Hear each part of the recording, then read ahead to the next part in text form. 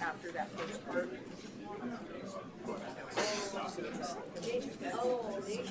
As you should.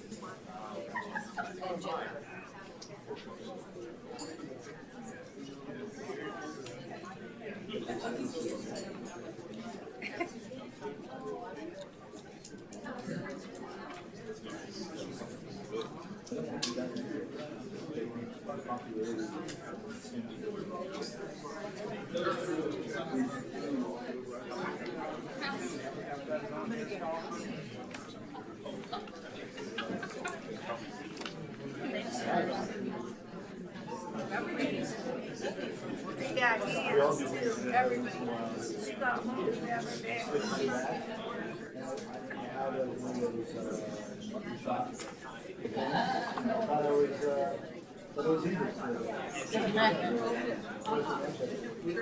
Yeah, we drove all the way from Kalispell all the way to downtown. Well, we stopped at gas stations. It was on the way there. We stopped in Idaho and saw my friends and my daughter and stuff. That was, yeah. Trying to find the shelter. Like this. Shells. Spanish come up. I don't even think I kept those in my contacts because I posted those. Oh,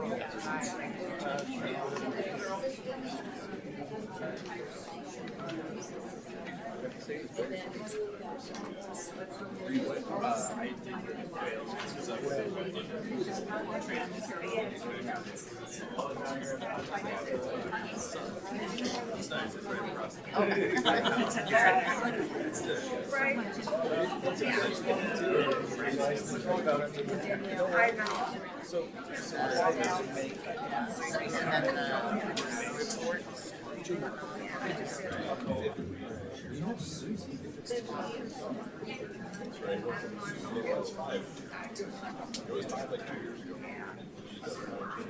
Now they want to drop it down to like 600.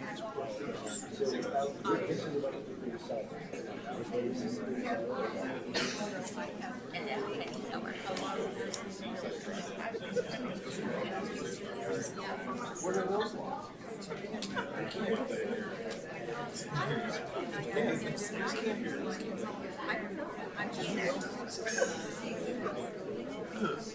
I have been in there, right, and I need to have my spirits talk to them. Well, you know, whatever drives you absolutely. Perfect.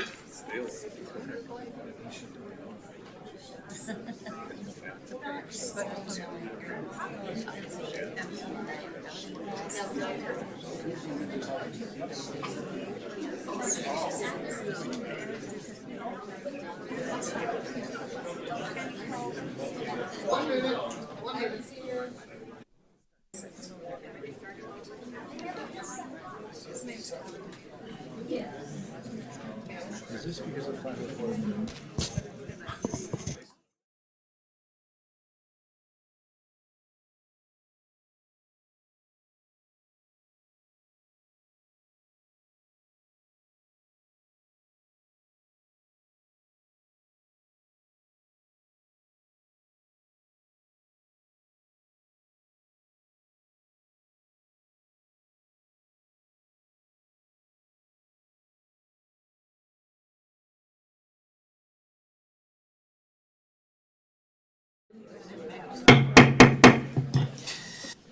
Well, good evening, everybody. I'm going to go ahead and open tonight's meeting of the Kalispell Planning Commission. It's 6 o'clock, April 9th. Can I do a roll call? Rory Young, Here. Tim Stockland, Here. Pip Burke, Kevin Orick, Here. Doug Kaufman, Joshua Borgart, Here. Chad Graham. Here. Okay, a quorum is present. I'm going to move forward into tonight's approval of minutes of February 13th, 2024. Is there a motion? I'll motion that we approve the minutes from the previous meeting, February 13th, 2024. Second? Second. Motion is seconded. Any discussion? No. All in favor of the motion signify by saying aye. Aye. Aye. Motion passes. I'm going to move into hear the public, and I'll be clear about this. This portion is for any public comment of an issue or an agenda item that's not currently on our public hearing tonight. So if there's any public comment on anything else other than what's on this sheet of paper, now would be your time to step to the mic and give your name and your address and your comment.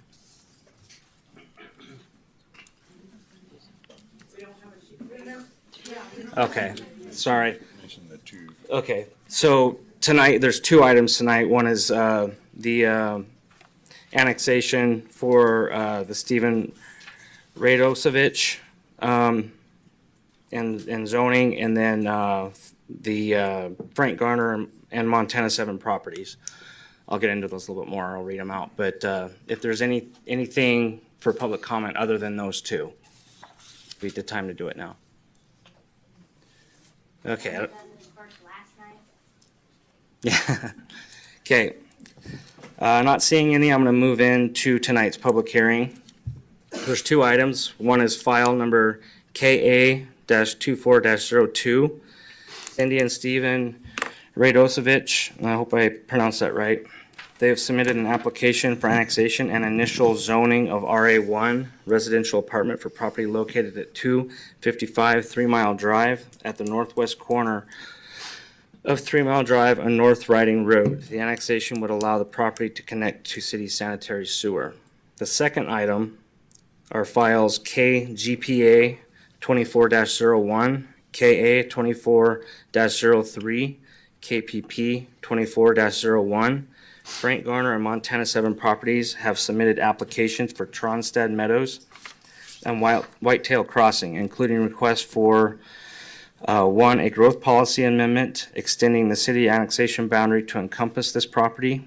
2, annexation. 3, initial zoning of R3 residential. And 4, preliminary plat approval for 380 lots of approximately 110.5 acres, including lots, roads, and common areas. The property is located on the north side of Tronstad Road between Highway 93 North and Whitefish Stage Road, opposite the Suruchek Lane. When we get into public comment for that, I would just mention that I guess first of all, there's a lot of people that are standing, so if they could give their public comment first, which would allow them to leave if they were wanting to, or if they wanted to continue to stand or whatever. And then also, I know that this is an emotional subject, and one of the things that I ask is that we keep it pleasant for everybody. We're going to have those on both sides of this issue, and I want to make it to where everybody feels comfortable coming up and giving their public comment. So I'd ask that it stay respectful.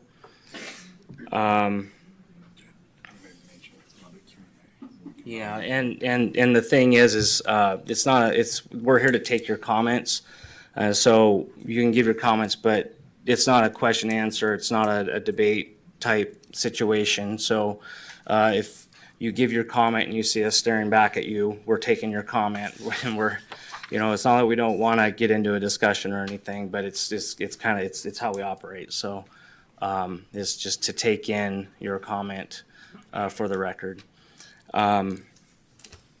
So with that, we'll get into tonight's first item and get into the staff report. Okay.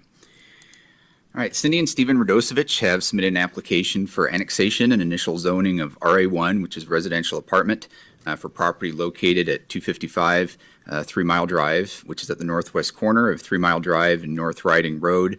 Property is about 1/3 of an acre in size. The annexation would allow the property to connect to the city sanitary sewer. The current drain field extends onto the adjoining property that was part of excess land from the bypass project. The land was sold at auction and now has preliminary plat approval, which will necessitate abandoning the drain field and connecting to city sewer. They may add an accessory dwelling unit to the property, but otherwise do not have any plans to redevelop the property. Again, it's located right here, right at that corner with 3 Mile Drive, North Riding Road. As you can see in here, there's water and sewer on the 3 Mile side and water on this portion of North Riding. In conjunction with the subdivision, that sewer main would get extended down some distance, so it's a little bit of an open question which direction they'd connect, but its utilities are present and available for them to do so. This is a shot of the property, looking down towards 3 Mile right down there.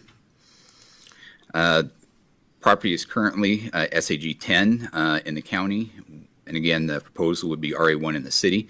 It is adjacent to the city limits. In fact, it's wholly surrounded. It doesn't show up here, but it is wholly surrounded with those rights of way being annexed in.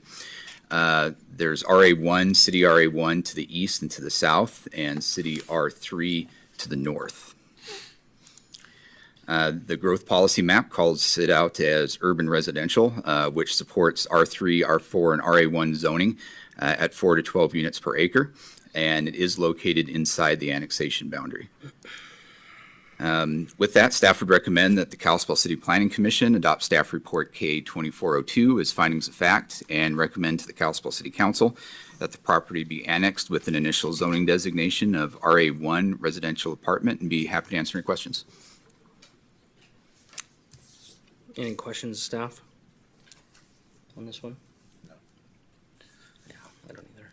I'm going to go ahead and open this item up for public comment. Same forum, step to the mic, state your name and your address. Quick question, if we comment on this, can we comment on the next? Yes, Well, yes.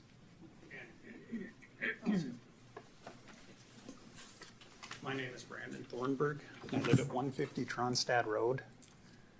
And this comes as more of a, I know you don't want questions, but does that property intend to hook to city water or just sanitary sewer?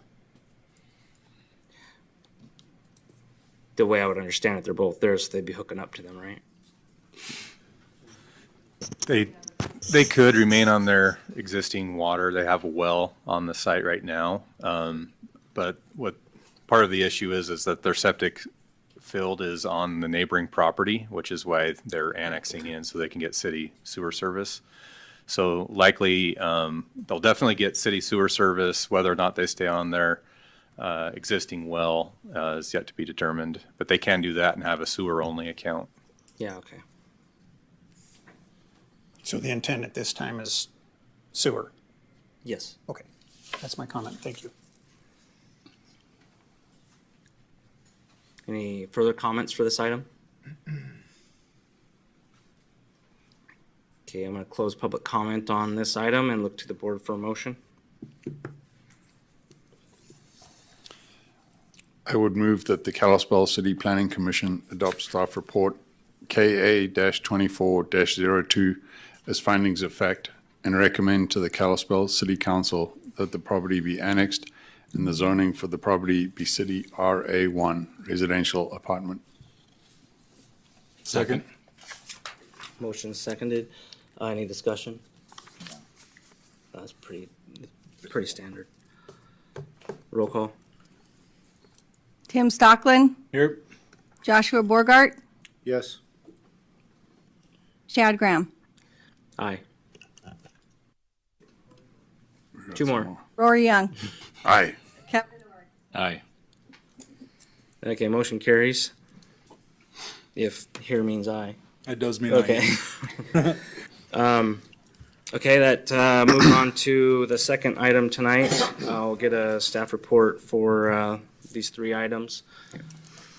So this report regards applications from Frank Gardner and Montana 7 Properties for Tronstead Meadows and Whitetail Crossing, including requests for one, growth policy amendment extending the city annexation boundary to encompass this property, 2, annexation, 3, initial zoning of R3 residential, and 4, preliminary plat approval for 380 lots on approximately 110.5 acres, which includes the lots, roads, and common areas. The property is located on the north side of Tronstead Road between Highway 93 North and Whitefish Stage Road opposite of Searsack Lane. It's in the general area that's primarily residential in character, but includes a mix of commercial, light industrial, and agricultural uses. Commercial and industrial primarily being along the highway, agricultural off to the east and to the north, with different residential developments surrounding it, including both city developments with Silverbrook and Quail Meadows, and then county developments elsewhere. The area is becoming increasingly urban in nature, again with Silverbrook Estates and Quail Meadows having developed to the west, Eagle Valley Ranch developing to the south, Stillwater Village receiving preliminary plat to the west, to the south of Silverbrook. The Farm District mixed-use development receiving approval on Church Drive to the north, and the Dusty Acres annexation immediately to the south. Again, in terms of location, it's just off of that intersection of Highway 93 and Tronstead and Whitefish Stage and Tronstead. Utilities are about 500 feet from the property. There's water and sewer that come down to Quail Meadows, as well as a water line that's up to the north of Quail Meadows coming in from the west of this property. The highway is a principal arterial. Whitefish Stage is a major collector, and Tronstead has a future classification as a major collector, and those are all designations within the area transportation plan. And that's a shot of the property from Tronstead. It's currently zoned county R2.5. The proposed is city R3. The Kalispell Growth Policy Future Land Use Map designates the property as suburban residential, which is the lowest density residential designation in the city. It anticipates up to 4 units per acre. With 110.5 acres, up to 442 units per acre would be allowed. 380 are proposed. R1, R2, R3, and R4 zoning districts are all specifically supported by the suburban residential designation. The growth policy encourages a variety of residential development that provides housing for all sectors and income levels within the community. The property is adjacent to both the city limits and the annexation/urban growth boundary that's established in the growth policy. If annexed, the growth policy would support the requested R3 zone, and the impacts of applying the R3 residential district are largely addressed through the subdivision and building permit reviews. Perhaps one of the most significant issues relating to this proposal is the question of annexation. The annexation policy was adopted by the city in 2011, and it became part of the growth policy. According to the policy, the annexation policy map, quote, provides a graphic policy statement showing a boundary around the city where direct annexation upon request by a property owner would likely be supported. Those areas beyond the annexation boundary would require additional scrutiny and possibly be subject to various alternative methods, both in terms of the method of annexation as well as the timing and provision of municipal services. The annexation boundary map is a general policy statement, not a fixed regulatory document. The boundary addresses the impacts of logical development patterns and growth within the city that would occur over the next 5 to 10 years from the date of the adoption.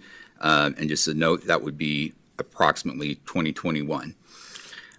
What's up here shows the annexation urban growth boundary around the city, and then kind of zooms in this area where you can see the service area of the fire department, and 3, that the annexation achieves one or more key goals of the growth policy or provides necessary community connection, facility, or infrastructure component. There have been several annexations and developments in the immediate vicinity of the subject property, with an extensive amount of development occurring north of the Stillwater River. Just since 2020, there's been the Schwager Quail Meadows annexation and subdivision, which is immediately adjacent to the subject property. That was in 2020. The Ponderosa Vet annexation on Ponderosa Lane in 2021. The Farm District up at Church Drive and Highway 93 in 2022. And Dusty Acres, which is just immediately to the south of Tronstead Road in 2024.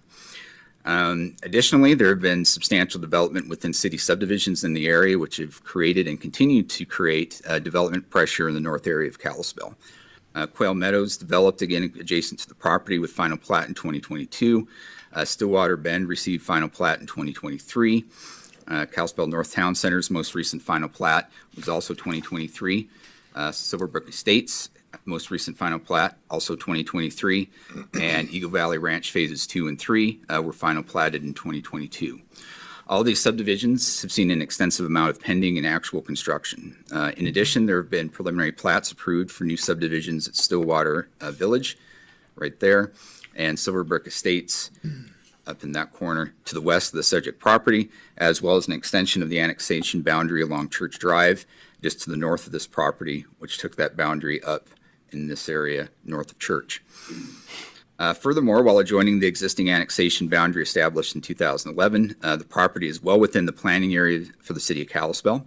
As I noted earlier, it's shown as suburban residential on the growth policy land use map, which anticipates residential development with city R1, R2, R3, or R4 residential zoning at up to 4 units per acre.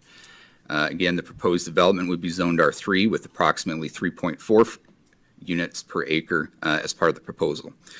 The city has anticipated growth to occur within its planning area and would expect both this property and the surrounding area to eventually develop to an urban standard. The Kalispell Public Works Department reviewed the most recent facility planning and other documents related to infrastructure capacities. The systems reviewed included sanitary sewer, water, stormwater, and transportation.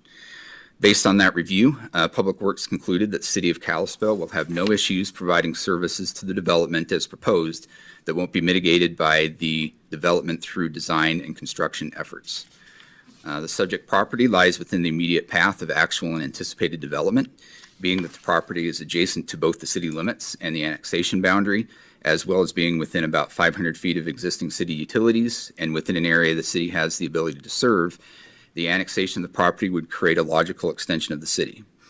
If the property is non-annexed, it will create an obstacle to the logical extension of the city in this direction by adding additional costs to developments beyond this property, which will need to install utility lines across this frontage to reach their property, which impacts the availability and affordability of housing in the community. Providing available and affordable housing is an important aspect of the growth policy. The second criteria being that the property lies within the existing service area of the fire department. It is within the existing mutual aid service area of the fire department. The city supplies West Valley Fire with mutual aid when they make a request or if the call comes into dispatch as an advanced life support call.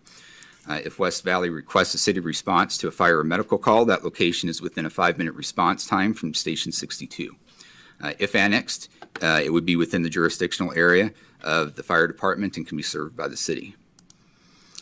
The third criteria is whether the annexation achieves one or more key goals of the growth policy or provides a necessary community connection, facility, or infrastructure component. The proposed annexation can be supported by several goals and policies contained in the growth policy.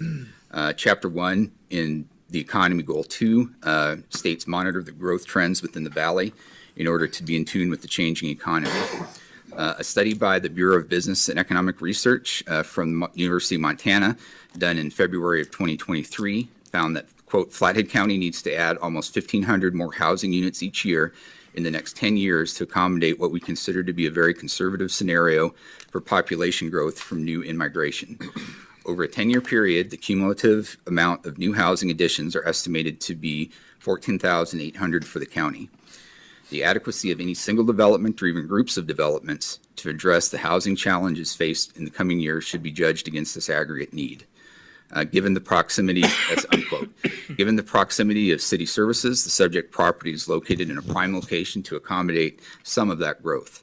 The existing land use designation of suburban residential provides the development of the property for residential use. In terms of housing goals, again, these are listed up here. One being to encourage housing types that provide housing for all income sectors and income levels within the community. Another one is to provide an adequate supply and mix of housing that meets the present and future need residents in terms of cost, type, design, and location. A third one being to encourage the development of urban residential neighborhoods as the primary residential use pattern in the growth policy area. These developments should incorporate design features that are either consistent with or anticipate the change in character of the area. And then finally, low-density residential, quote, suburban neighborhoods should be developed at a density that does not exceed 4 dwelling units per acre on an overall site basis. An integrated development plan within a suburban neighborhood could include A, single-family homes on lots down to 5,000 square feet, B, zero lot line and patio homes when accompanied by generous open spaces and common area, and C, townhomes. Also, an issue currently facing business and industry in the city is the availability and affordability of housing, which directly impacts the workforce. In order to adequately staff businesses, there must be available workforce that is able to find and afford housing in the community. Providing additional housing helps serve that need and improves the business climate. The growth policy in Chapter 5 on the natural environment, while recognizing the importance of minimizing the impact of development, also includes goals stating that the city should, quote, encourage higher density mixed-use developments on lands within and close to the city limits, and separate goal, quote, discourage large lot developments without public infrastructure. The purpose behind those goals is to keep growth within an area immediately around existing urban growth utilizing city services such as sewer. By keeping growth in those areas and supported by infrastructure, the natural environment of the valley as a whole is better protected than by allowing sprawl to consume outlying areas. While the natural environment chapter of the growth policy, policies 5 and 6, generally discourage development of agricultural lands outside of the annexation policy boundary, the policies must be viewed in light of, one, the general growth management of the city, particularly of properties adjacent to the city limits as the city grows. Two, the need to review and update the annexation boundary over time. And three, balancing goals to preserve agricultural land with goals relating to housing, growth, and other interests. With the location of the property immediately adjacent to the city limits and the existing annexation boundary, and with the proximity of city services, the annexation of the property would support on balance the goals and policies of the growth policy. Chapter 8 of the growth policy on transportation includes a policy to coordinate land use and transportation so higher intensity development is located in well-established areas near arterial and collector streets. The subject property, as I mentioned earlier, is located on Tronstead Road, which has a future classification as a major collector under the transportation plan. Tronstead connects with Highway 93 north to the west, which is a principal arterial, and Whitefish Stage Road to the east, which is a major collector. The road network, particularly in conjunction with upgrades relating to the traffic impact study for the proposed subdivision, would support the annexation under this policy. Chapter 9 for public infrastructure contains several goals and policies related to water, sewer, stormwater management, police protection, fire and ambulance services, which all support the requested annexation. As I mentioned previously, the Kalispell Public Works Department reviewed the most recent facilities plans and other documents related to infrastructure capacities. Based on that review, Public Works concluded that while the City of Kalispell will have no issues providing services to the development it's proposed, that won't be mitigated by the development through design and construction efforts, and emergency services can be provided to the property. An alternative to achieving one or more key goals is the provision of necessary community connection, facility, or infrastructure components. The proposed development includes a traffic signal and rebuilt intersection at Highway 93 North and Tronstead Road, which would help improve existing deficiencies. Additionally, there's a well on the property, which would help contribute to the city water supply. Both of those improvements to infrastructure would result from the annexation and development of the property. Based on the foregoing, the proposal meets all three of the criteria for direct annexation. A second method that's available if the property meets the majority of the following criteria, and that's petition to waive right to protest annexation. In this type of a scenario, the property wouldn't be annexed, but it would be allowed to connect to city services and would develop the subdivision as proposed with an annexation to come at a future date. The criteria in this situation would be, one, the property is outside of the city's annexation boundary, which it is, but is, as I mentioned, adjacent to the annexation boundary. Two, that it's in the immediate path of the additional annexations. That was addressed as part of direct annexation. Three, the property is an area which may possibly be adjacent to existing city infrastructure, water, sewer, fire service area in the next 10 to 20 years. And as I mentioned, it's immediately adjacent to city limits and existing infrastructure and is already within the fire service area. Fourth, that the property is within the service area of the fire department and serviceable by existing or proposed extensions to municipal water or sewer services, which it is. Fifth, that services within the property can't be provided in the near term by other than, or can be provided in the near term by other than municipal means, such as a private road users agreement or HOA maintenance. until the time city can actually annex the property. What I would note here is that it's, as is typical with city subdivisions, park area and stormwater management are accomplished as private aspects of the subdivision and homeowners association. Otherwise, all typical city services can be provided, and a delay in annexation is not necessary to serve the property. And then finally, the sixth criteria is development of the property achieves one or more key goals of the growth policy or provides that community connection facility or infrastructure component or community benefit, and that it also was addressed as part of the direct annexation. So in addition to meeting the criteria for direct annexation, the proposal also meets the criteria for developing the property as proposed with the waiver of right to protest. Third available method is creation of an annexation district. That's available when the property meets the significant number of criteria as listed above, which I stated it does, and that the property would be adjacent to or inside the city's annexation boundary area in the next 5 to 10 years, and it's already immediately adjacent. By meeting the criteria for annexation contained within the growth policy and the annexation policy, there actually does not need to be an additional evaluation of the annexation request as part of a growth policy update. Nevertheless, an evaluation of the proposal as a map amendment under the criteria typically used for that shows that the extension of the annexation boundary is supported. First, typically the question is asked is whether there's been a change of circumstances under which the proposed plan amendment is being made that warrants its consideration. As in the analysis of direct annexation criteria 1, regarding whether the property lies in the immediate path of additional annexations, which would form a logical extension of the city. There's a listing of development in the vicinity which has recently occurred and have made the city limits contiguous to this property and have brought city limits to within about 500 feet. Also, the proposed development includes the traffic signal and rebuilt intersection at Highway 93 in Tronstead. And additionally, there's a well on the property which would help contribute to the city water supply. Those existing and proposed infrastructure projects in the area were not in place when the annexation policy was adopted. The new infrastructure in this area, including infrastructure as part of the proposed development, supports the annexation. The second question is whether the proposed plan amendment would further the overall goals and objectives of the growth policy when considering the specific elements of the plan. And as outlined as part of the analysis of whether direct annexation is supported, the annexation does achieve multiple key goals of the growth policy.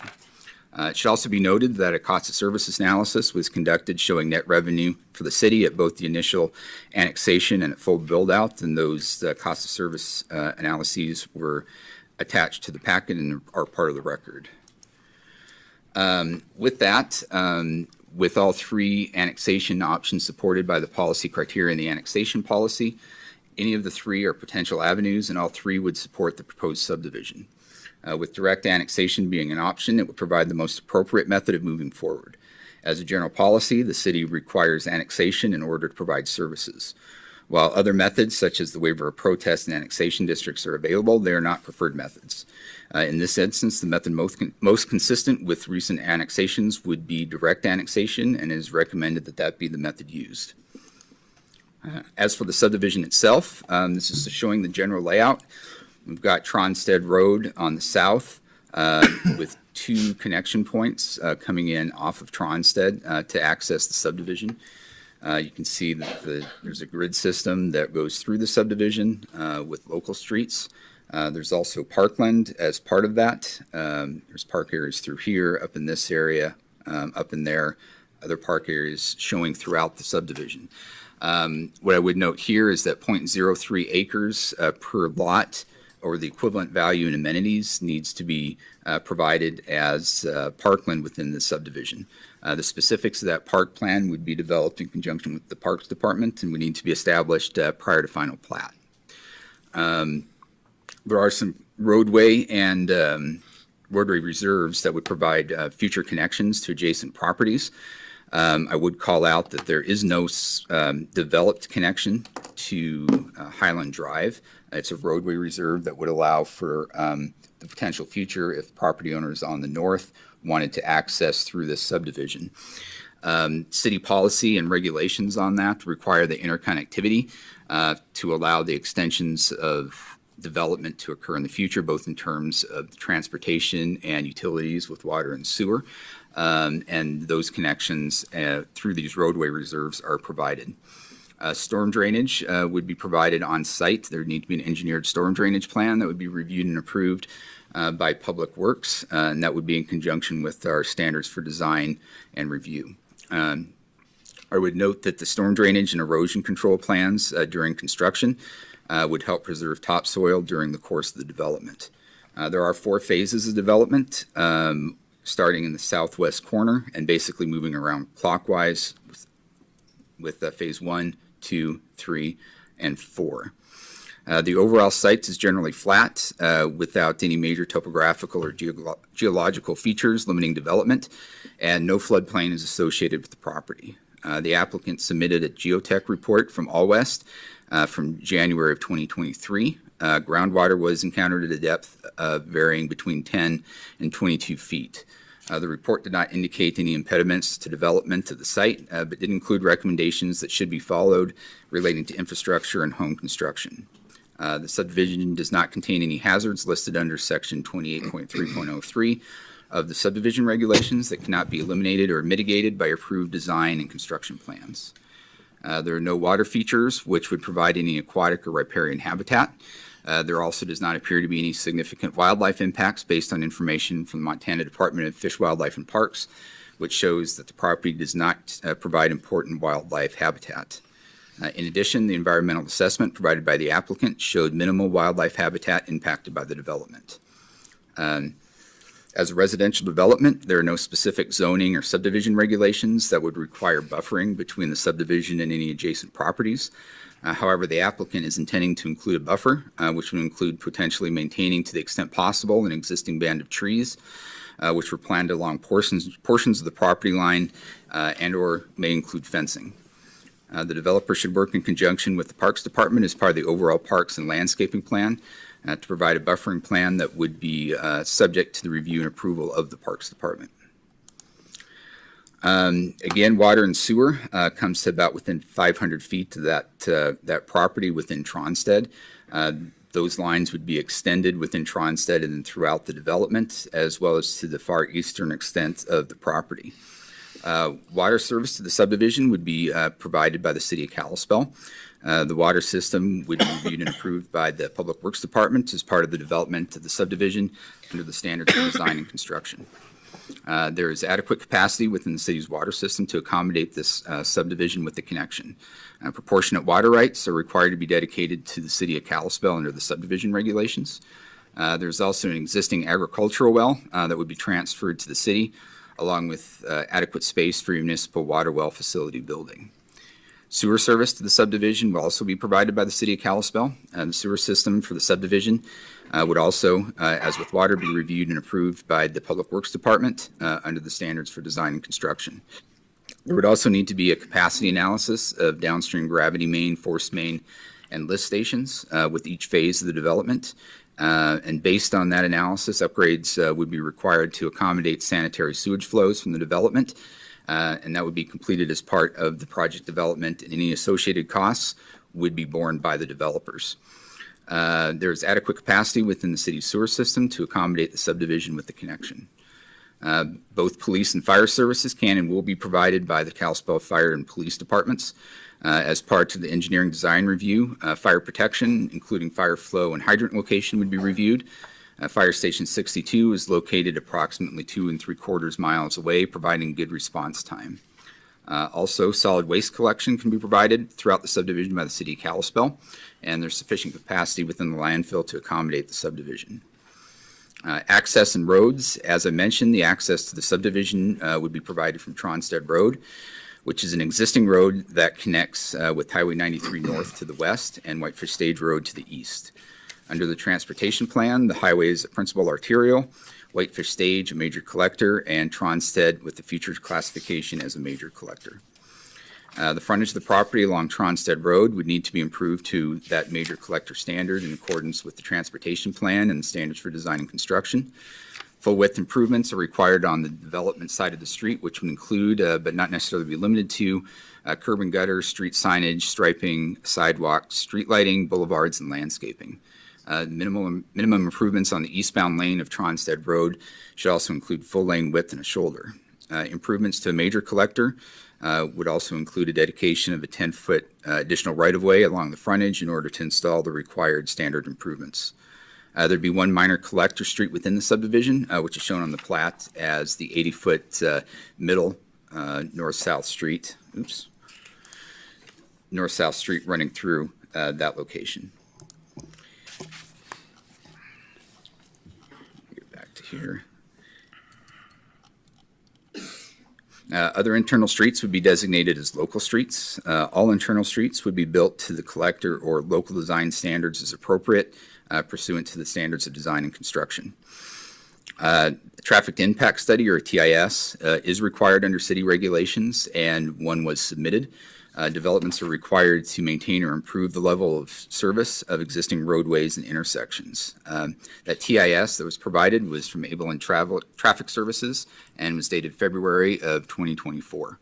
The study analyzed projected impacts of the proposed development on the roadway capacity and intersections. The TIS concluded that the proposed subdivision would not create any roadway capacity issues provided that mitigation measures are implemented, specifically a traffic signal at the intersection of Highway 93 North and Tronstead Road.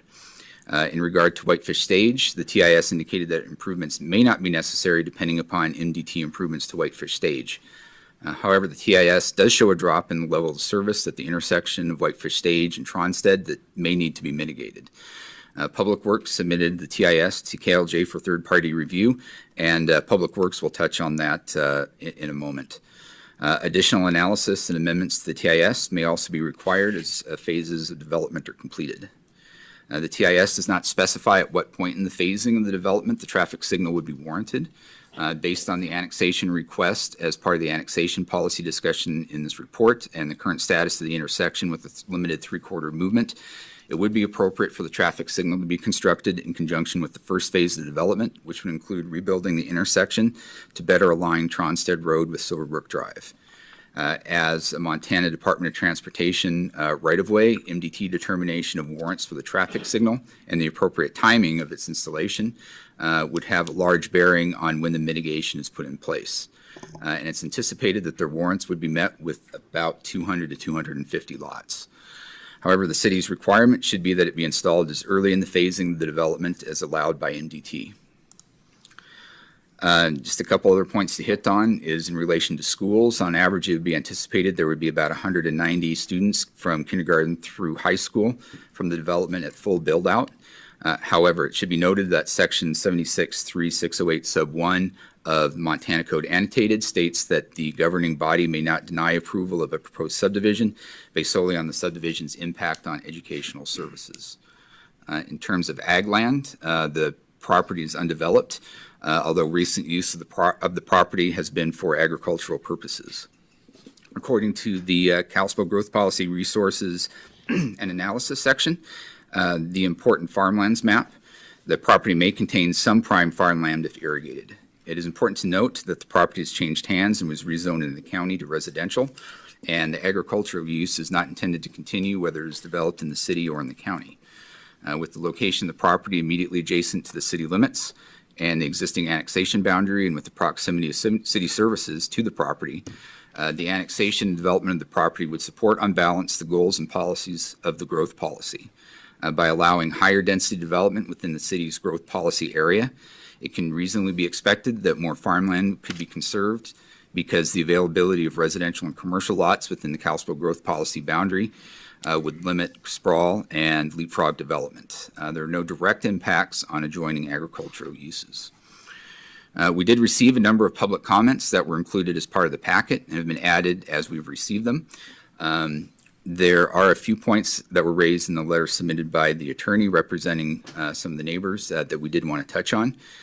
First, in terms of the ability to do amendment to the growth policy, there's a case cited, the Ash Grove cement case out of Jefferson County. What I would note is that the finding in that case actually, in a lot of ways, does support the ability to do an amendment in this situation. One is it does note that a growth policy is a policy document and that only substantial compliance with that growth policy is required. It is not regulatory. Secondly, it also held that in order to do an amendment to a growth policy, it needed to be in line with the overall goals and policies of the existing growth policy. And in that particular case, those goals were not in alignment with the general goals of the growth policy, which is why they ran into issues with that court case. In this particular situation, as we've stated, is consistent with the policies that we have on the books through our existing growth policy, and is certainly an amendment that the City Council can adopt. Second point was in terms of affordable housing. That is an issue that's been brought up. Under state law, we cannot require or consider affordable housing as part of the proposal in deciding whether or not to approve the project.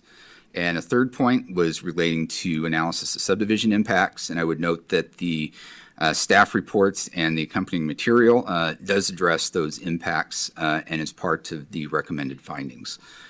Two other topics were the traffic impact study and some water issues. And to respond to those, I would turn it over to Keith Haskins with Public Works, who's one of the city engineers.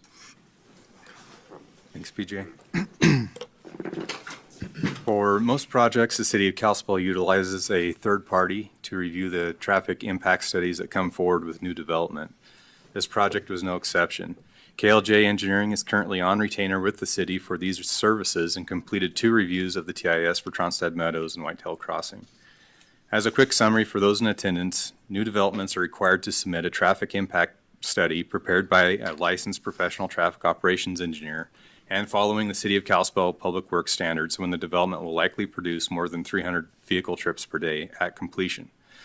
The Institute of Transportation Engineers Trip Generation Manual is utilized by staff to make this determination, and once a project is determined to need a TIS, the scope of the TIS is then set based on the peak hour traffic generated by the development. City standards require existing levels of service to either be maintained or improved with new development. After the second review, both the third-party consultant and city engineering staff are comfortable with the findings of the TIS provided and the recommendations proposed. Yeah. Okay, I'm speaking into the mic. I'm trying. Maybe. Yeah. After the second review, both the third-party consultant and the city engineering staff are comfortable with the findings of the TIS provided and the recommendations proposed. There are minor revisions still needing to be completed in a final draft of the document, which will not change the findings or the recommendations. Much of the concern presented in the public comment concerning the TIS that has been completed is in regard to 2 intersections, the intersection of Whitefish Stage Road and Tronstad Road, and the intersection of Highway 93 and Tronstad Road. With the installation of the traffic signal at Highway 93, the level of service at Whitefish Stage will be maintained. Concerning the 2-lane roadway capacity, Tronstad Road is classified in the MOVE 2040 plan as a major collector connecting between a principal arterial and another major collector, which will be improved with the project. A 2-lane road can support up to 8,000 vehicle trips per day and still operate acceptably for minor approaches.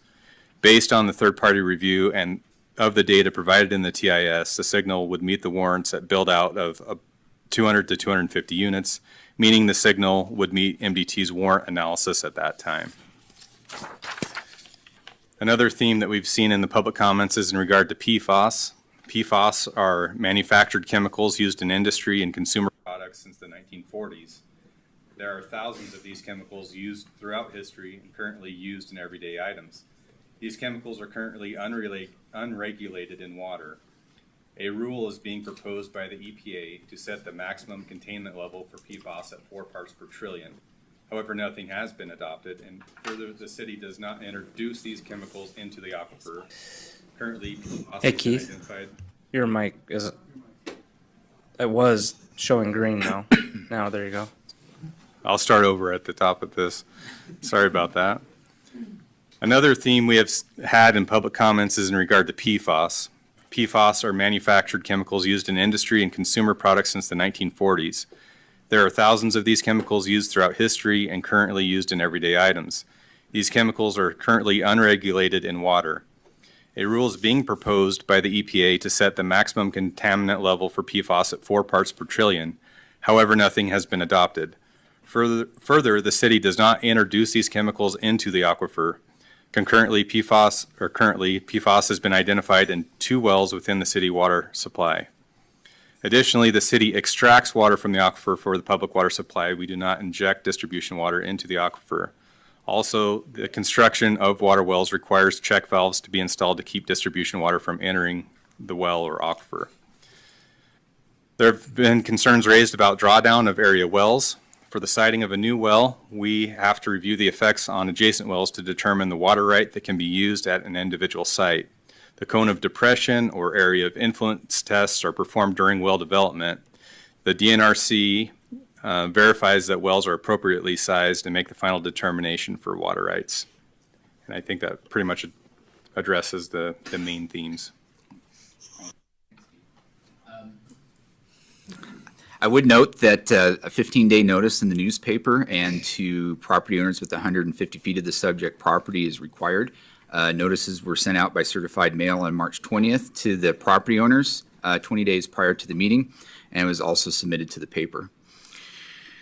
Based on the record, including submitted applications, review comments, submitted public comments, staff report, and included materials, first, staff would recommend that the Kalispell City Planning Commission adopt staff report KGPA 24-01 and recommend to the City Council that the property be directly annexed pursuant to the City of Kalispell Growth Policy Planet 2035 and the annexation policy, and that the Kalispell Growth Policy future land use map be amended to include the subject property within the annexation boundary. Second, that staff would recommend that the Kalispell City Planning Commission adopt staff report K2403 as findings of fact and recommend to the Kalispell City Council that the property be annexed and the zoning for the property be City R3 residential. And thirdly, staff would recommend that the Kalispell City Planning Commission adopt staff report KPP 2401 as findings of fact and recommend to the Kalispell City Council that the preliminary plat for Stronstead Meadows and Whitetail Crossing be approved subject to the listed conditions. With that, we'd be happy to answer any questions. I'm sure there's lots of questions. Who wants to start? Why don't you start? Me? Yeah. You want me to start? I'll let you guys start. All right, I got questions. I guess, first of all, I guess maybe it's a statement or it is a question, but, through all the comments that I went through and read, that were, through email, it seems that this project started in the county. Correct. So it started in the county and then worked its way here. Did something happen in the county that it seemed like those emails had a lot of emotion in them. And so coming forward to us, I feel like we're coming in, not necessarily midstream or anything, but we're coming in when this has kind of already been out there. Right, and I don't know specifically, because it was a county subdivision, the city's not involved in that, or county rezoning, I should say, not a subdivision at the time. They did take it through and rezoned it to that county R2.5 a couple years ago, and then recently came into the city with the applications for this project. Okay. And we I don't know that I can speak, but we challenged that at that time. Hey. No one pulled it. Sorry. Kind of snuck in there with quail development. They snuck in there with that, with the city. Please. We'll I was just helping her out. Yeah, I know. Let me run the meeting, please. It's just for decorum and to keep it organized. So, I guess you're talking about, and maybe this is a question for Keith. 200 to 250 units is identified as, I guess, the area that would warrant the installation of the traffic light. Does that mean is that at final plat? Or does it take into consideration other development that's been approved over the last couple of years that hasn't even started yet? Yeah, we left the door open a little bit with the condition that we be able to analyze at the end of each phase of development, because developments can carry on for multiple years. But the 200 to 250 is really just based on this development. This development. Yeah, there's no other, in this corridor, there's no other developments that are currently before the city. for Not in this review. corridor, So- but we also had, on the other side of the highway, we had some stuff in Silverbrook. We had south of Silverbrook and then down. I don't know how far further down that would. Yes, the one thing that I understood from that is that the 250 is what triggers the one warrant on the east side of that intersection. There is potential for Silverbrook and some of the other developments to the west to meet and trigger those warrants at any time, right? That could, yeah, the development of the other side would actually accelerate the installation of the signal. Of the intersection. Yeah. Yep. So the So 200 the to 250 250 doesn't, is, kind of applies to that. yeah, that's the 4 hour, there's 9 different warrants that could apply to the installation of a traffic signal. The first 2 are a 4 hour warrant and an 8 hour warrant. The one that seems to really drive the bus in this case would be the 4 hour warrant, and would be for the left turn traffic, which you would have to look at the distribution of traffic leaving the site in a peak hour and correlate that to traffic that would turn left at the Highway 93 intersection. So if this development were to move faster than anything on the west side of the highway intersection, then potentially, they could go through and put the full 200 to 250 requirement for that to develop. That Yeah, I think intersection. the Riverside North portion of Silverbrook is working on a TIS right now. The Stillwater 180, the current phases that were proposed for it don't warrant a signal. What they would warrant, I think the conditions of that one was another 3/4 that would prevent that left turn, similar to this side, the east side of Tronstad, because of that delay that's imposed by a left turn. the roadway reserve to the north. So why does the named street paved road that goes up the middle, why does that not satisfy for, our requirement for connectivity? Why has there got to be the other one? Mainly because there is a street there, so we try to not create these islands where we can't ever get future connections. And like PJ had mentioned, it's not something that's proposed to be developed with this. It would be a reserve, and I guess in my opinion, it'd be short-sighted for us to take away that as forever potential connection if that development to the north wants to connect in and have ability to get to the light rather than exiting straight out onto Highway Which we 93. did down by the vet clinic. Yeah.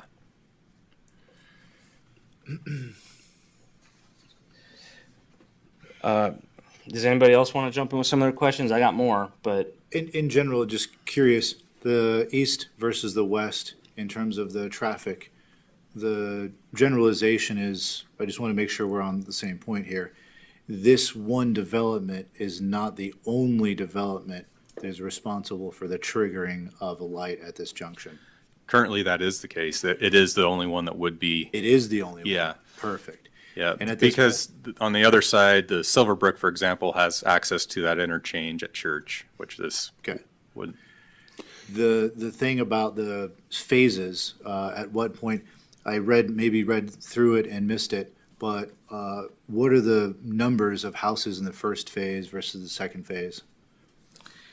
Do we have that? And when we have planned phases? I'm not sure specifically between phases 1 and 2, but there's about 217, I believe, that would be in the first 2 phases, which would be on the western half, with the remainder coming in the eastern half. There's a little bit larger size lots that are on the eastern half. And so that latter tertiary phase, we're talking about 250 as a trigger point. Is that a scenario where we have some focusable time to keep them in the reins for building that third stage so that it's not just left there with a bunch of traffic for everyone to deal with? Yeah, like I'd indicated earlier, we have the condition written in such a way that we can require traffic counts to be completed at the final plat of each phase. Yeah. MDT tends to want to see the warrants met before installation of a light. The city would rather be proactive, but this is a shared corridor. You know, we want the condition to be there so that it can go in as soon as it's warranted. We think that's going to serve this entire area better.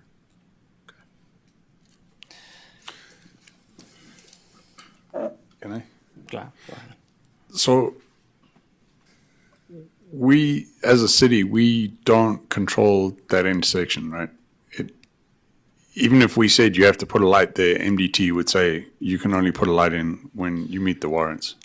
Yeah, similar to what you saw at the Rose Crossing intersection, that was warranted in the TIS, and the city supported that going in right away. But MDT typically waits for the warrants to be met, and so the traffic on Rose Crossing had to get to a point where the warrant was met for the installation. So in that instance, the developer put aside money in escrow with MDT, so as soon as warrants were met, we could move forward with the installation of that light. So we would proceed in a similar manner where the city are requiring that there is at least a bond in place for the traffic signal for when the warrants are met. Correct. And then just typically, we don't condition utilities that are not adjacent to the site, but with traffic, we can require mitigation that is not on the site, right? Yeah, the scoping document based on your peak hour, so the bigger, or I guess the more trips that are associated with any given development, kind of expands the circle of the TIS that's required. So the more trips, the further out, the more intersections have to be analyzed, and yeah, they're often off-site. So if phase one were to develop on its own, if this just came in with 100 units, we would be improving Tronstadt and Whitefish Stage. Most likely, there would be some form of mitigation. Yeah, there could be mitigation required at Whitefish Stage.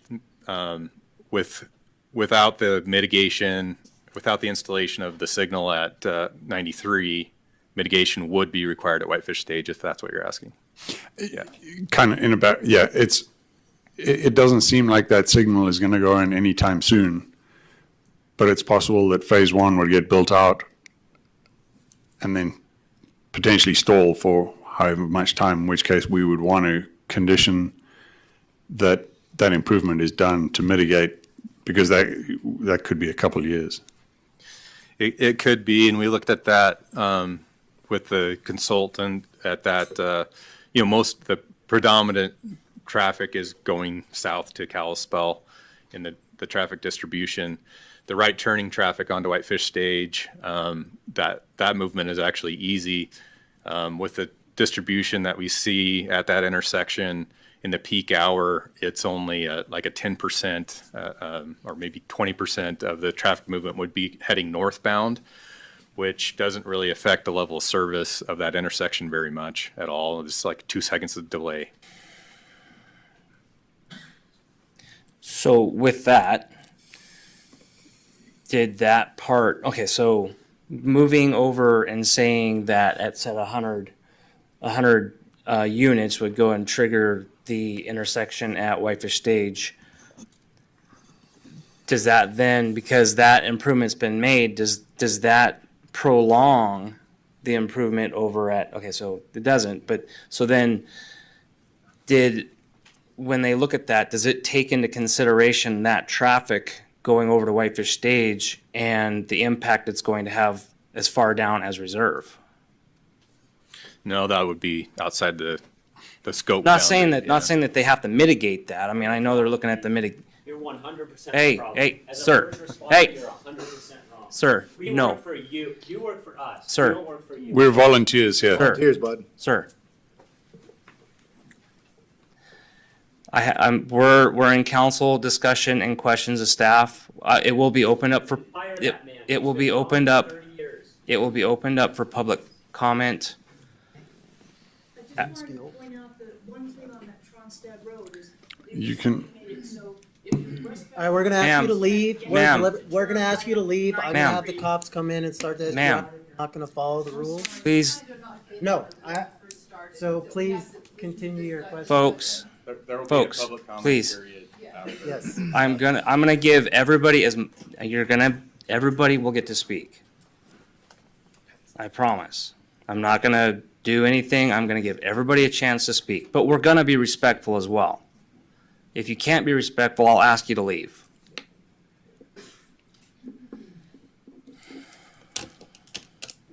I was asking a question about Reserve.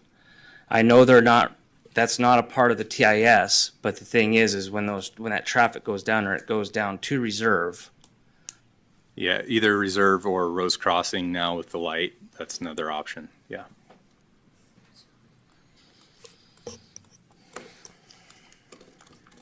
go ahead. Yeah. So this PJ and Keith, as part of the process here, we're looking at annexation potentially and initial zoning, and then a preliminary plat, which is the layout, the potential future layout. But there is a hearing here before planning board, then there's a hearing before city council, which people can attend. Right. And then there is still, sorry, PJ, just in terms of the traffic, the city's process is to review these on a larger scale and identify if there are any problems that need to be, or conditions that need to be added to the preliminary plat. But there is still the whole design and construction standard and the conditions of the preliminary plat that need to be met before each of those phases can go. And even though that's not a public process, it is still an engineering process that's detailed in the design and construction standards.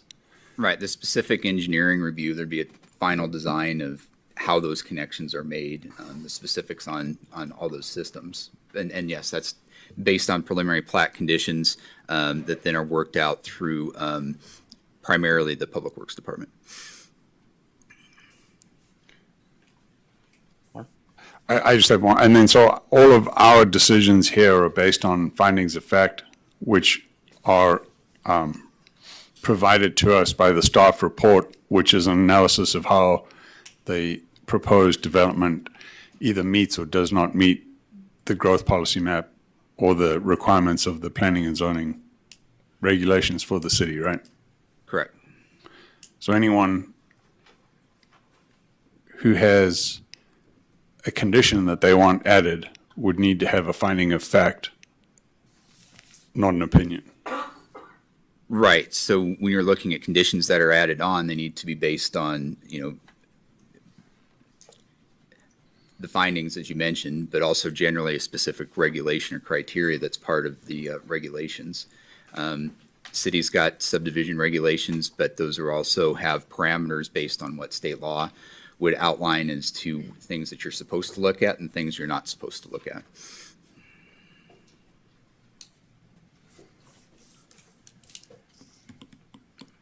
I don't know if there's anything else. Go on, Kevin. Questions? Traffic stuff, pretty much covered. No, it's covered. What standards does MDT use for their warrants? They use the MUTCD, the manual on uniform traffic control devices and the warrants that are contained within that. So most common, it's the first two warrants, but there's warrants for, at-grade rail crossings, pedestrian crossings. There's a lot that don't really apply here in this particular case. But there could be other ones that would be warranted by MDT in the future that could include the platooning between traffic signals. That's a consideration for the installation of a light. And then for the organization of traffic, I think that's warrant 8. So the roadway network can be looked at as a whole, and where you wouldn't necessarily typically put one in, you might put one in so that your network works a little bit better. Likely not the case in this. Why either. would they have an objection to, let's say, a condition that prior to, look at this. Helena doesn't get this for their public comment. Why would they have a condition to, prior to final plat of the first phase, installation of that traffic light would go in? With the installation of any traffic light, you have an increase in rear end collisions. Well, So- let me say though, when they put in the Rose Crossing one, they did it slowly. They phased it in. They put reader boards out. It was blinking for a while. Because of that. So I have a lot of this hanging up on that traffic light. And, you know, it seems, I know they have their standards and everything. I know that. But we're talking about, this isn't just anywhere in the county where somebody's going through and saying, put in a stoplight in. I completely disagree with MDT on how that works. I know there's standards. I get that. I know there's process and stuff. But I wanted to ask that, you know, Yeah. if there was a standard or a condition that said that, you know, what would they do? Yeah, I guess the reverse side of that argument, which I wouldn't take either, is that if you install it and you have an increase in rear end collisions, that's a liability that could be attributed to the installation of the traffic light. So if this project takes yeah. 20 years to build out and that light isn't warranted for 15 of those 20 years, then that's a liability on MDT. So that's Be why a they would be- liability on them if they went and installed it outside of their standards. Yeah. It just opens them up to risk. Kind of, I would love to see the way it got to be that way.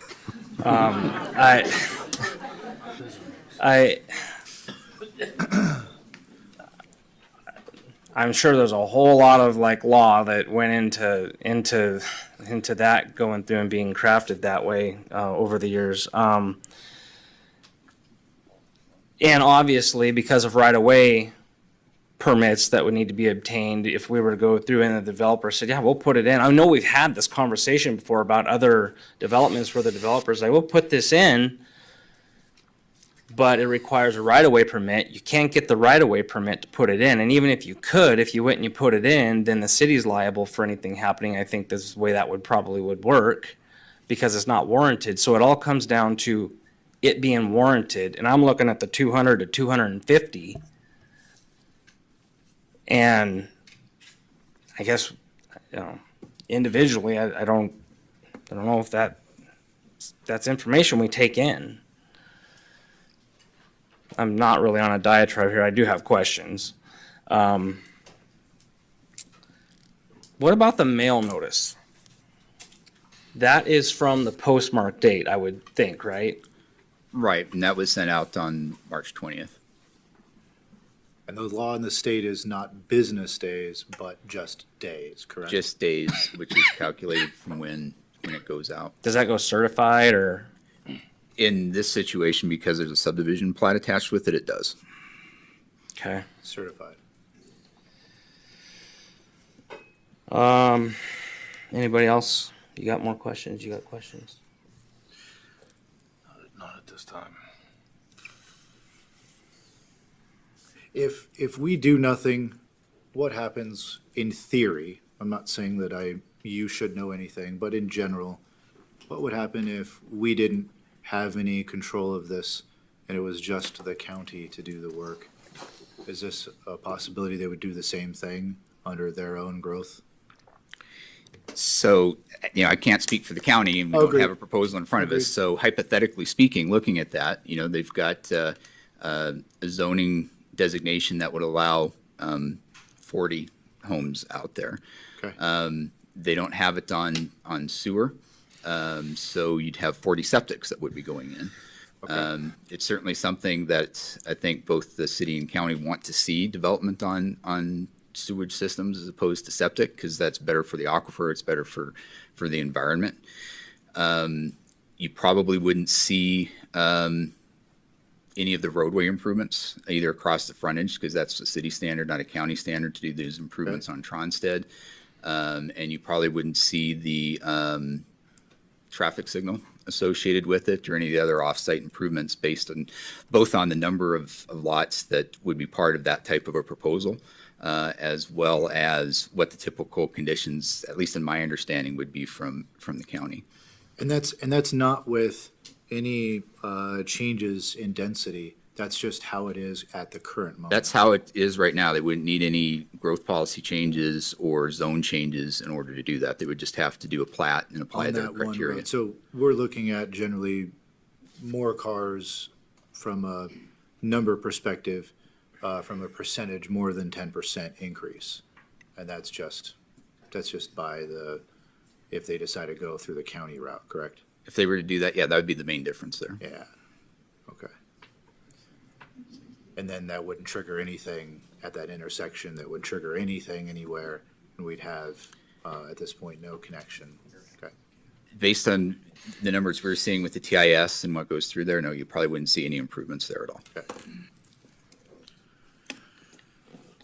Additionally, Joshua, where you would see the development pressure, is not going to stop. So what would happen is then the city would have to leapfrog that development, which has been the issue in the past, which has an increased cost for city water and sewer and main extensions and police and fire service. That demand's going to be there. We're going to have to jump over it because the next property is going to want to connect to city sewer and water. So the idea is that when it's there, we try and build from the inside out, right? So we're not having to jump all these county developments that don't, because then we don't have the ability to do the property frontage improvements. We don't have the ability to do the light, and we can't keep up with the infrastructure in that case. Yeah. So, and state law also does require that if they are within a certain proximity to city sewer, they connect to it.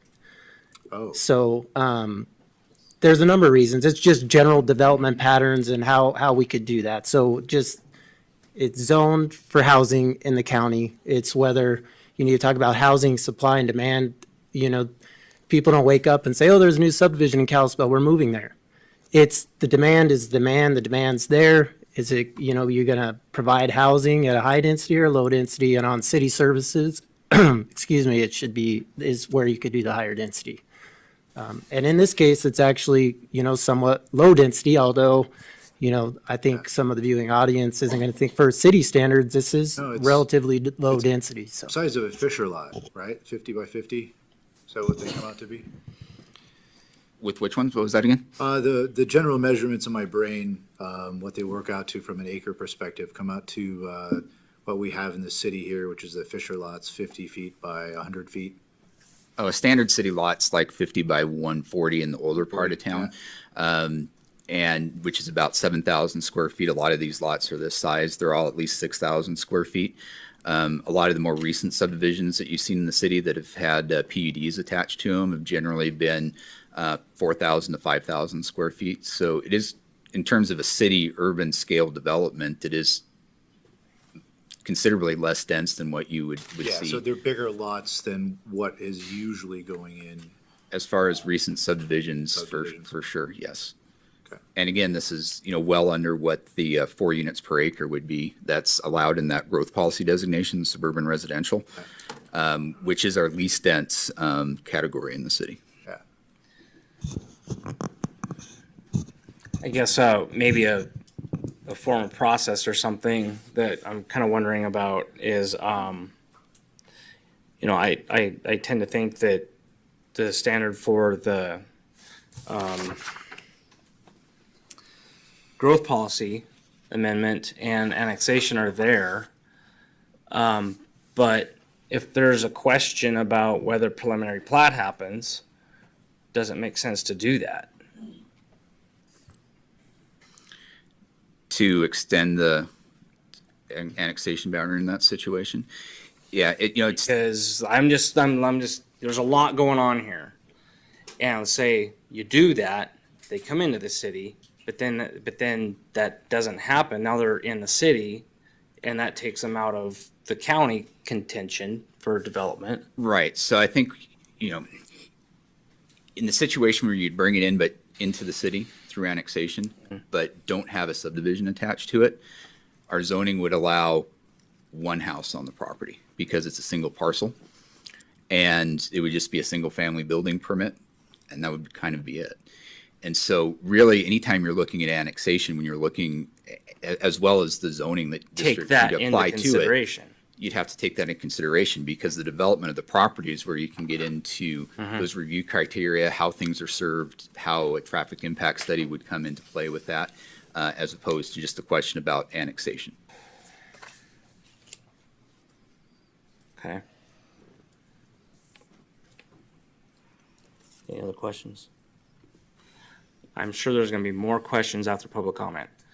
So, I'm gonna go ahead and open this item up for public comment. Before I do that, I want to mention, that we're currently operating under what would be the current land use, the way land use happens in the state, for Kalispell. I want to point out, this is why this process is so important. The state legislature changed land use and how it happens, and it will not be long before something like this goes and happens without a public process like this. So I'm glad you're all here. Like I said, emotions are high. We signed up for this job, and we respect you, we respect your opinion, and we look forward to hearing what you have to say. So thank you.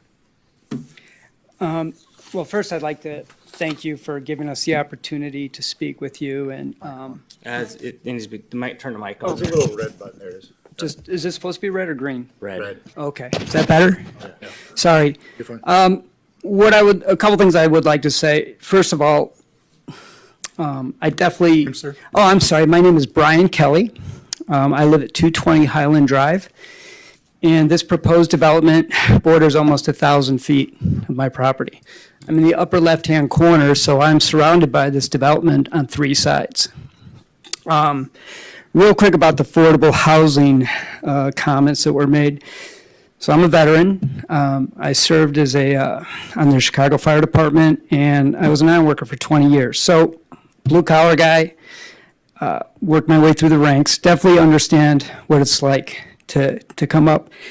And the affordable housing concept here is not a viable one. These lots are going to be between 100 and 120,000. That's what I heard at the Q&A. Just the lots. Building the house, probably another 300 minimum. We're looking at $500,000 homes, at the very minimum, $500,000 homes. I don't understand how that could possibly be considered affordable housing by any stretch of the imagination in Kalispell or in the Flathead Valley. I just want to comment on that. As far as the lot itself, again, I'm bordering almost 1,000 feet of the subdivision. One comment I heard PJ mention several times was about the water well, the rights, right? I mean, that's where this water's coming from, the well that's referred to in these documents. Well, I have rights to that well. Nobody's ever talked to me about it. The DNRC tells me that they can't proceed without my input. If I have rights to that well, why hasn't anybody come and spoken to me? Why hasn't there been any thoughtful conversation about proceeding? I mean, if you're going to take something from me, I think you should at least ask. I'm just saying. So I'd like clarification on that, PJ, when you get a moment. And back up, by the way, I was not notified that this meeting was going to take place. until 7 days prior to the meeting. I left PJ multiple emails. I spoke to Jared. Jared, very nice on the phone, had a great conversation with him. He assured me that it was sent, never got it. The next day, I did get it. So I worked 2 jobs, so it was very difficult for me to try to make this happen. But just so you know, I was not notified in the 15-day timeframe. Getting back to my home, I purchased it 3 years ago. It was unfinished. It was dilapidated. I spent a lot of money, time, and hard work bringing it back to an acceptable living condition. I was assured that nothing more than 2.5 acre lots were going to be allowed. That's the reason I purchased the lot, was because I moved from Whitefish. I lived right across the street from the high school, and I didn't want to be in this congested environment anymore. And again, I understand growth is necessary, and I'm not trying to say we shouldn't develop. This, to me, is just way beyond the pale. This many homes on this small a lot. And I don't think there's been enough thoughtful consideration regarding traffic flow and regarding the impact that this will have on the roadways and the community. You know, if you're talking 388 homes, you're talking about 800 cars, give or take. If every homeowner has 2 cars, only 2 entrances. And again, I mentioned earlier, I was with the Chicago Fire Department. It appears to me that egress and getting in and out of here is going to be a complete nightmare for any fire services. And my understanding is that that's going to come on Highland Drive. Am I mistaken on that? Looking at that document, that looks like an emergency roadway. And I was told there was going to be a bump gate there. If there's a bump gate there, that means I have to drive down Highland Drive to get in through the back. That's a dirt road. It certainly isn't going to take that kind of traffic flow. But more importantly, I'm concerned about how fire services are really going to be successful in caring for all these units in the manner in which this is laid out. With that said, I'll just want to say my piece, and I appreciate you taking the time and volunteering. Thank you. Thank you, Mr. Kelly.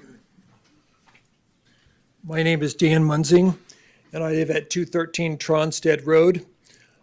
First of all, I appreciate you guys for your service, and thank you. Your questions have been very intelligent, and they do identify some of the problems.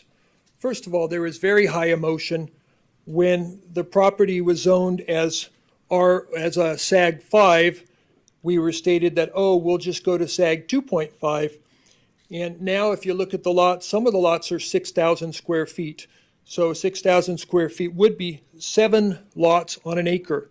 So part of us are a little bit emotional because the density has gone 30 times more dense than what was when we were at when we bought the property.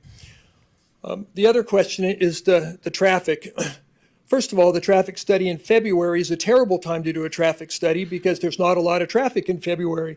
So that doesn't identify what's really going on. And some of your questions were brilliant because what happens is, like we went today, is we took Whitefish Stage, and coming north on Whitefish Stage and Reserve, just randomly that time, I counted 40 cars coming north. So Reserve is going to be rebuilt, and that's going to create a traffic disaster for a while. And so what's happening is they say that 90% of people from here are going to go south. And what happens is that most people avoid Reserve if they can. And so what happens is they either illegally go left on Highway 93, which is the safest, or they go north and they do a U-turn on Highway 93 when traffic settles. And so if you have all this increased traffic, so Chad, I have to say you're brilliant that if in fact you put the signal before anything happens, that would be great. Otherwise, what's happening is everyone's being forced into a traffic nightmare, and the reality is that everyone here knows how bad the traffic is at Reserve. There's not a single person here, if anyone that drives that knows how it becomes almost unusable during certain times. So this development, it might be an okay development when the infrastructure catches up. But right now, putting it on Tronstad, Whitefish Stage, and unable to turn left into Kalispell is unwise, it's unsafe, and I think you guys, your questions seem to identify that. So I say that I'm opposed to it, as previously stated. Thank you. Thank you, sir. And I guess one of the things I forgot to maybe mention before it happens, and I have to go through and make sure that you're addressing the council too, or the board. Council, the board. Thank you. Good evening. I'm Kyle Voigtlander. I own and operate a business here in Kalispell, and I'm also a volunteer firefighter. If anyone is a firefighter in this room, please raise your hand right now. Is anyone on the board a firefighter? Anyone in the city? No? Okay. You don't understand any of this. I'll be honest. Keith and his minions can go look at, can look at the water and the sewer, and we can discuss that all day. These two gentlemen that spoke ahead of me brought up a very, very valid point. The density of these homes, it's not possible. You already have strained services. You say, oh, well, the city has plenty of services for fire and EMS and police. The reality is we don't. And I get the city is looking inside the city limits, but they need to look outside. And I'm gonna backtrack here and go slightly off to make the understanding clear. When the levy came out a few months ago, and we had our vote on it, what they failed to mention was that a new fire station was going to be built at the edge of 3 Mile and Farm to Market, 2.5 miles from West Valley. West Valley has a great record. All our volunteer departments have a great record of running calls. If the call comes out inside city limits, so for example, you're in Silverbrook, the city of Kalispell is tapped out. Unless the city of Kalispell says, hey, we need a second page, no other department responds within the city limit. We are already tapped. They can't staff both stations full time, let alone a third station. They don't use all the apparatus they have. They've upped our taxes on it. Back to the point of this subdivision, you are now annexing that into the city, which is requiring everything to go through the city, which we have seen higher taxes from. Then you got the increased traffic. I don't know if you guys have ever responded to a T-bone accident or let alone seen one right when it happens, but I have seen my fair share and I have nightmares about it. What you go through as a first responder is terrible. And Whitefish Stage can't support it.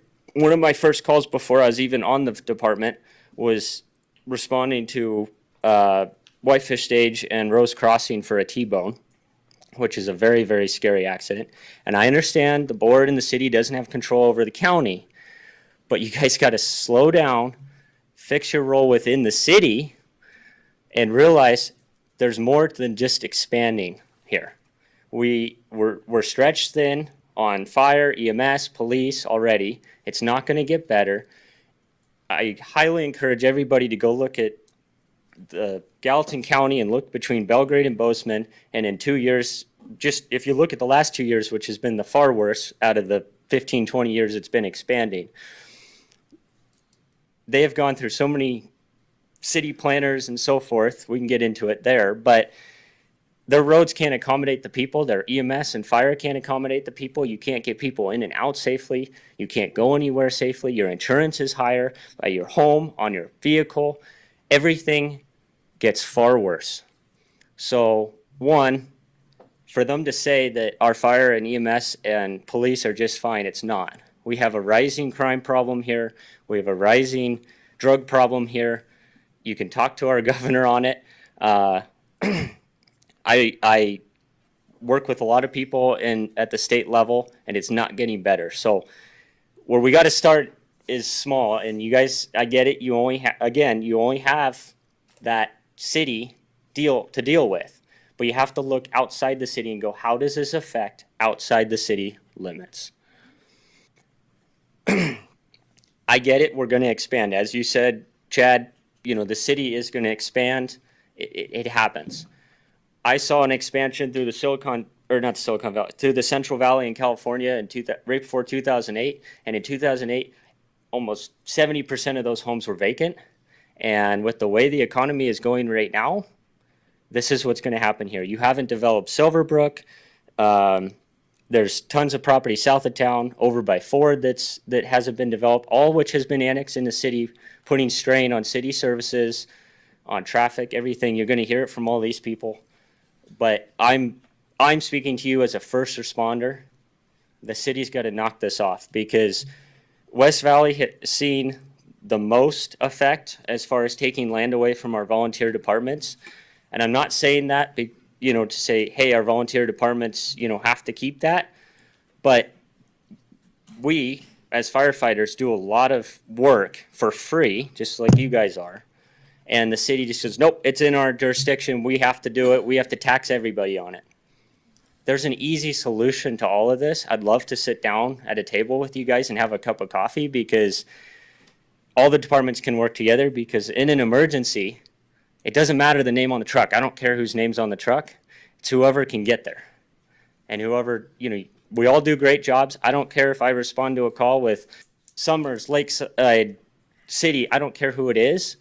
But the bureaucracy crap has to stop.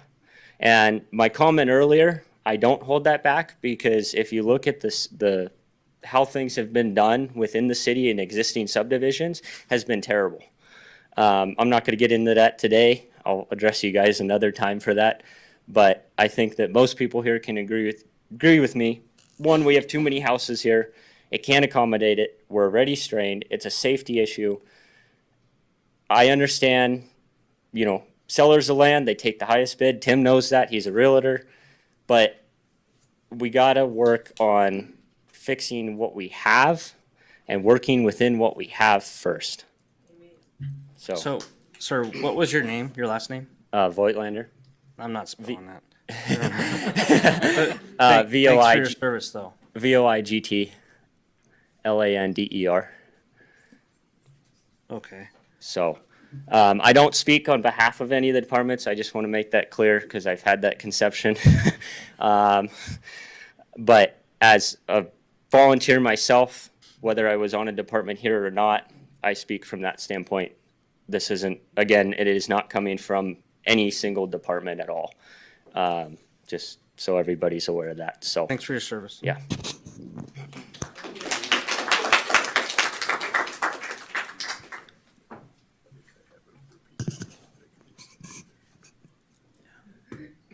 Brandon Thornburg, 150 Tronstad Road. Dormer? Thornburg. Thornburg. So just to tag on to what he said, was the Charles Hotel that was supposed to be developed, was that extended?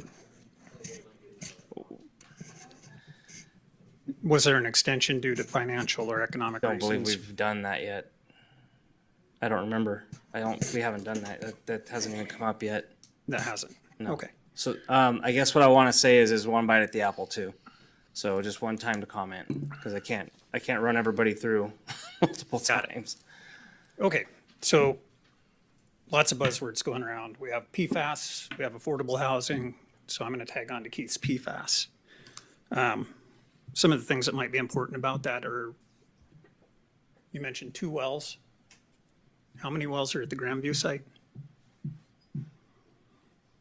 How many wells are at the Armory site? So it's more than 2 wells. I believe Grandview has 2 wells that are production and a test well. Both production wells, from my understanding, are contaminated. I'm getting there. So when we talk about finding a fact, we talk about getting staff reports that are fact. There's more than 2 wells. So 2 of those wells service the north zone. One of them services the south zone. The infrastructure is intertwined. If we're laying our hats on check valves, backflow preventers, one-way valves, we're wrong. If you expect that you can protect your infrastructure with those wear items or items that are automated, all of that is subject to fault. So we should look beyond that and look better than that. We should be better than that. So So both zones we know now have contaminated water coming into them. Okay? You got Grandview going north, we have Armory going south. And this is a pretty touching statement for me. While shutting off one of the contaminated wells was considered as an option early on, the Public Works Department decided the wells will have to stay active. If we shut them off, we would fall behind other requirements, Turner said. Grandview and Armory are significant parts of our source water, and we couldn't keep up with demand without them. That statement was just made a month ago. So when we go back and look at why that statement was made, in March of 2022, tests by the DEQ detected PFAS contamination in the Armory well at 2.6 parts per trillion PFAS, 2.7 parts per trillion PFHXS. At that time, it was a bit below the EPA's proposed limit, their advisory limit. June of 22, the EPA established an interim advisory PFAS level of 0.02 parts per trillion. Is that accurate, Keith? Yes, it's a health advisory, not a maximum containment level. What does a health advisory mean in that aspect? Sir, Sorry, we're I'm not only doing trying that. to engage him. I understand. I would We recommend have a it. lot of people that want to talk, so please. Understood. I would encourage everyone in this room to look up what an EPA health advisory is as it pertains to drinking water and PFAS. So currently, we have an interim 0.02 parts per trillion advisory level. Currently, those 3 wells that I just spoke of are far in excess of that. Those 3 wells are being mixed. That's what we're told by the City Public Works. Nobody has explained what mixing is. Nobody can be sure that we aren't cross-contaminating other wells. All of that infrastructure is tied, north, south, it all has avenues, it all has pipes that run together. So when we look at Silverbrook or we look at Quail Meadows and we look at the currently proposed subdivision, all of them have some things in common. They have stormwater catch on site. So on our current proposal, your water table, so the shallow aquifer is 10 to 25 feet below the surface. The major aquifer that serves a majority of the valley is only 100 feet below the surface. When we get water that's contaminated and mixed and spread out, it goes to all these homes. Silverbrook, Quail Meadows, whatever city up there. So we have a contaminated source, it brings it into those homes. Those people wash their cars, they wash their sidewalks, they water their yards. PFAS is going into the ground, and aquifers are only 10 to 25 feet below that surface. So we know that those aquifers are replenished through, infiltration? So we know that it's coming from surface water, a lot of it, both of them, both the upper one and the bottom one. So there we have one source of contamination. Another big problem here is that on the return, wastewater, black water, is all coming to South Kalispell, the septic treatment plant. The septic treatment plant is getting water that contains PFAS. So when you flush your toilet, when you take a shower, when you wash your laundry, when you brush your teeth, when you do your dishes, the water that's being returned to that facility is still carrying those chemicals. My understanding is that our treatment facility doesn't have the technology or the capability to remove that. So when we have somewhere between 5 million to 8.5 million gallons a day going out of which wells we don't know, at what contaminated level we don't know. We have a treatment facility that can treat 5.4 million gallons a day. So it's getting all of that water, still carrying contamination, and it's being put back into the ground. What's south of us? Flathead Lake. None of those issues are being addressed. So Now we know that we have contaminated sources.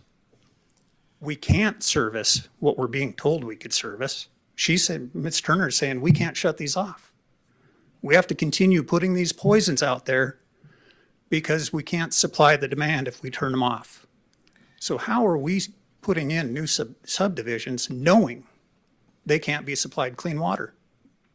How are we looking at tying this onto a city system, not knowing where the contamination source is? Maybe it was the city airport. Maybe it's the city shop. They're all right down by the Armory well. Maybe it was the old Armory. Nobody's looked at it. Maybe the Grandview wells got cross-contaminated with the Armory well. Nobody's looked at it. You know, we sit here and we talk about this stuff and we talk about we want Kalispell to be good for our kids, for our grandkids. Nobody's looking at it. We're sitting up here throwing subdivisions out right and left, knowing we can't give them clean water. Nobody's looking at it. For 2 years, the city of Kalispell knew they had contaminated water. They knew it was above EPA's interim advisory level. They did nothing. You didn't tell us. We didn't get the opportunity to tell our kids, hey, don't drink the water at school. Other people did. Other people knew for 2 years. Where was the city?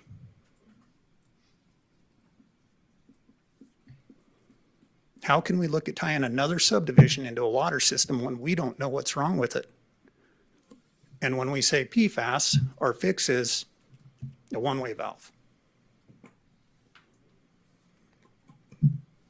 That doesn't make sense to me, folks. I thank you for your time. Thank you, sir. I think, so, hold on a second. So, you know, with the issue of PFAS, there's a lot going on and a lot going around about PFAS. And, you know, is it good? No, it's not good. I'm the only person in this room that has been to Washington, D.C. and talked to the EPA about this issue. I'm not going to get into it, but I am going to say that it's not what you're hearing and what you're in the reporting and stuff. And as far as the 2 years, we had a work session with the city council in July of 2022 where this was identified. It was reported in the newspaper. So I get a little bit pushed back and up against the wall when people, and they have been doing it, going through and saying that this has been hidden from people. It couldn't be further from the truth. It was reported on twice in the newspaper. And we had we had a work session on it, probably 2 work sessions. I don't know if the other one was a regular meeting. That's not here, not at the planning board, that was at the city council. And when it comes to the issue of PFAS, one of the things that I would just go through and say on top level, I'm not gonna get into what the discussion was with the EPA and stuff because it would take too long, it's a whole nother issue. The drinking water you buy has a standard of 10 parts per trillion. You know why? The EPA doesn't have a standard. That's why it's an advisory. They don't have a standard. The FDA controls bottled water. When they're asked by the Bottled Water Association, hey, what level do we go through and work with on this? They say, we don't know. Let's go ask the EPA. And the EPA says, we don't have anything for you. It goes back downstream and they say, do what you want. And they say, okay, well, we'll apply a number of 10 parts per trillion. That's the standard bottled water is using. So the bottled water you're buying, I'm not saying it all has that, but that's the standard that they're using. So PFAS, they're in your lotion, they're in your makeup, they're in your clothes, they're in your detergent. So yeah, when you're taking a shower, you're washing the stuff off your body. So it's a little more intricate than what has been reported out there on some documentaries and stuff like that. And, you know, there's going to be some rulemaking coming here in the next month, 2 months probably. That's what the EPA told me. So I just wanted to put that out there. Please go ahead, sir. My name's Colby Shaw. I live at 89 Tronstead Drive. Am I allowed to ask a question to the board just to clarify a couple things? I've heard a lot of things on the floor and people are a little concerned. What would you like to questioning. clarify? People are asking you as a board able to deny annexation. I didn't hear that question. I couldn't. You as a board for the annexation. First of all, there's 4 things on the agenda, correct? The amendment to the growth policy, the annexation, zoning, and then preliminary plat. As a board, we are able to deny, I mean. You're able to deny? Yes. it's in our- Okay, that's- so people just were trying to clarify, is that possible of this board? Okay. Yeah. Also, another question on the water. To clarify, you don't have the ability to deny, you have the ability to not make, you could deny a recommendation to council. Right, Council well, has the exactly, ability that's, to deny. it, Right. all of our stuff forwards to the city council. Okay, it'd so be you'll make a negative. recommendation. Right. And you can make recommendations of different zoning? No, just as this application is submitted? Or can you make recommendations based on different type of zoning? There's R1, there's R2, there's R3, there's R4. We can only forward a recommendation to city council to either accept Right. the findings of fact The application as submitted. as it is submitted. We can't change the conditions unless we have additional findings of fact. Okay. And so therefore you could deny this petition, this application recommendation to the city council. We talked about the property, and Chad, you brought up kind of what happened with the county with the 2.5 acres. Living at 89 Tronstead, it's kind of hard to tell, but I guess I'm on the left corner there, furthest on the top corner there. And I've lived there for almost 20 years now with my wife Kelly. And we've got to know the neighborhood really well and the neighbors. Everybody around us is zoned Seg 5, Seg 10. I'm not sure if you as a board are able to drive by that area and look what's out there, but there's clearly cattle, livestock, horses. There's been llamas, a lot of different type of farm animals. I actually still get my beef from one of my neighbors every year. So very rural community, very agricultural. That 110 acres that they're looking to do a subdivision in has actually been farmed or irrigated as of through October this last 2023. They were still doing alfalfa, so it's very agricultural. The application that was sent in talks about there's no trees on the property. There's actually a band of trees that is on the perimeter of that proposed subdivision all the way around it. Tried to count on Google Earth last night, but I counted over 1,000 trees on that corridor, and that would turn out to be about 10 trees per acre that's on that corridor. And with that corridor brings wildlife. And with wildlife, we have foxes, we have bald eagles, we have owls, we have deer, we have a lot of animals that are living in that corridor. So that application that was submitted, in my opinion, is not accurate. Yep. So, we've talked about the growth that's coming in this valley, and I try to read as much stuff as I could on this, and it talks about the growth policy in 2017 prepared by the city that they anticipate we need 3,000 housing units needed by 2035. Well, that's changed to all of a sudden this new report from the University of Montana saying we need almost 15,000 units in the whole Flathead Valley in the next 10 years. The city of Kalispell has already approved 5,000 housing units since 2018. So we're well on our way of approving a lot of housing units. I hate to see a knee-jerk reaction that we had a big growth in 2000 to 2021 due to COVID, that influx of people are coming in and then it halts. Houses used to be on the market 40 days. They're up on the market now for, I believe, 143 or 130 days now. And it could be getting longer. Currently, there's definitely subdivisions that are approved within a city annexation. You have the village at Eagle Ranch. Currently, there's 55 homes completed they're 1,500 to 2,000 square feet, priced between $483 and $539. There's still 140 single-family homes to be built, with another 10 acres that are zoned for duplexes, triplexes, quadplexes, and so that could be another 100 homes. Silverbrook still has several phases. the Flat Village Green LLC has 150 acres to be developed in an annexation zone, and that is just north of Northern Pines and just south of Silverbrook. The current zoning of that property, that's 2.5 acres agricultural, it was zoned 5 acres. The person that bought it, I won't say his name at this point, he bought the property from the Koenigs. He wanted to change the zoning to 2.5 acres. He approached a lot of the neighbors, including us that border that property, and he suggested that, hey, wouldn't it be better if 2.5 acres versus 5? Because 5 acres is hard to kind of maintain. It's pretty open. It's going to be kind of tumbleweed look. And if we do 2.5 acres, it'll be more of a manicured lawn look and look nicer. So he got the support of us. We went to the meetings. It got zoned to 2.5 acres. And he with promise that we would have corridors, buffers, park space, and ability to use that space. Growing up in Montana my whole life, I realized that we have an elbow room here, and our space is very important to us. And having a yard, having views, it's very important. Whitefish has Whitefish Lake. Whitefish has Big Mountain.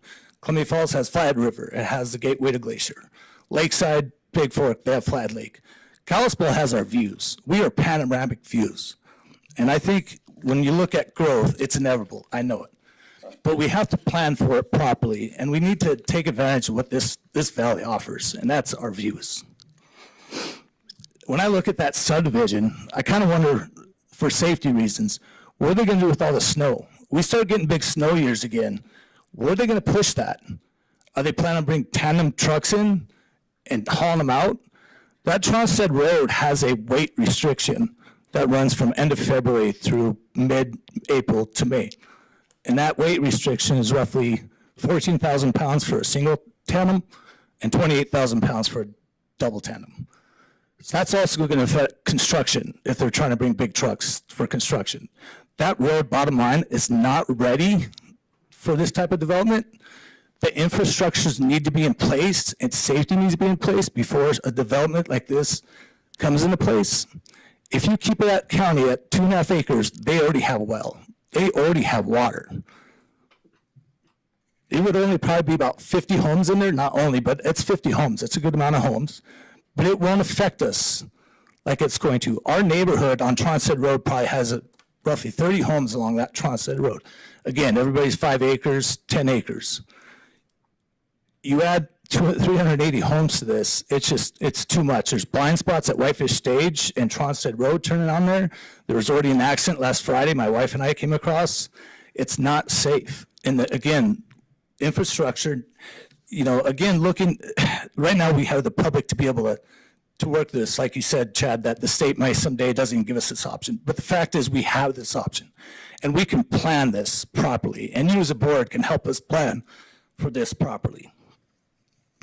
Schools, it's going to definitely affect the schools. Rankin was built for $16 million 6 years ago. The price to build a new school is over $40 million. To pass a bond of that nature is going to be very difficult. But still, the infrastructure needs to be in place before we go there. Fire trucks weigh 20 to 40,000 pounds. If they travel on Tronstead Road, even though they're allowed because of emergency services personnel, it still could be a danger on that road. The firemen personnel driving that road, the shoulder could give out. It's a narrow shoulder. You approve that annexation of that lot, not to mention Quail Meadows that already got approved, you're going to bottleneck Koenig subdivision. The road, it's right on Tronstead Road, and that's going to be a safety concern as well. As far as affordable housing, I know we touched on it again, but again, if these are going to be just lots for sale. And if they're just lots for sale, that means you have to get a construction loan. And to get a construction loan, you have to put 20, 25% down. Then you got to pay for the construction costs as you're living somewhere and paying either rent or another mortgage on another house. And then when it's done, you have to pay for the landscaping and the fencing. That's probably going to be another $20,000 to $30,000. I don't know who's able to come up with that type of money to buy a property like that. So what's going to be left is you're going to have developers, speculators coming in, buying houses. They're not set to put whatever, they can put whatever price they want it. They can buy lots, they can sit on lots, and they can flip them for 3 times the price. There's no regulation of what's truly going in there. There's more questions than answers. It does not fit the neighborhood. The neighborhood is SEG 5 and SEG 10. Quail Meadows, when that got put in December 2019, when that report was given to the board at the time, it was actually, when it got annexed in, it was actually R2 zoning, which is 10,000 square foot lots. And that was supposed to be, that was customary, and that was from the city staff. They recommended R2.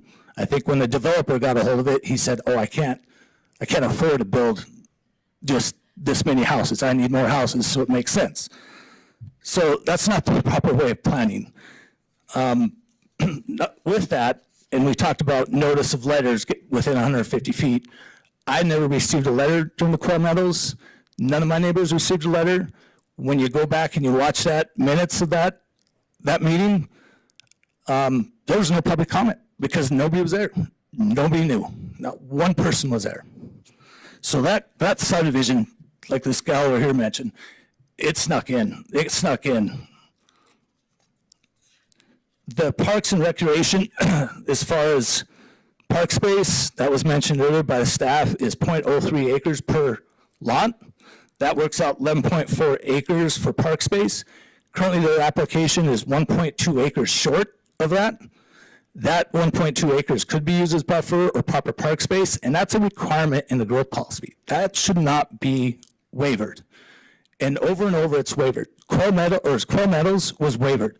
They were supposed to have 1.7 acres of park space. They only put 2,400 square feet of park space in there, a little pickleball court. And instead of putting any type of park space, he agreed to a cash number to the city, which is arbitrarily a weird number because he gets to choose the appraiser, not the city. That has to stop.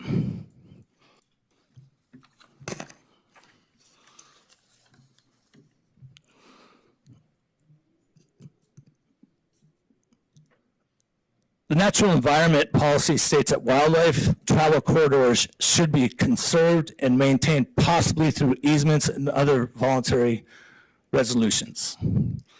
There's also an 8-foot utility easement on that property from Mountain Max that has a fiber optic system, and that would be on the, I guess, the southwest property that goes about halfway up. And that is also needs to be addressed because currently that easement doesn't say who maintains that property. So again, growth's gonna happen, but I think it needs to be planned proper. I feel this is being rushed in. You guys are getting 3 items pushed on you in one night. And I think there needs to be a lot more time and consideration to truly go through this and make this a proper, if there is homes, it needs to be proper. And again, I don't feel it should be annexed. I think 2.5 acres work. They have a well. The well works great. Thanks. Thank you, sir.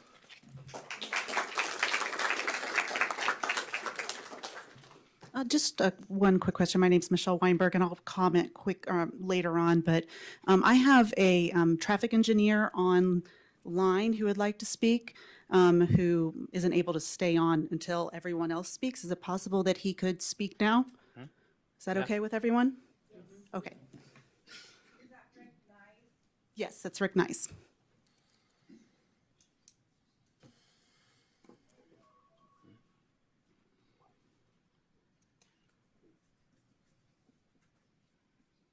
Rick, can you hear us? Do you hear me? Yes. Great. Well, good evening. My name is Rick Nyes, and I'm a principal traffic engineer with Greenlight Engineering. My address is 13554 Rogers Road, Lake Oswego, Oregon, 97035.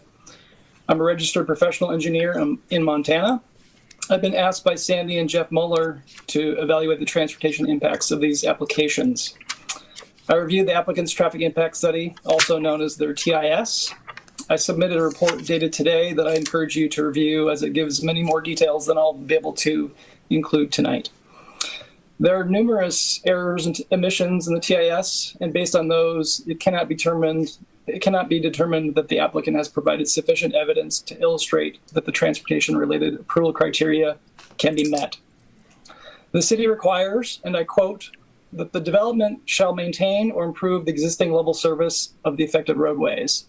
And the traffic impact analysis shall consider the phasing of the development and make infrastructure improvement recommendations so existing level of service is maintained or improved with each phase of the development.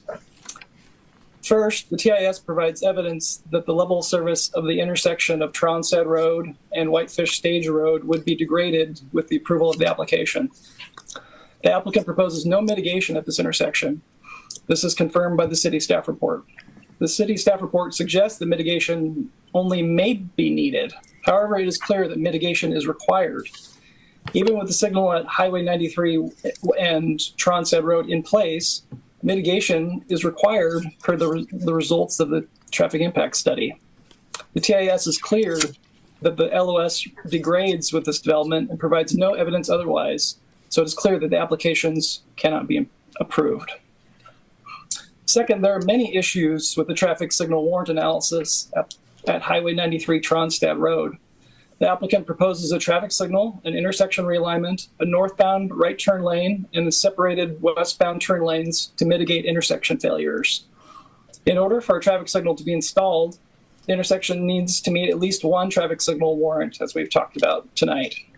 These warrants are based largely on intersection volumes.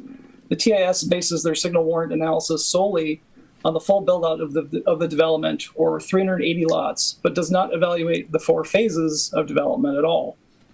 The TIS ignores that there are 4 development phases. The first phase is only 25% of the total build-out of the development. The applicant proposes the traffic signal, and city staff recommends that the traffic signal be installed as part of phase 1.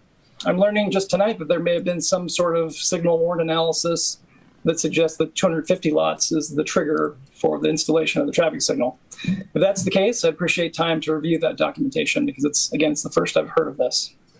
However, the problem is that there's absolutely no evidence and likely almost zero chance the traffic signal would be warranted with the completion of phase 1.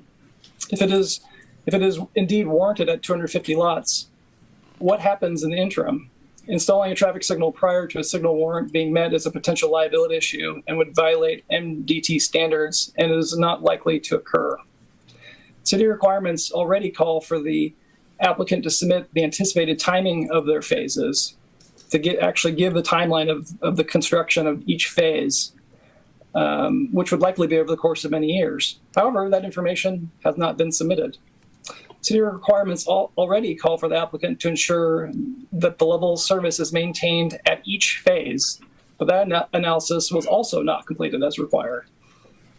The applicant should be required to submit a mitigation that is at the intersection that is approvable by MDT and ensures that the intersection level service is maintained with each phase, not just at the very end of the development project.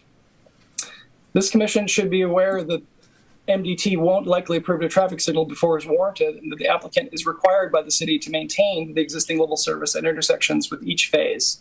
There's been no analysis based on each phase, although the city's requirements clearly call for that. Based on what I've reviewed, the applicant has failed to provide any traffic signal warrant analysis at all for phases 1 through 3, so there's no evidence that the signal is approvable as part of those phases. There's also very little evidence that a traffic signal is even warranted at phase 4. In multiple instances, the TIS fails to provide critical evidence of the traffic volumes that were used in evaluating the signal warrants. There is little information about how the traffic volumes were developed, or even what those volumes are in evaluating the traffic signal warrants. The result is that no one who attempts to review the TIS can verify for sure whether or not any of the traffic signal warrants are met or not. MDT requires evidence to justify a traffic signal installation, and unfortunately, there is very little evidence that justifies a traffic signal location at this time. The TIS also included no crash data for review. The traffic counts are more than 2 years old and may have not adjusted for their age. The traffic counts were taken over a period of only 1 hour, when it is customary to collect 2-hour traffic counts. It is possible that the traffic study is not based upon the actual peak hour of the transportation network. So it may be that the traffic counts are underreported. There are several other approved developments in the area, some of which you've heard about tonight, that may have not been accounted for as part of the traffic study. Several of these are mentioned in the TIS, in the city staff report, and in the staff presentation tonight, but the TIS may only account for one of these developments, which is Quail Meadows, and has ignored the others. Lastly, there are potential issues with the seasonal adjustment factor used in the TIS. It appears there may have been an error in the seasonal adjustment applied to the traffic volumes. The TIS says it factored traffic volumes up by 12% to account for seasonal variation, but it appears it may have only been a 6% adjustment.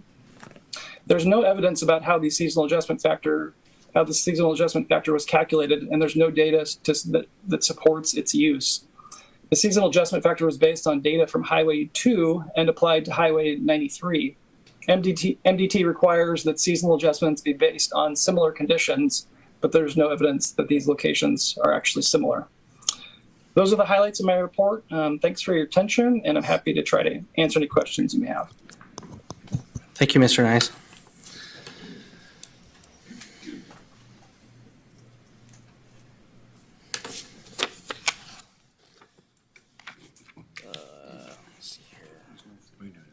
Huh? Is there further public comment?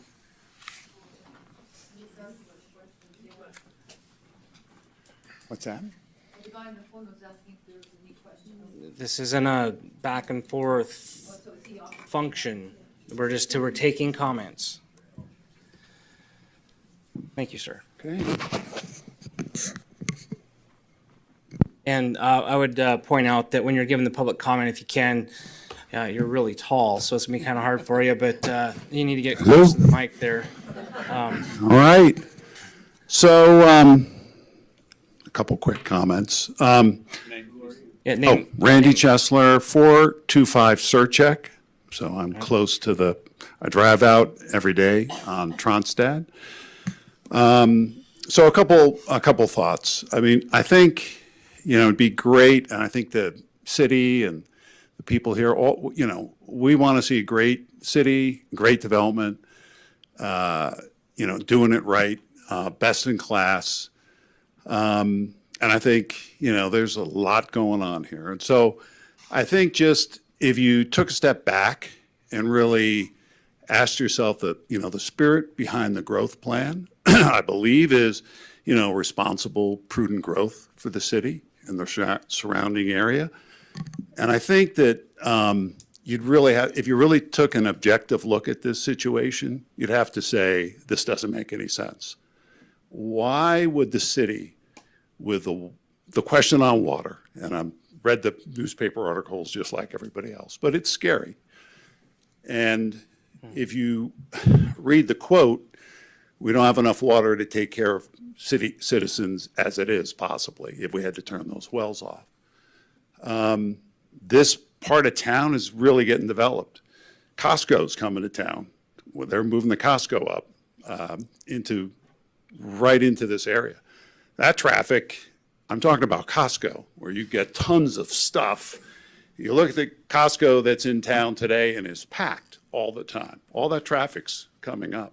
Another car dealership's going to move up there. We're going to get more traffic up there. So, it really begs the question. We have a growth plan. It's a good growth plan. We've got a lot of developments already approved that haven't been built out. We have stress on our services. We just passed this additional funding for more firemen and police because we can't serve what we have right now. And so it begs the question, why would anyone want to grow the town right now and annex 100 acres and add to that problem? What's the rush? So that's really just taking a step back and looking at this. I'm all for growth and good, prudent, high-quality growth. I think everyone wants to see that. But I really think if you look at this objectively, you have to ask, why would the city want to do this? Doesn't make any sense, given everything that's going on at this point in time. So, thank you. Thank you, sir.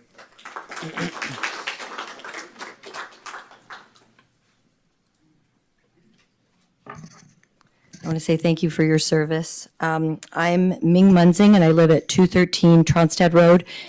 I'm a homeowner and a taxpayer in the city of Kalispell in Silverbrook Estates. Again, thank you for your service. I want to state that I'm not opposed to housing developments. I've in fact developed acreage in the Flathead Valley and in North Kalispell. But I am speaking out tonight for responsible development. I agree with all of those who have spoken in opposition to the annexation, growth policy, the amendment, growth policy amendment, rezoning, and pre-approval of the preliminary plat as they have been proposed. So may it be taken on record that I oppose the application as it is written in its entirety. There are simply too many impacts that have either been mischaracterized, misrepresented, or glossed over, or just left with, like Colby said, more questions than answers, as evidenced by some and quite a few who have spoken ahead of me. I wanted to bring up 2 points tonight, and one is kind of leaving a question in the minds of other city taxpayers. In 2019, it's my understanding that the city of Kalispell cut impact fees to developers by 50%. And shortly thereafter, they devised a schedule to start raising current ratepayers' fees.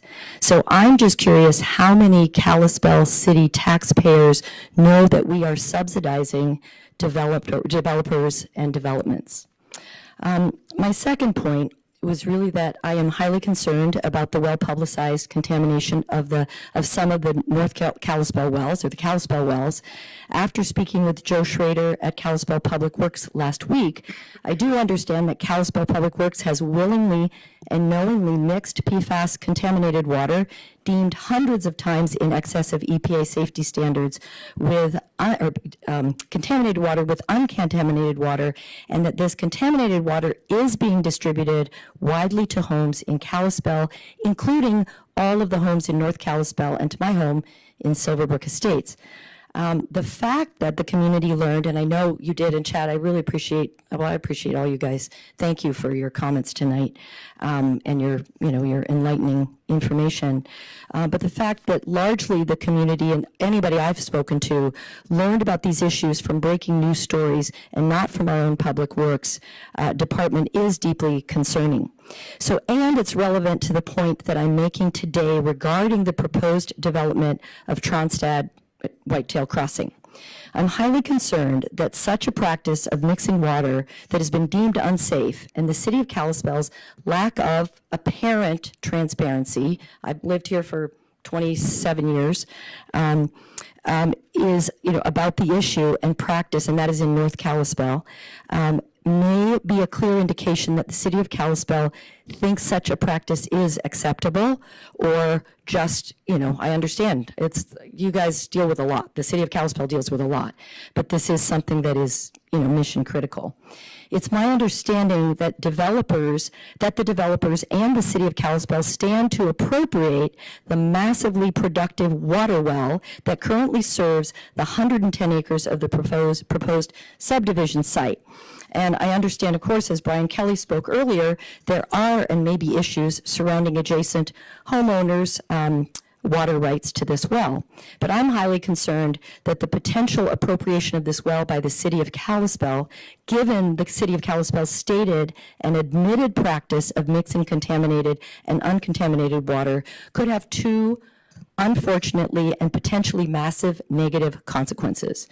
Number one, the city will be completely unable to ensure that the 380 homes in the proposed Tronstad Whitetail Crossing subdivision will be serviced with clean, uncontaminated water. Are we going to make sure that all lot owners and homeowners know that? Number two, that the city of Kalispell is taking on what could potentially be massive liability and responsibility, and this is all of us, that will affect not only us taxpayers and homeowners because of the decisions to mix contaminated water with potentially clean water sources and exposing people knowingly instead of prioritizing our remedy. So my request is that the Kalispell City Planning Board, educated and informed and thoughtful citizens of this valley and the town, just ask these parties or consider that these parties cool their jets. I think that was what a young gentleman said earlier, Voigtlander, and address the issues that have been brought up tonight.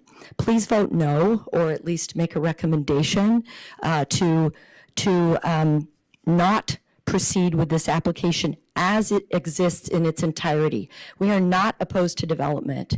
We want our families to move here, or, you know, our kids to come back and all of that, and to be able to afford homes.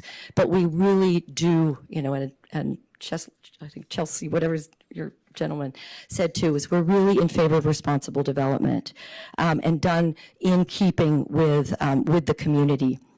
So please do not attempt to annex more property, especially property that is currently outside of Kalispell's annexation zone, and without, and with inadequate traffic impact studies. Thank you, Mr. Nyes. Or take on any more potential clean water wells, abundant wells like exists on this 110 acres, until you can ensure that the consequences will not leave neighbors and Kalispell residents with problems too big for us to fix, and liabilities that could prove extremely costly should the city of Kalispell open itself up potentially to large-scale litigation. Thank you very much, and thank you for my time. Thank you, ma'am.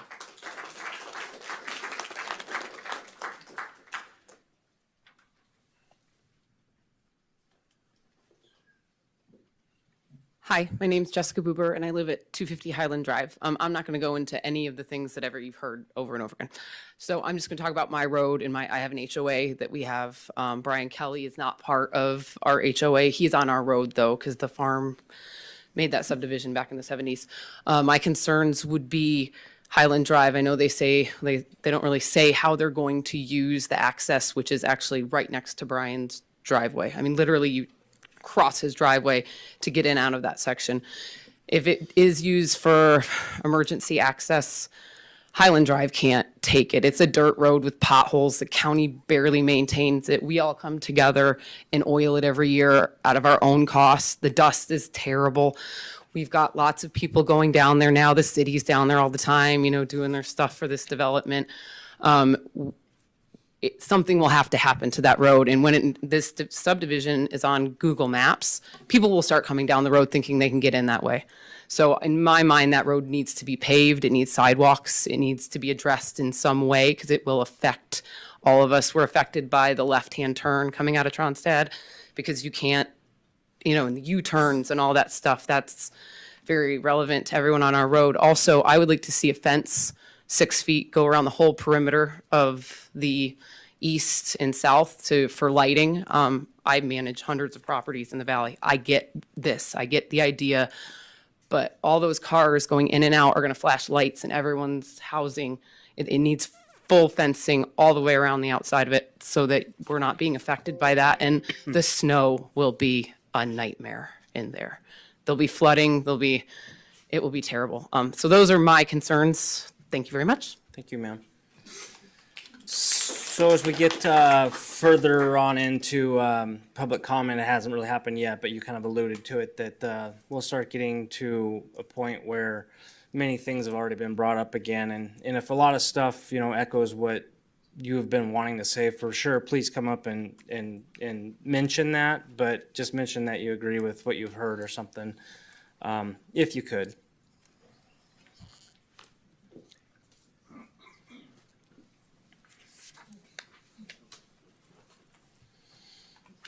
Thank you. I'm Julie Campbell, and I live at 289 Surrey-Sick Lane. So this directly affects me. I'm 2 houses down from Tronstad. Use that road daily. So just wanted to say thank you for all your well-prepared talks. I appreciate it, and I would like this stopped also. Thank you. Thank you, Ms. Campbell.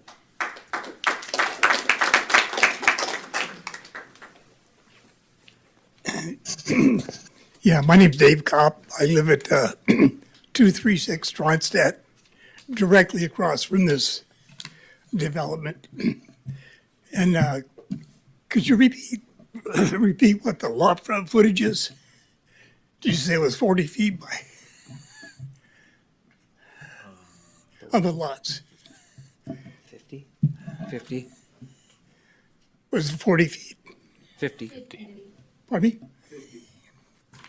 Anyway, by the time you put a driveway into the house, which is going to be like 15, 20 feet, you're not going to have room for parking on the street for the cars. So what you're going to end up with is people parking on the lawn in the front of the yard. I've seen this. So what you're going to end up with is an instant slum. And that's really what that's going to be. You're getting too many houses in that piece of property. Thank you. Thank you, sir.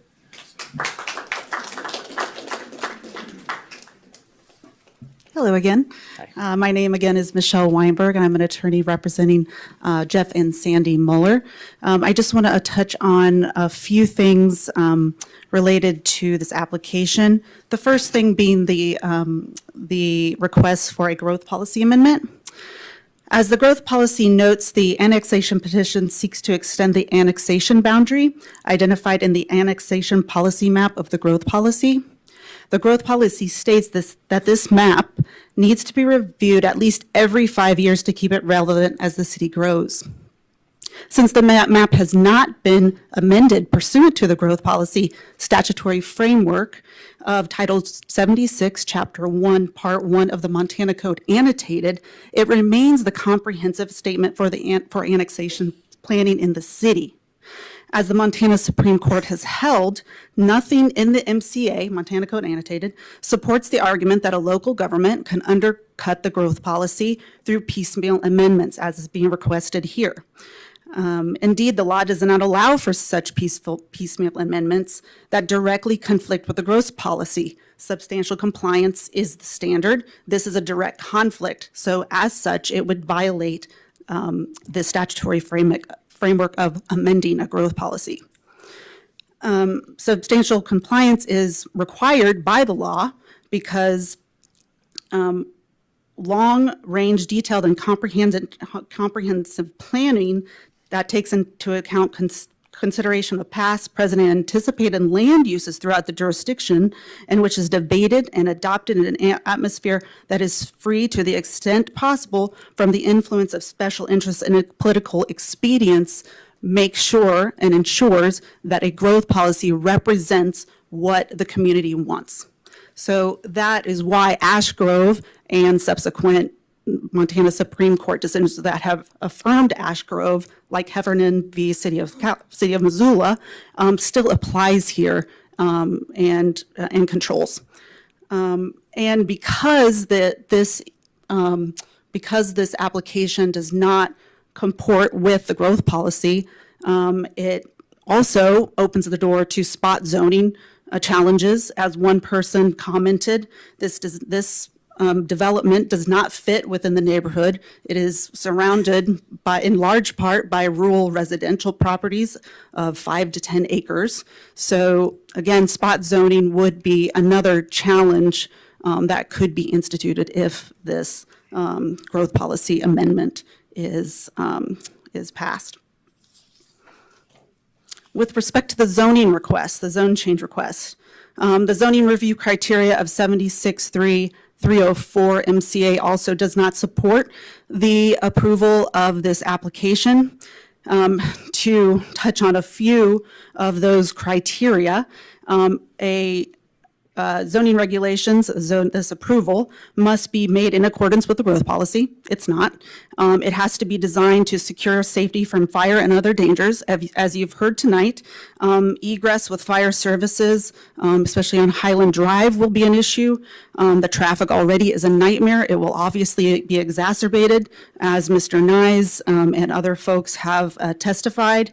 As the gentleman testified earlier, who's a volunteer for the fire department, it's not possible for fire services, EMS services, or police to service this development, this proposed development. Those resources are already stretched thin. So if this zoning amendment were to be approved, that statutory or that criteria would not comply with that criteria under the law. The zoning review criteria also requires this zoning approval to promote public health, public safety, and the general welfare. For all the reasons I just mentioned, with request to fire danger, with with reference to traffic, with fire service, EMS services, police.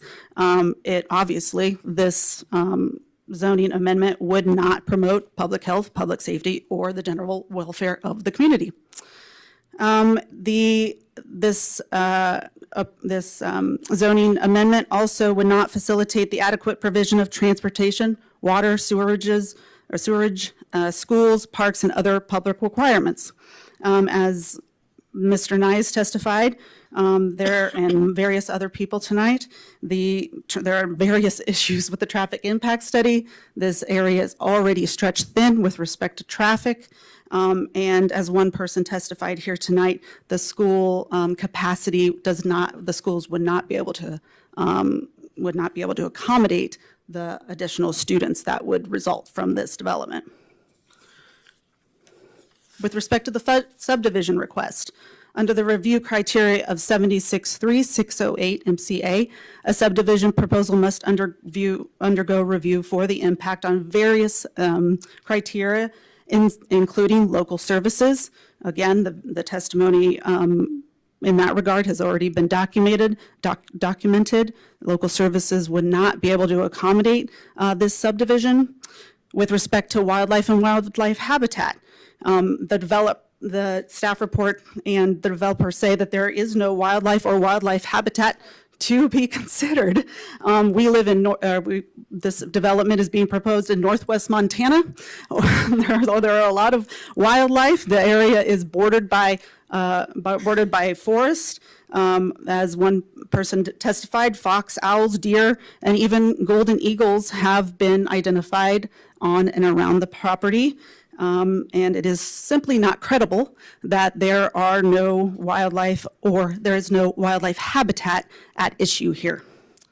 There is also, under the subdivision criteria, the requirement that you all considered public health and safety. And once again, that comes to bear with the previous testimony with respect to traffic and the water quality issues, so on and so forth.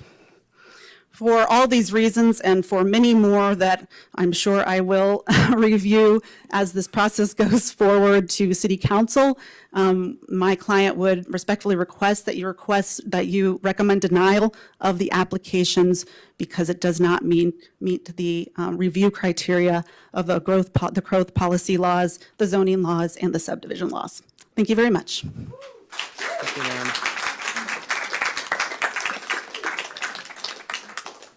So let me ask for there not to be like cheering and clapping and stuff like that when somebody makes your point, because I get that, I understand it, but what it does is it deflates somebody that may want to speak in favor of it. So that's all I ask. I mean, I get it though. I get it. My name is Ken Denhauer, and I agree to what she just said, and everybody said in here. I live at 161 Highland Drive, and I've been there for a little over 30 years. And when that farmer put that well in, he tested it when they did the test on it. My well is 230 feet, and that was the first time ever my well started picking up gravel and dirt in that area. And since that time, every year since irrigation, when they do irrigate, and usually in August, that water level does go down. So that is a very big concern, I think, with all our neighbors and our wells around that area also. And on a final note, I saw earlier, I was kind of looking at the annexation of over on West Side, Stillwater Roads and all those. That wouldn't impact that area as much as it does off of 93. Why would you want to have so much density going to the corridor, gateway to Big Mountain, Eureka, Glacier Park? We have millions of people come through that road every year. And why would you want to destroy it with all this housing development? There's a simple way of developing this area. That 2.5 acres was fine. I think most people were accommodating. And the comment that was made earlier about, well, if we just bypass if we don't go into this and they're going to bypass it and it's going to be more expensive for the city later on. I'd like to find out who the people that they would bypass this would agree to this type of development in the first place. So I think with Costco coming in and all that area being developed, it's going to have a huge impact. People are going to come from the north. They're going to come from the south to support that with the amount of traffic that Costco takes. And I don't think we need that. And if you ever see a wreck on 93, it backs up. They're doing a pavement resurfacing right now, and the road is just one lane, and the road is already backed up 3 to 4 miles on both sides. So the infrastructure is not there, and I appreciate your guys' help, and I hope that you deny this request. Thank you. Thank you, sir.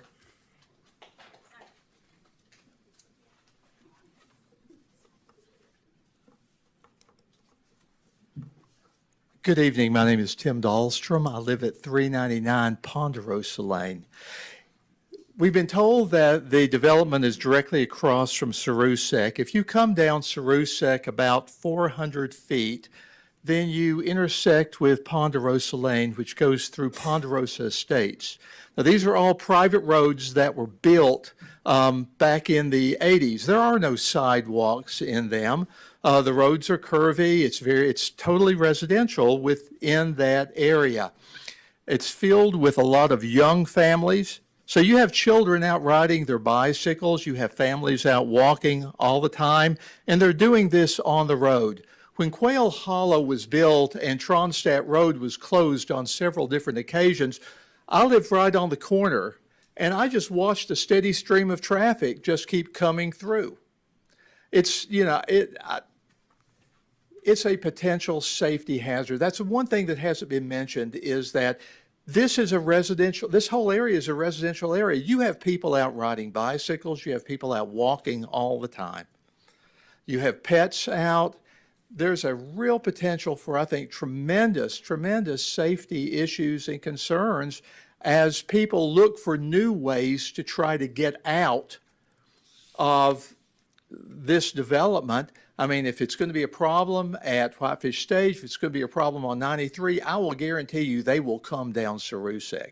They will find that way to come through. And it puts a lot of people potentially at risk. Thank you. Thank you, Mr. Dahlstrom.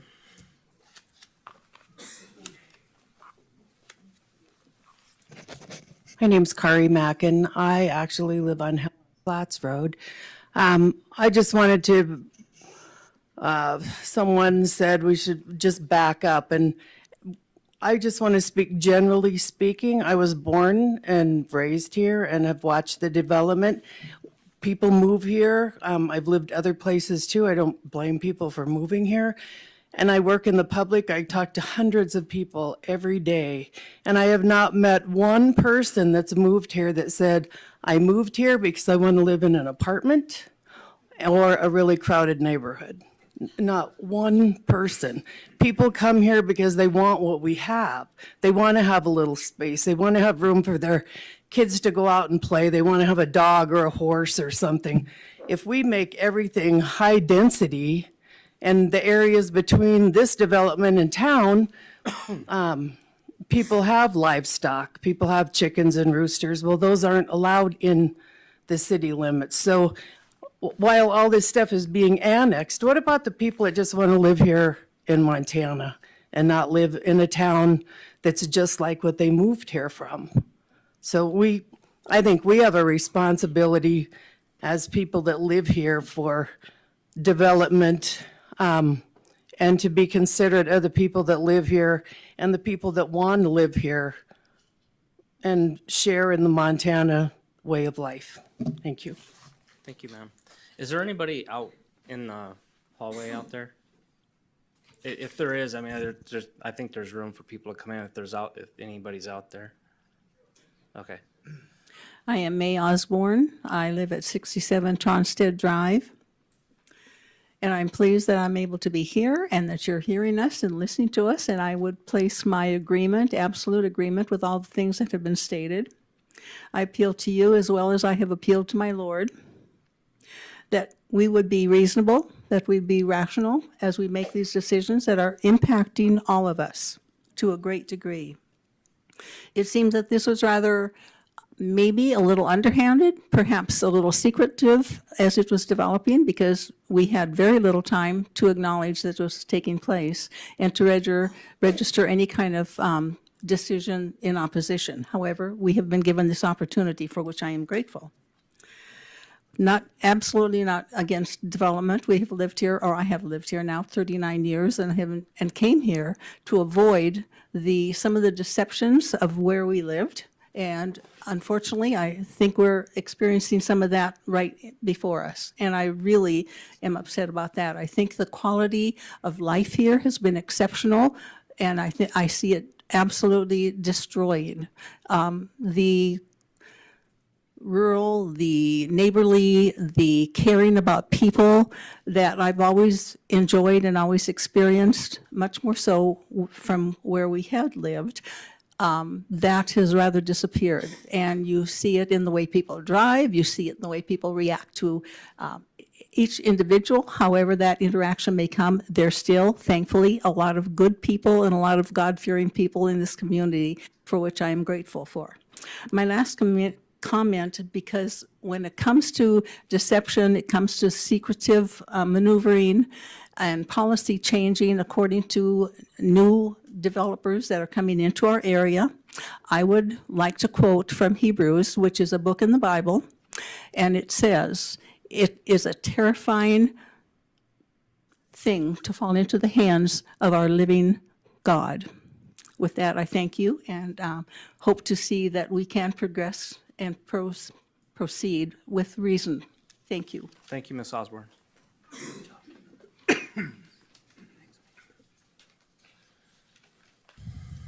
My name's Dan Pearson. I live on Whitefish Stage, and I just want to say that I agree with all the comments that have been shared tonight so far.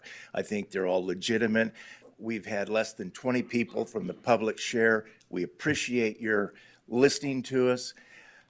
I think we could spend all night here and hear another 20 people and hear the same comments, so I'll make this brief. I just want to agree with especially what May shared, the lady before. We came from a place that looked a lot like that map, and it wasn't a good life. And we came here because we wanted to raise animals. We enjoy the lifestyle up here. We like the room that's around us. This chokes us out. And just looking at that density map, it just looks like a nightmare. Being on Whitefish Stage, we've seen a lot of traffic in the last couple of years go zipping by our house. And we know that's only going to be exacerbated with this development and all the activity. We know development has to take place, but this just doesn't seem like responsible development. So I would just urge you to not proceed down this path. Thank you. Thank you, Mr. Pearson.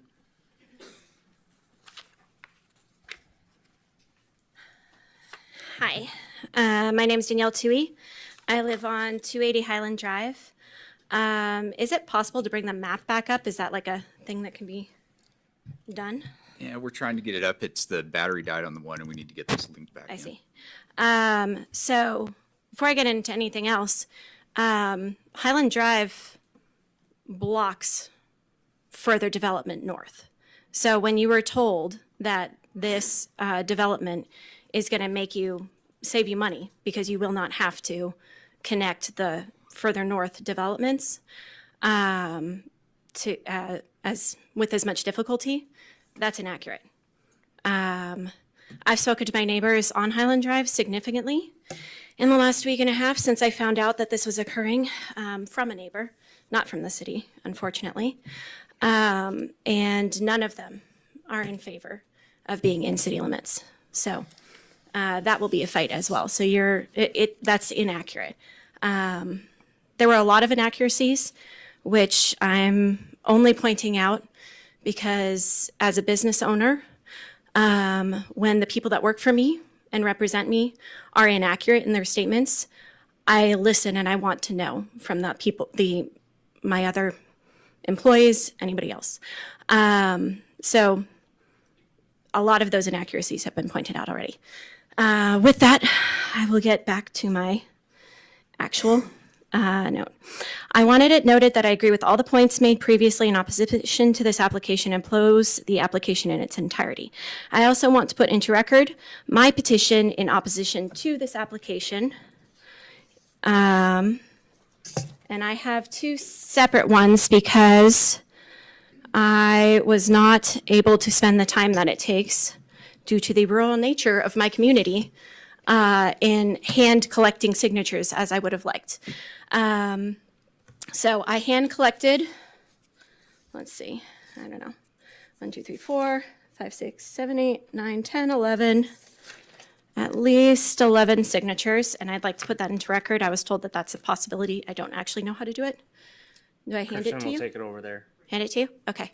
And then I'll do it all at once. I also have a change.org petition that I put up Saturday night. In the last 72 hours, I have gotten, at this point, I believe it's 186 signatures.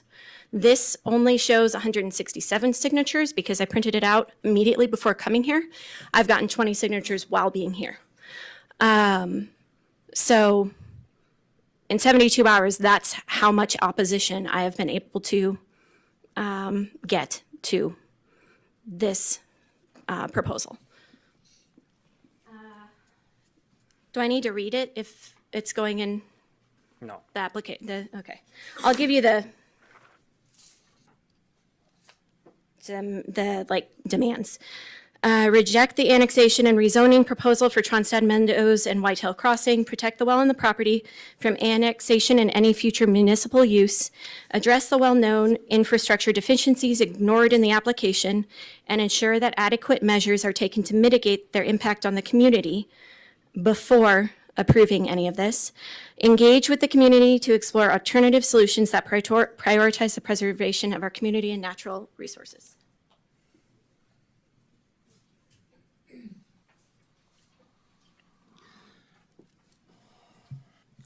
I will continue the change petition as this continues if it isn't ended tonight, which it sounds like that's not a thing. So I stand here representing, what was that, 196 people. This is despite the city choosing not to notify me. I'm out of the 1,500 feet, or whatever that rule is. 150? 150 feet, thank you. I would not actually be out of 1,500 feet, I don't think. So I am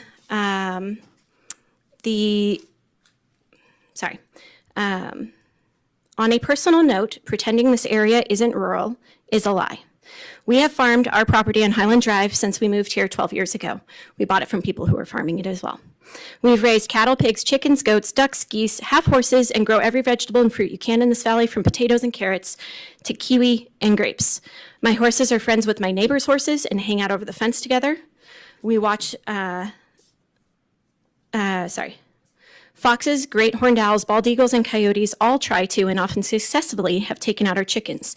We watch them use the farmland surrounding us as hunting grounds because the tree breaks make perfect cover, and that's how those animals hunt, is in pastures, exactly like where this development will be. We have a tractor. Every house I can see in the distance from my property lines also owns livestock.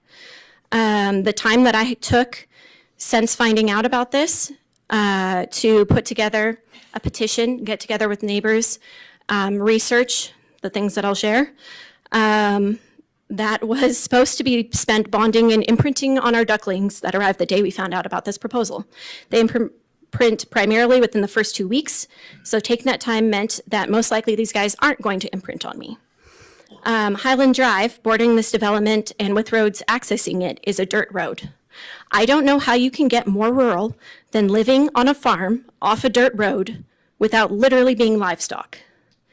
In fact, The biggest issue I struggled with in getting signatures, besides the amount of time I was given, was the rural nature of the community. Our closest neighbors are a 5-minute walk away. The neighbors kitty corner to our property are a 10-minute drive away. It took us an average of a half hour per signature to get them in person. I met Frank and John Thursday at their public listening session that we were notified of 2 days prior. They've served the public for years, and despite my serious reservations, I left believing them that they have good intentions. I also left sad, because as good people, they are deeply misinformed. They had no answer for the majority of our concerns, despite putting that meeting on themselves, and turned in an application riddled with errors. From using an old and inaccurate traffic impact study, to not even knowing neighbors have water rights to the well they're trying to sell to the city, to having no understanding of what the teachers, firefighters, and police that Frank specifically wants to create homes for can afford.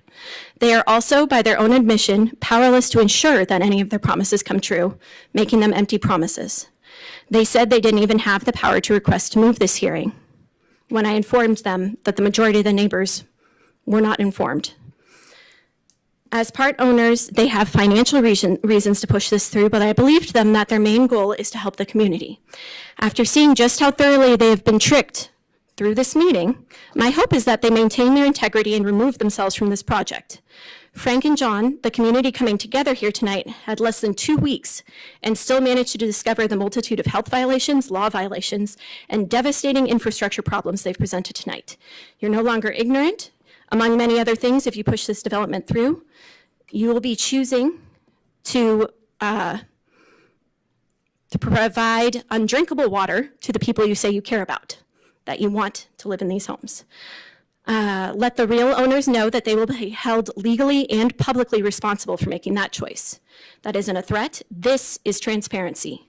Do the right thing while you still can. Well, I hope that you, choose to heed your constituents.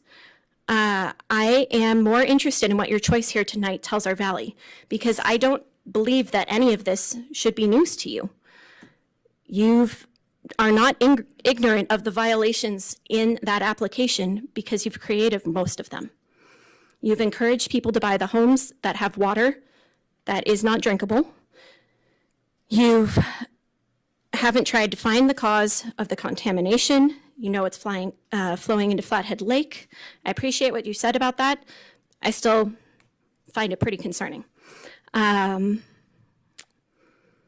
know that the massive developments you've approved have already stretched city infrastructure beyond its limits, and you keep doing it anyway. You know that our elementary school can't handle double the students, and that our middle school is already well beyond its limits. You know you can't hire 40 more teachers because you don't have housing they can afford to live in. So, to go slightly backwards, I went through as best as I could and found all of the approved developments with lots and houses still for sale or planned and not for sale yet, within a mile radius of this development. Silverbrook has 17 houses for sale. Eagle Valley Ranch, or the Village, looks like it's 113 single-family homes. 8 lots there have been listed for over 200 days. Quail Meadows has 39 houses, 25 lots still available. Eagle Bend on Church Drive is supposed to be 102 houses. Stillwater is 181. Stillwater Bend is 432 family units.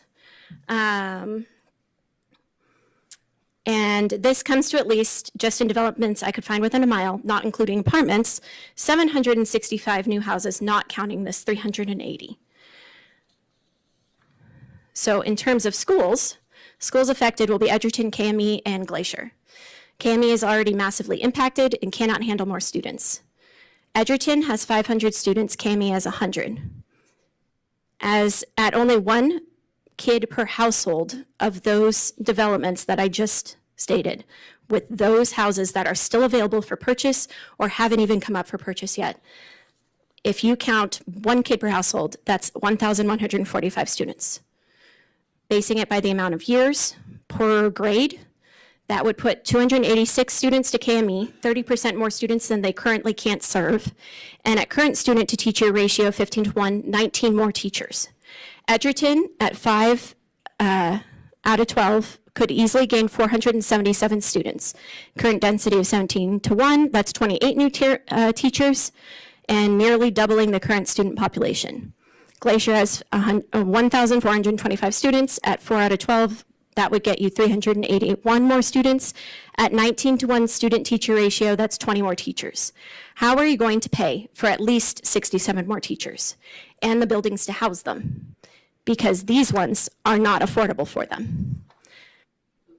And that's if you get lucky and the distribution is even, and these family, as their advertised houses, don't fulfill your advertising and get filled by families with many kids. Supposedly, a new elementary school is in the works, but that won't help when these students start in a couple years. And it really is way more, since this doesn't include apartments, anything outside of a mile past Tronstad, and any individual houses for sale. That's just teaching, which I'm passionate about because I teach. I also went through the numbers for, and I think this is important and separate from what other people have said, so that's why I'm sharing it. I'm sorry for anybody that's exhausted by the length of time. Let's see. To qualify for a $550,000 loan, which is what Frank told me was the low end of what they were expecting these houses to be, the household income would need to be over $180,000. That's 3 times as much as the median household income in Kalispell of $57,000. No teachers, firefighters, or police in the valley have that income. The range for police is $48,000 to $74,000 with an average of $60,000. Teachers is $39,000 to $67,000, an average is $46,000. Range for firefighters is $47,000 to $81,000, average of $57,000. So the highest paid of these professions, if 2 of them combined their incomes, which is what the intention from Frank was, would still not be able to afford the cheapest lot the developers propose. The highest is firefighters at $81,000, only adding up to $162K, significantly less than the at least $180,000 required. And that doesn't even take into account the fact that they would have to, because they're selling lots, they would have to purchase a lot, qualify for that purchase, qualify for a construction loan, and be able to sit and pay their rent or their current mortgage while they wait for their house to be built. This is not a solution for any of the housing problems that we have in the valley, because we don't have problems with people finding homes with $190,000 household incomes. Sorry, my thing died, so I have to start it over. But I'm almost done, I swear.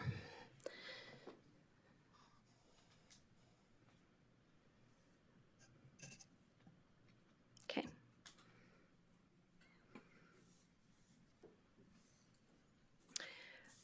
I don't believe that you all know this, but the city does know that you did not inform the neighbors about this.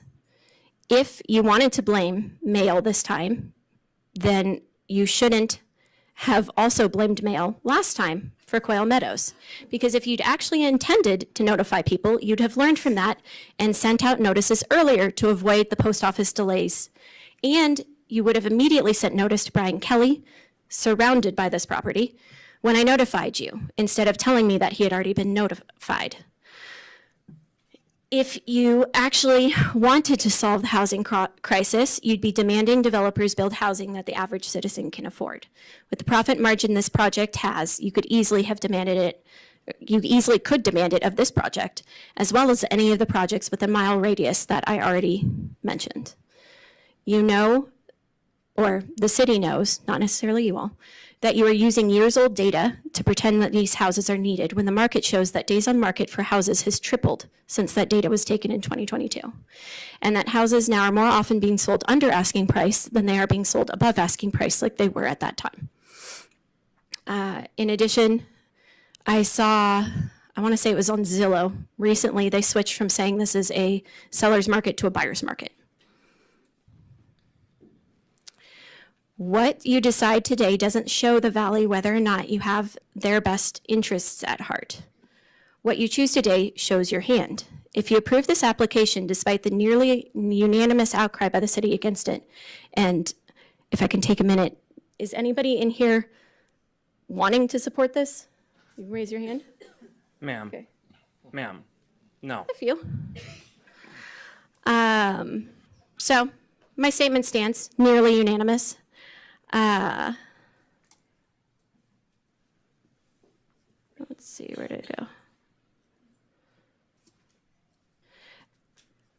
Despite the nearly unanimous outcry by the city against it, and despite the illegality of it, and despite knowing that the people you trick into buying these homes will have undrinkable water just like the rest of your constituents, you're making an irrevocably clear statement that this community needs to lawyer up and fight back, because you're not protecting us, and you're grabbing more land to not protect more people. I got over 197 signatures in 72 hours. My small neighborhood collected massive amounts of evidence against you despite having a very short time to do it in. What do you think that we can do in a month or 6 months or a year? This is a massive problem for the city.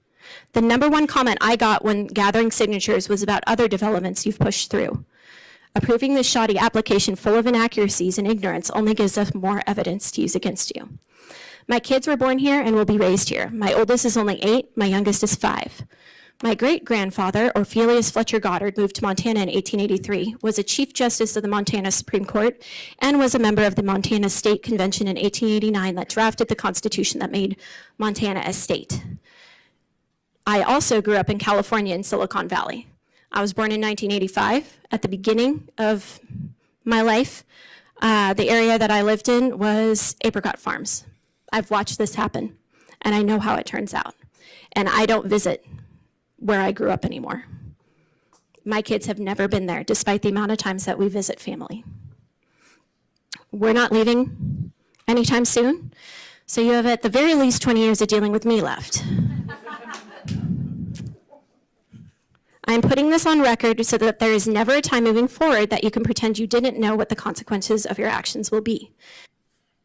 This is not a threat, considering all I'm demanding is for you to follow your own laws and protect the people you've said you'd protect. This is transparency.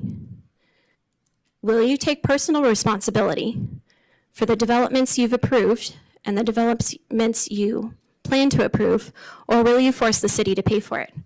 Will you start undoing the web of problems that you've woven around yourselves, possibly not you all specifically, but the city? Or will you let the city make national news yet again for being completely unable to keep the residents safe? I teach my kids about actions and consequences. I teach them do not make choices whose consequences you are unwilling to accept. So my question is, what consequences are each of you willing to accept? Thank you. Thank you, Ms. Tui.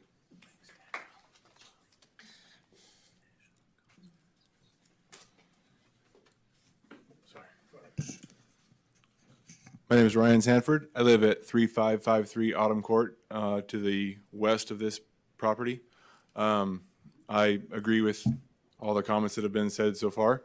And one thing I wanted to add was that other map that shows all the houses, or potential houses, shows 2 roads going to the east. So I would assume at least the green property there that was farmed is also owned by this developer and potentially going to be developed soon? No? Different owner, okay. Well, and potentially going to be developed then with the roads that are going over there though? No? Okay. All right, well, that's my piece, sorry. Thank you, sir.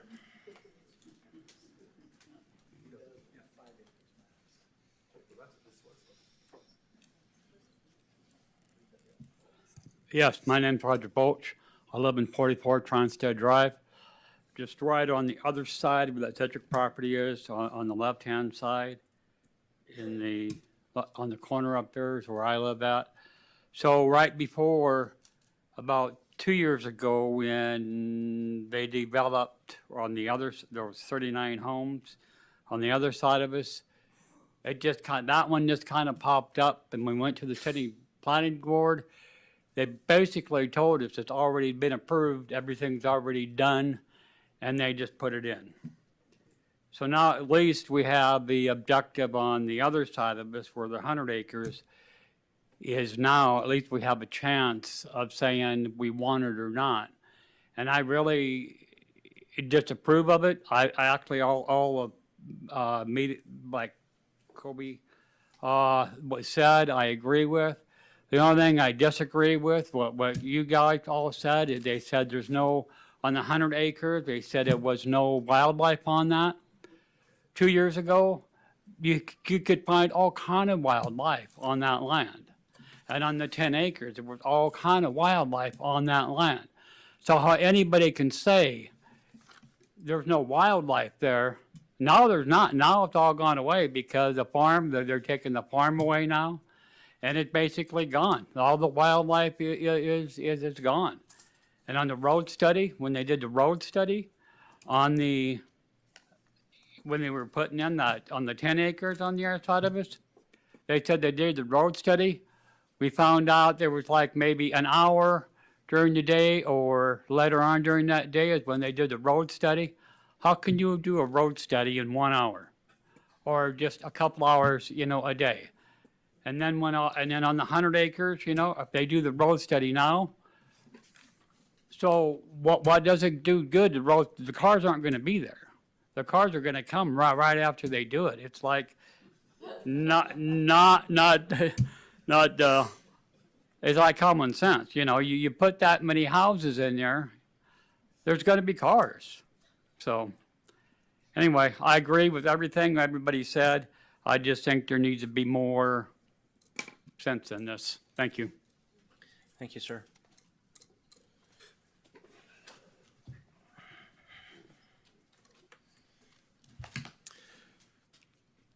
Good evening. My name's Eric Mulcahy with Sand Surveying, 2 Village Loop, Kalispell, and I'm a consultant representing the developers on this project. We read the staff reports and we concur with the staff's finding and believe they did a very thorough review of the criteria within their staff reports, particularly in the annexation side. That was I've never seen an annexation report that was that thorough, that went through all three avenues for annexation. We've also reviewed the conditions of approval that would be on the preliminary plat. We concur and will comply with those conditions. I think probably the biggest condition is condition 18, which talks about the traffic mitigation, particularly at Tronstad and 93. As stated by staff and Keith, the big driver is going to be the MDOT. However, in that condition, it does state that we would need to put the traffic light in at phase 1 or as soon as possible. And we've gone on, I think, in that condition to state that we would provide the financial mechanism at phase 1. So if it's not met its warrants, we would still provide the financial mechanism at phase 1 so that when the warrants are met, the money's there and the infrastructure can be placed with those funds. We understand that change is difficult. There's been a lot of testimony here tonight regarding that change. We feel that those conditions in the staff report mitigate many or all of those issues that were raised. There's a lot of issues that have been raised regarding local services, police, fire, et cetera. Staff has reviewed it. Their site review has reviewed it. Essentially, the staff that provides those services have said that they can provide them with assurance that everything will function as predicted. And so essentially, we think that the criteria in the zoning and the growth policy and the subdivision reports essentially support the impacts to local services and would be addressed by these conditions. Just to be clear, this subdivision is not accessing Highland Drive. We're not proposing to make that connection. We'll fence that, gate it, do whatever the neighbors want. There won't be any traffic that goes from our subdivision north to Highland Drives. We also believe that there was testimony regarding the LOS drops, and we believe that our traffic study does address those drops. MDOT is, I think, a year or two away from upgrading Whitefish Stage, which is going to have some impacts on those LOS standards. So if it's still a problem after they do their upgrades, then this subdivision would resolve those shortfalls. And the same is true with the Tronstad 93 intersection. I will also state that the current development team of this project is not the same developer. Don Dammel was the owner of this property previously, who acquired this land on a foreclosure, and he's the one that proposed the R2.5. Don is the Colligan waterman. He's not a developer. So he was thinking about development and then essentially sold the property to the clients that we have today. And regarding parkland, we're providing over 10 acres of parkland on site, plus a lot of amenities that will go within those parks. So we will definitely exceed the required parkland dedication when you consider land and value of the amenities that go within the parks with this project. With that, I believe one of the owners would want to come up and talk to you guys, and I'll be available for questions should you have any. Thank you, Mr. Mulcahy.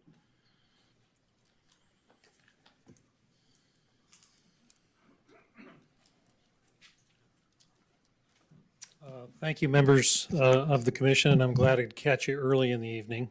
My name is Frank Garner, and I'm part of the development group here tonight. And I just want to share a few comments. First is I've actually enjoyed the opportunity to meet a number of the people here. I've met some of you at your door. Some of them were kind enough to come to our listening session.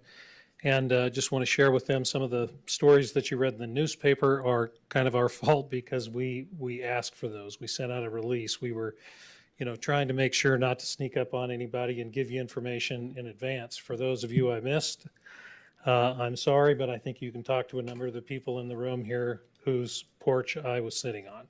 And I just want to say thank you for the conversations and the opportunity to do that. And through our listening session, we wanted them to know that we were and that we are continuing to listen. And even as a result of that, right, we are looking at mitigations in terms of the number of stories that can be in there, the contractually binding any contractors to not drive through Ponderosa as for instance, the trees and the buffers. We share the concern about being able to preserve those and find a way to do that, and to ensure that the folks on Highland don't have any kind of encroachment from here onto their property, amongst others. What I would also say is, unfortunately, I also found that through the public comment, there were some false statements made about me personally and about some of the people that I'm working with here. So I'm going to look at you in the audience, people that know me, and tell you there were some false and defamatory statements made in those public comments, and you're welcome to ask me individually about those.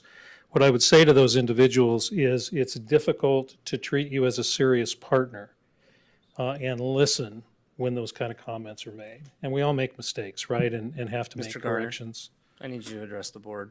Yes, sir.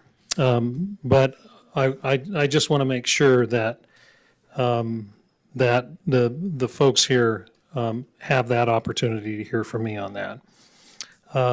So I would end by saying that I think that a number of those discrepancies can be cleared up through the report and through the staff that were mentioned here in public comment, because I think you're going to find that it is a well-presented and constructed application, and that we've worked closely with the city to try to provide. So again, appreciate the opportunity to be here, and we'll be here to continue to listen, and thank you.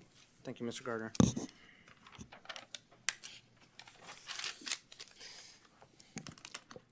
Christine Hirsch, 210 Tronstad Road.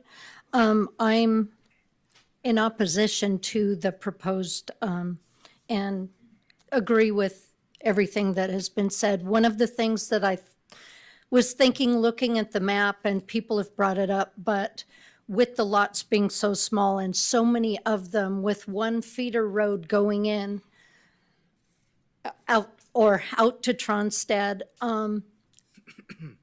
the lots are so small. You have a car in the driveway, a car in front of the house on both sides of the road. You have a fire in there. The fireman talked about it. Is the fire truck going to be able to fit down the road with cars on both sides? You have a lot of corners. Can they take all those corners? Are you going to have 5 houses burned down by the time they're so close together and the lots are so small by the time the fire truck even gets there? I agree that we do need development. I also agree that 2.5 acres is really good, or definitely not 8 per acre like it seems like it's going to be by the time they have the park separate from all the lots. Thanks. Thank you, Ms. Hirsch.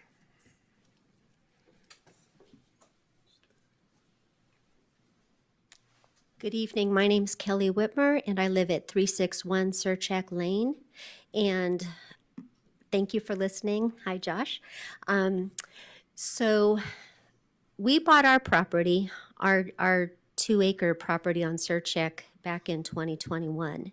And I knew the land at the subject property was for sale at that time. So we did some checking. We called and we heard about the 2.5 zoning. And we thought, okay, we can live with that. That still seems rural. It's kind of maybe like what they have across Whitefish Stage in the Manning development.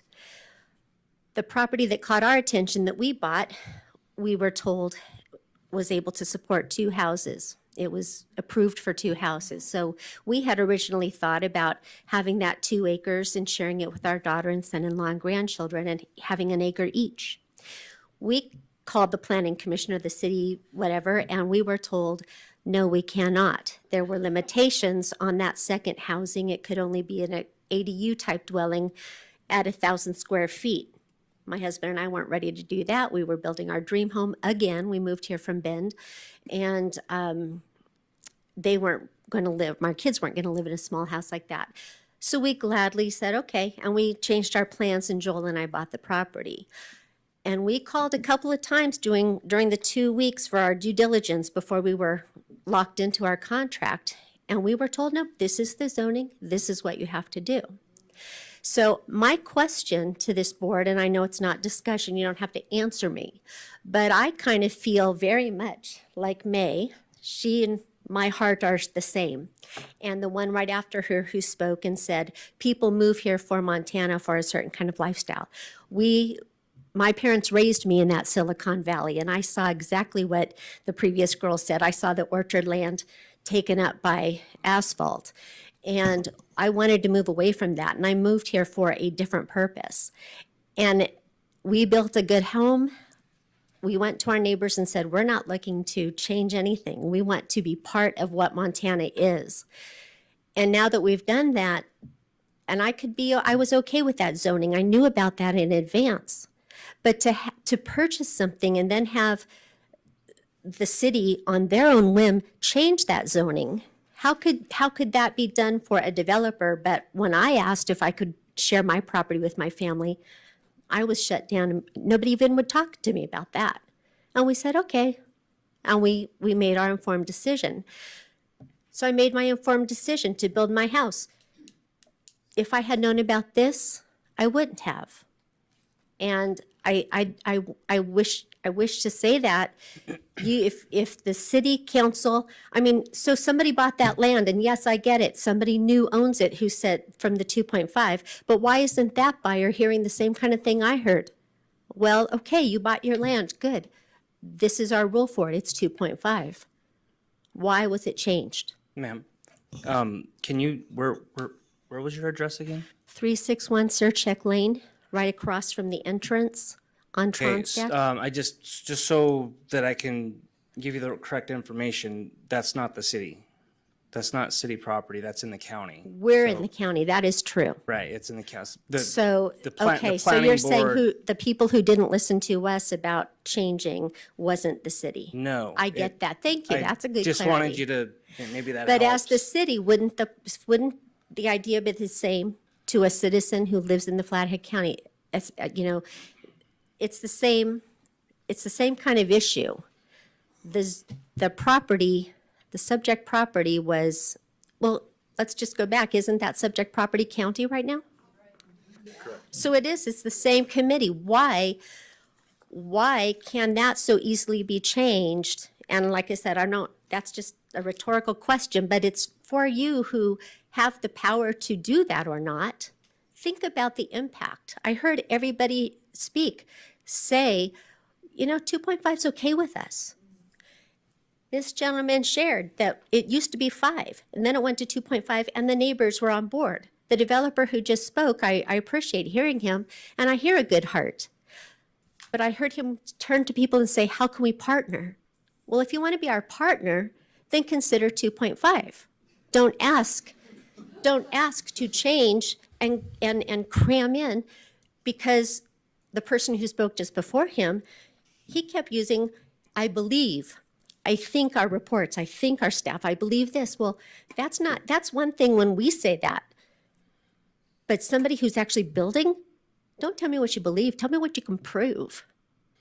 Can you prove that you can get snow removal? And I mean, we've seen neighborhoods like this, and we all don't choose to live in them. We live here. And I put my money in based on what was told to me. This is the way life here is. And I wish it wasn't changed. I wish the 2.5 would stay. Thank you. Thank you, ma'am.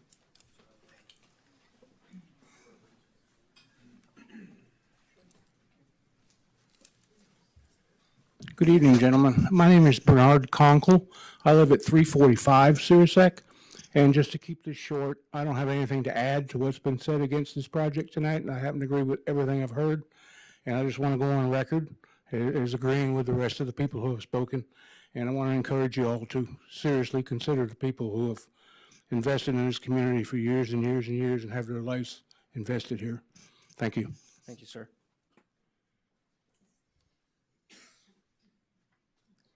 Hello, Commission. My name is Myrna Terry, and I'm a owner of a home building company in Kalispell.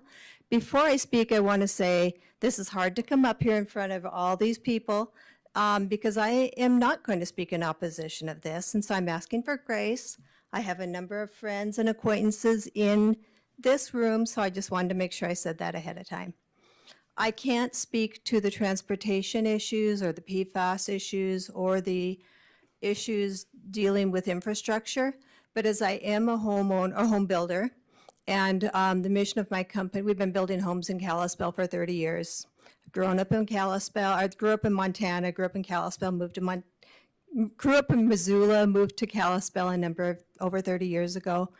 I need to speak to a little bit of a different issue. The mission of our company is to build homes for people who live and work in the valley. That has been very, very difficult to do the last number of years. As everybody knows, things are more and more expensive. We have a lot of people moving here with a lot of money, and so we have been building for who is here and who we can build for. But I really would like to be able to build homes for my friends and my children's friends' families. I would love my children to be able to stay in the valley. Luckily, at least one can.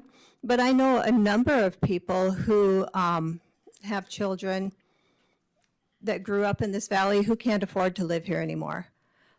This neighborhood is an attempt to develop something that people can actually maybe attain. I know it's difficult. 500,000 is a lot of money, but that's where we're at nowadays. That's what things cost. I wish I had a better option than that, but I believe that this is an attempt to try to make something that's good for our community and good for our children in the future. I know having a 2.5 acre property and seeing this change of smaller home sites for that hopefully other people can afford is really difficult. Change is hard. I mean, I've been here my whole life. I've been in Montana my whole life. I've seen the change. It's difficult. But at the same time, I want my kids to be able to stay here. I want my kids' friends to be able to move back here from places like Texas and other states in the Southwest, in the Southeast. So I'm just here to support that portion of this. And if this property was to happen, we would be interested in purchasing a number of lots from the developer if that worked out, and building homes try to build homes for teachers and firemen and nurses and people who work at the hospital. I know that there's other things that have happened through the state that might make these options work for people. So thank you very much. And thank you everyone for your grace. Thanks, Ms. Terry.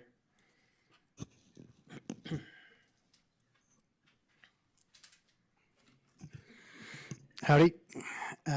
Steve Toohey, 280 Highland Drive. I just wanted to say, Sand Surveying just said there will be no traffic from the development on Highland Drive, which I think is a really good idea. No traffic, I assume, includes the fire traffic, so even that was something I'd be excited about, I guess. And therefore, the plat written isn't accurate, which I think kind of solves all our problems here. Anyways, I just wanted to mostly come up here and say that as far as the people that were against it tonight, I agree with all of that stuff. And I also just I'm personally from North Dakota. I've been out here for 20 years, and I've got 13 acres back there on Highland, and I don't even think that's enough. So I really think the 2.5 acres is plenty. And just throwing 380 houses in my backyard just is something I'm just, pretty upset and just don't really want to see happen. So I'm just here to ask you to, vote against it if you can, please. Thank you, Mr. Toohey. Hi, my name is Kelly Shaw, and I live at 89 Tronstead Drive. And I just wanted to say that I am in agreement with everyone who is opposed to this annexation and this development. I am concerned about the ability for my own child to live in this community, and I agree with, was it Miss Terry? But I also don't think this neighborhood would afford him to do that. I don't know how small the house could possibly be in order for him to afford $350 a square foot. I'm not sure how that would work, given also the opportunities of work here in this valley. And even like other people said before, double incomes wouldn't even come near $180,000 to purchase probably one of the smallest lots, in addition to having a construction loan along with that. Again, I don't know how that would work if a developer came in and then purchased the lots and then built the lots, and how that would all look. I also don't want this anywhere near my home. I don't think it fits this neighborhood. I don't think it's zoned a city at this point, and I don't know if it makes sense for us to even do that. I think for some it does, obviously, but not for me. And I just wanted to state that I am absolutely in agreement with everyone that's opposed to this. And I do not want to see this annexation or subdivision being built. Thank you. Thank you, Ms. Shaw.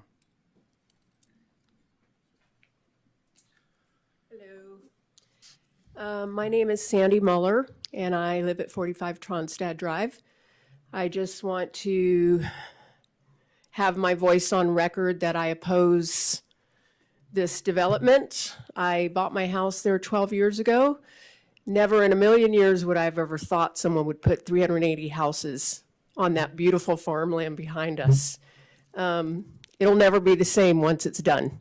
It'll just change the whole area, I know for sure, with no turning back. I don't understand.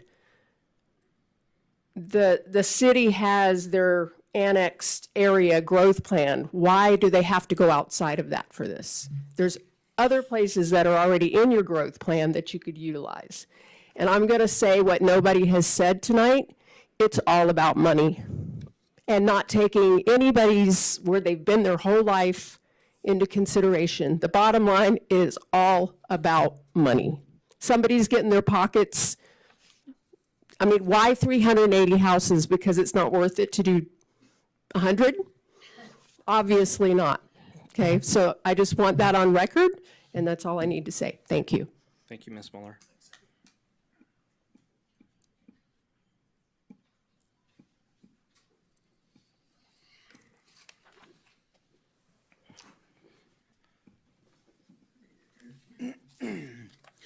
Good evening. My name's Travis Taylor. I live at 1210 Birch Grove Road, which is the corner of Birch Grove and Whitefish Stage.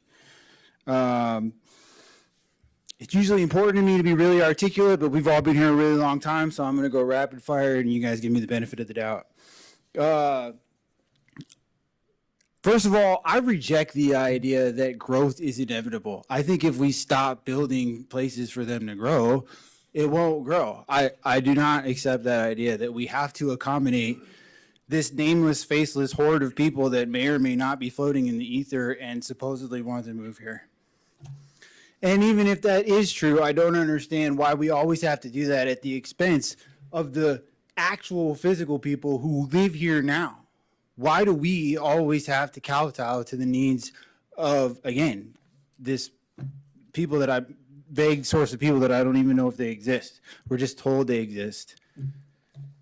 You know, we're supposed to have representative forms of government in this country, whichever part of it we're in. You know, here are the people that we're trying to represent, not the other people out there that don't yet live here. As far as the planning study goes, I feel I don't know how you guys could sit there straight face and tell us that you thoroughly reviewed this and that you can recommend it. I mean, I only had 20 minutes to review this because I just discovered it before the meeting. But it says in your own memo, the wastewater facility plan update completed in 2019 did not include the proposed development area. The water facility plan updated in 2018 did not include the proposed development. You talk about the benefit of the well, that it produces 1,000 gallons per minute. But in the same paragraph, you say that you need 2 wells up here on the north end that produce 1,800 to 2,000 gallons a minute. So it still doesn't solve your problems before you add all the extra people.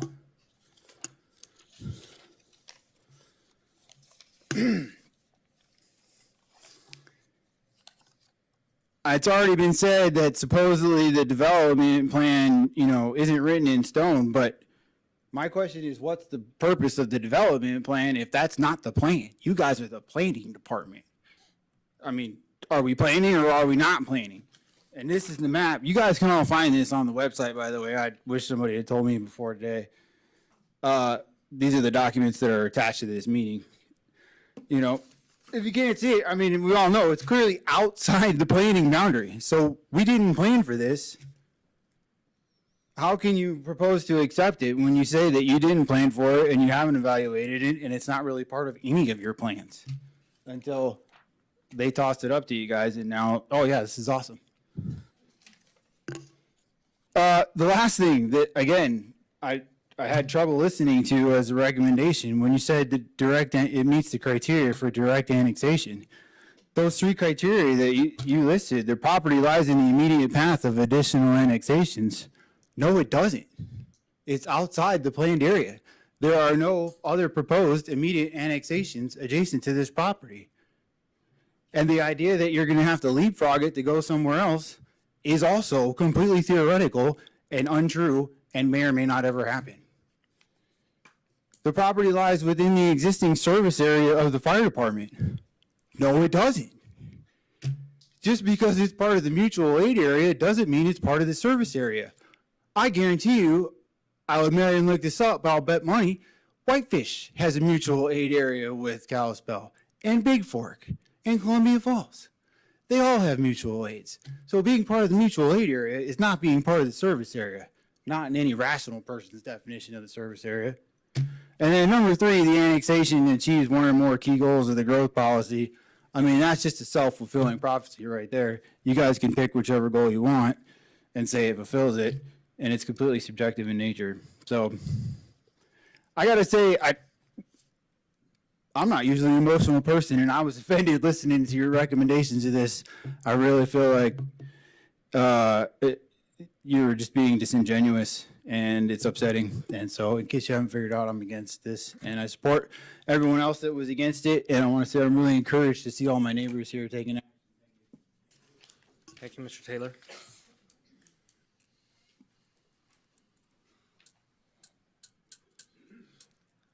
Further public comment?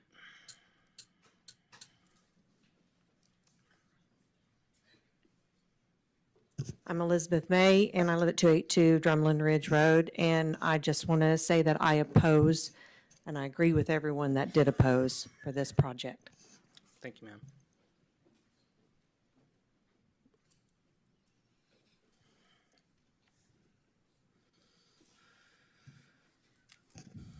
Good evening. My name is Carl Gross. I live at 1655 Rose Crossing. I think I'm the only Rose Crossing person here. I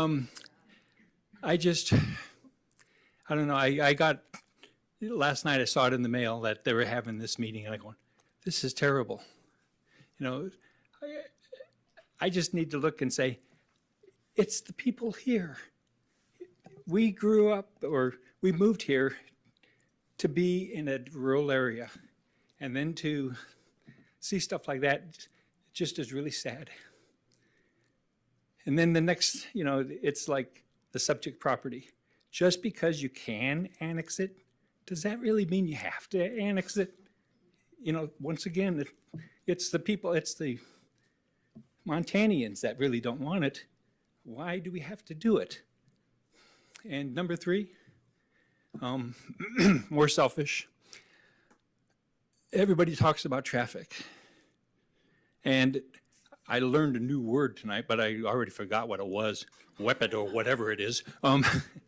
You know, Rose Crossing is busy enough. I sit right next to the cemetery, and some mornings I can't even get out of my driveway. You know, it's cars are backed up. Now you add cars going down Whitefish Road, it's going to be 5 minutes for us to move 20 feet. And think about that. Just because they say, because they don't put the stoplight up on Tronstad, you know, water flows in the least restricted area, and so will these cars. They'll go down, and they're going to go across, down Rose Crossing or down Reserve or wherever they're going to go. And you're not going to see the traffic there because there's no traffic light. Everybody is just going to divert to the easiest path. And think about that. It's not right. And thank you very much. Thank you, sir.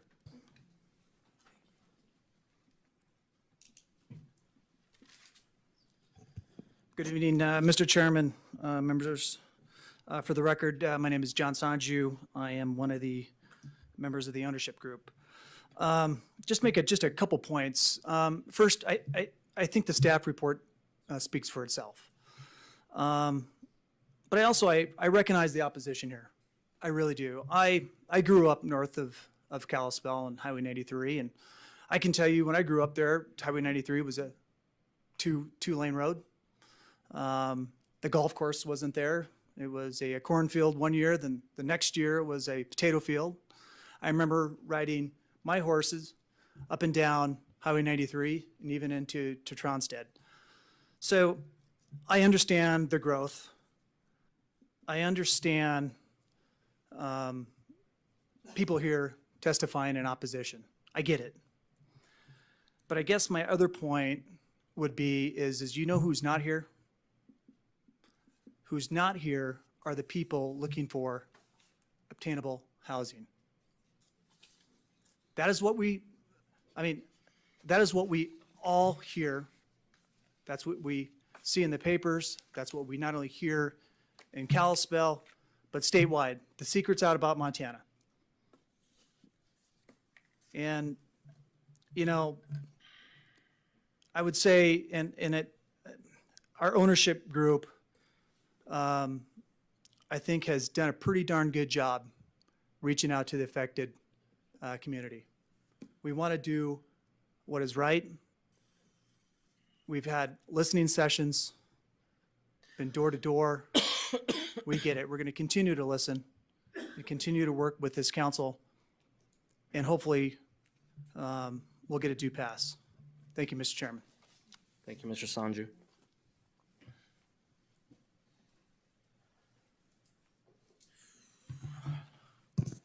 My name's Doug Bennett. I live at 310 Surcheck, and there's a couple of issues, and you've heard some of them already. One is that the traffic, when that is built, will be blocking, when they build the light and everything else, they will be blocking Tronstad, and that traffic has to come down Surcheck. That is a private road that we pay personally out of our own pockets. It's also a safety issue, which the other gentleman said. But now, more current news, Whitefish Community Development Board did not approve a 77-lot subdivision today, or in the recent past, on Flathead Avenue over concerns it doesn't provide affordable housing. Affordable housing is the key word here. Let's not use it as a means of instant approval.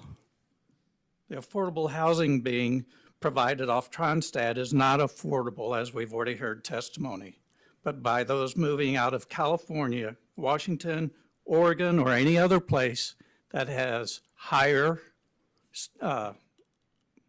real estate. So they're able to come here and work from home and provide zero tax dollars to support any local needs. Therefore, it's the locals with a vested interest that support our local government.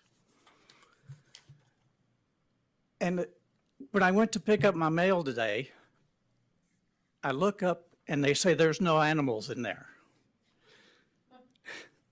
There's a mating pair of bald eagles that were hunting in that field just today at 2 o'clock, just a few hours ago.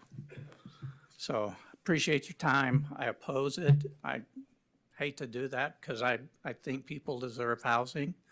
I've been a fireman. I'm a nurse. There's not much I haven't done. But when you pack that in like it is, and you don't have height requirements, we've already seen on Tronstad a house that is blocking the view, which is why we all came here. Thank you. Thank you, sir.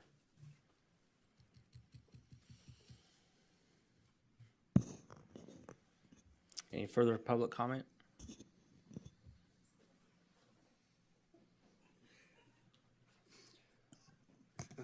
I'm Kevin Hirsch. Live on 210 Tronstad, right across the road. I want to go on record as being against this as written. I could see myself going for a 2.5 acre version of this as the lesser of the evils that I would see. When we get a wet year, that is a wet piece of property out there. I have sat on Tronstad Road with my spotting scope, and it looks like freeze-out lake out there. The bird life is out there. We see deer quite often. It's not a farm desert or whatever you would like to classify it as. One other thing for your methods. Find a piece of property on there, mark out 150 feet. You're not even halfway across your neighbor's property. If you want to draw your little circle or rubber band around there that's 150 feet away, you're not, that would be like me sitting here going, I have to notify everybody within 5 feet of me that I'm going to do X, Y, Z. I have to tell you. But look at everybody else. Change your methods to fit the area that you're working with. We're not in town. You have to, maybe have some sense of proportion.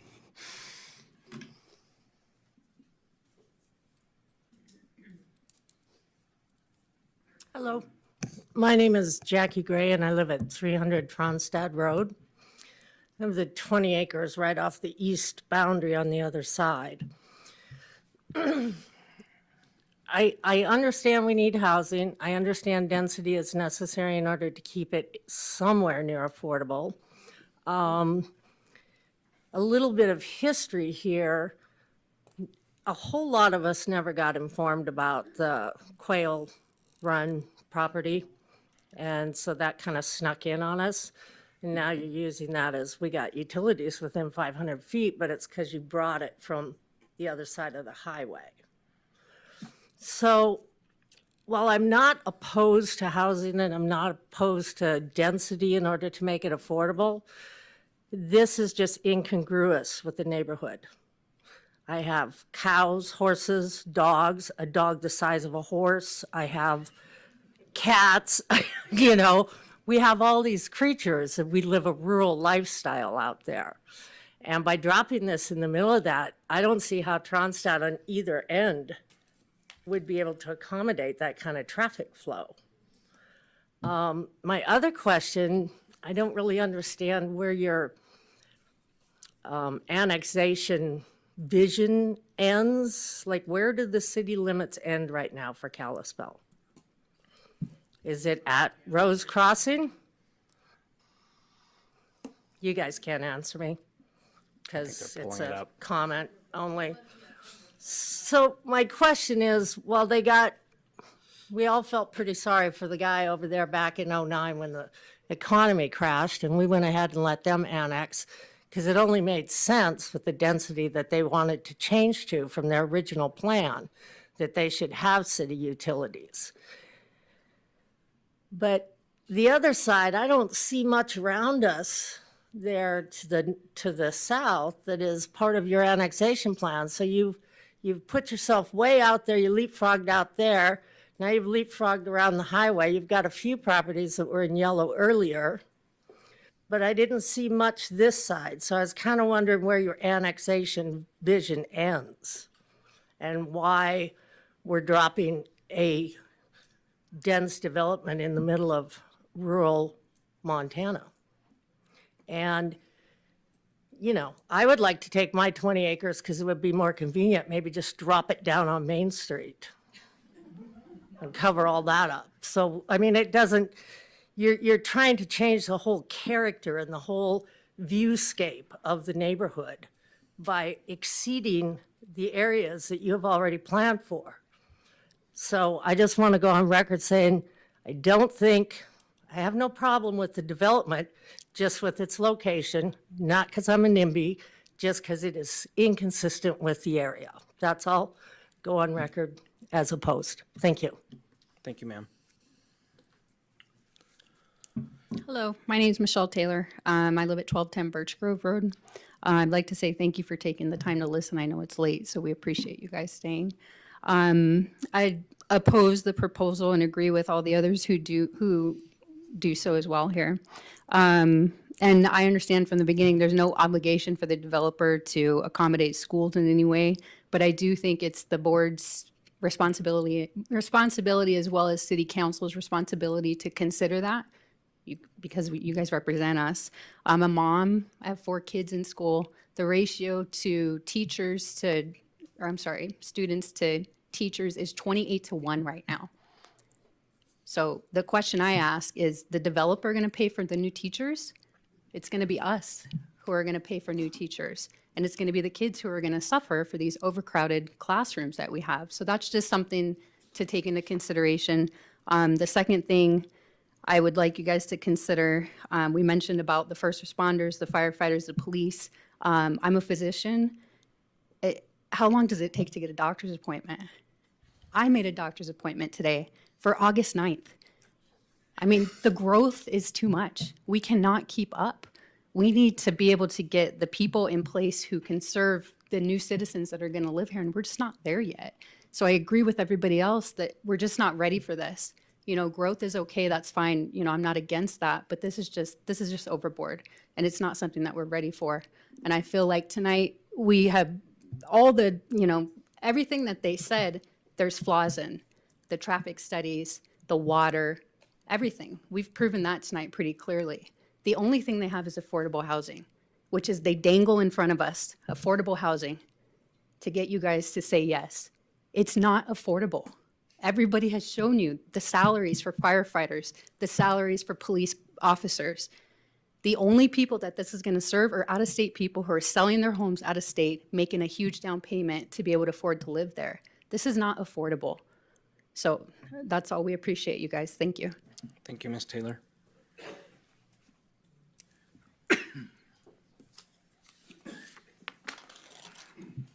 My name is Deanna Bennett. I live at 310 Surcheck Lane. I'll be brief because I agree with everyone in the opposition here tonight, and I totally oppose this.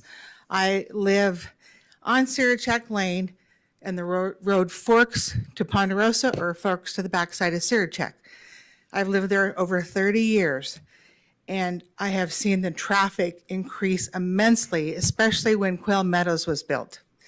When they closed Tronstad, construction trucks from the development, everything, and I'm not kidding when I say barreled down the road. We pay for our road to be maintained out of our own pockets. We're a private road.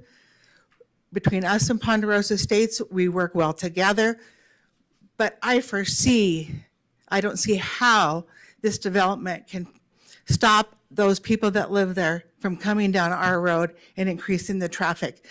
Like was said earlier by the gentleman from Ponderosa Estates, we have, since we live on that fork, we see people almost every hour walking their dogs, their children, strollers, little kids on bikes, all this activity in the neighborhood. It's wonderful to see. When I first moved there, I had a 5-year-old son. At that point, I was still outside yelling, "Slow down," to people coming down the road. It's gotten worse, and we live on a blank corner there. I am a healthcare worker, have been for 20 years. My husband, who spoke earlier, is a retired healthcare worker. There is no way on God's green earth we can afford one of those houses in that development, according to the developer's website, that are geared for healthcare workers, teachers, first responders. There's no way I can afford that.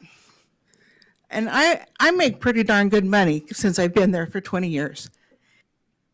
I totally oppose this project. It's going to be an eyesore. It's going to be a huge traffic problem. And I just want to go on record saying I oppose. And thank you so much for listening to everyone tonight. Thank you, ma'am.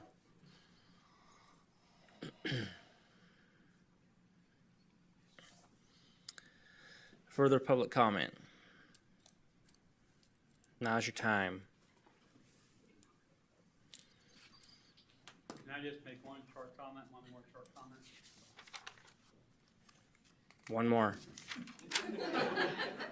Like, just on, they're talking about like the shortcut lane. When I have my GPS on and I go, you know, to a different address, it always has me go on shortcut lane. So just so they know, while the cars go there, your GPS is putting you down there. The people don't even know. I never go that way because I know it's a residential area. But anyway, thank you. Thank you, sir. Okay, any further public comment? I'm gonna have to have you step to the podium and the mic. And your name and address, please.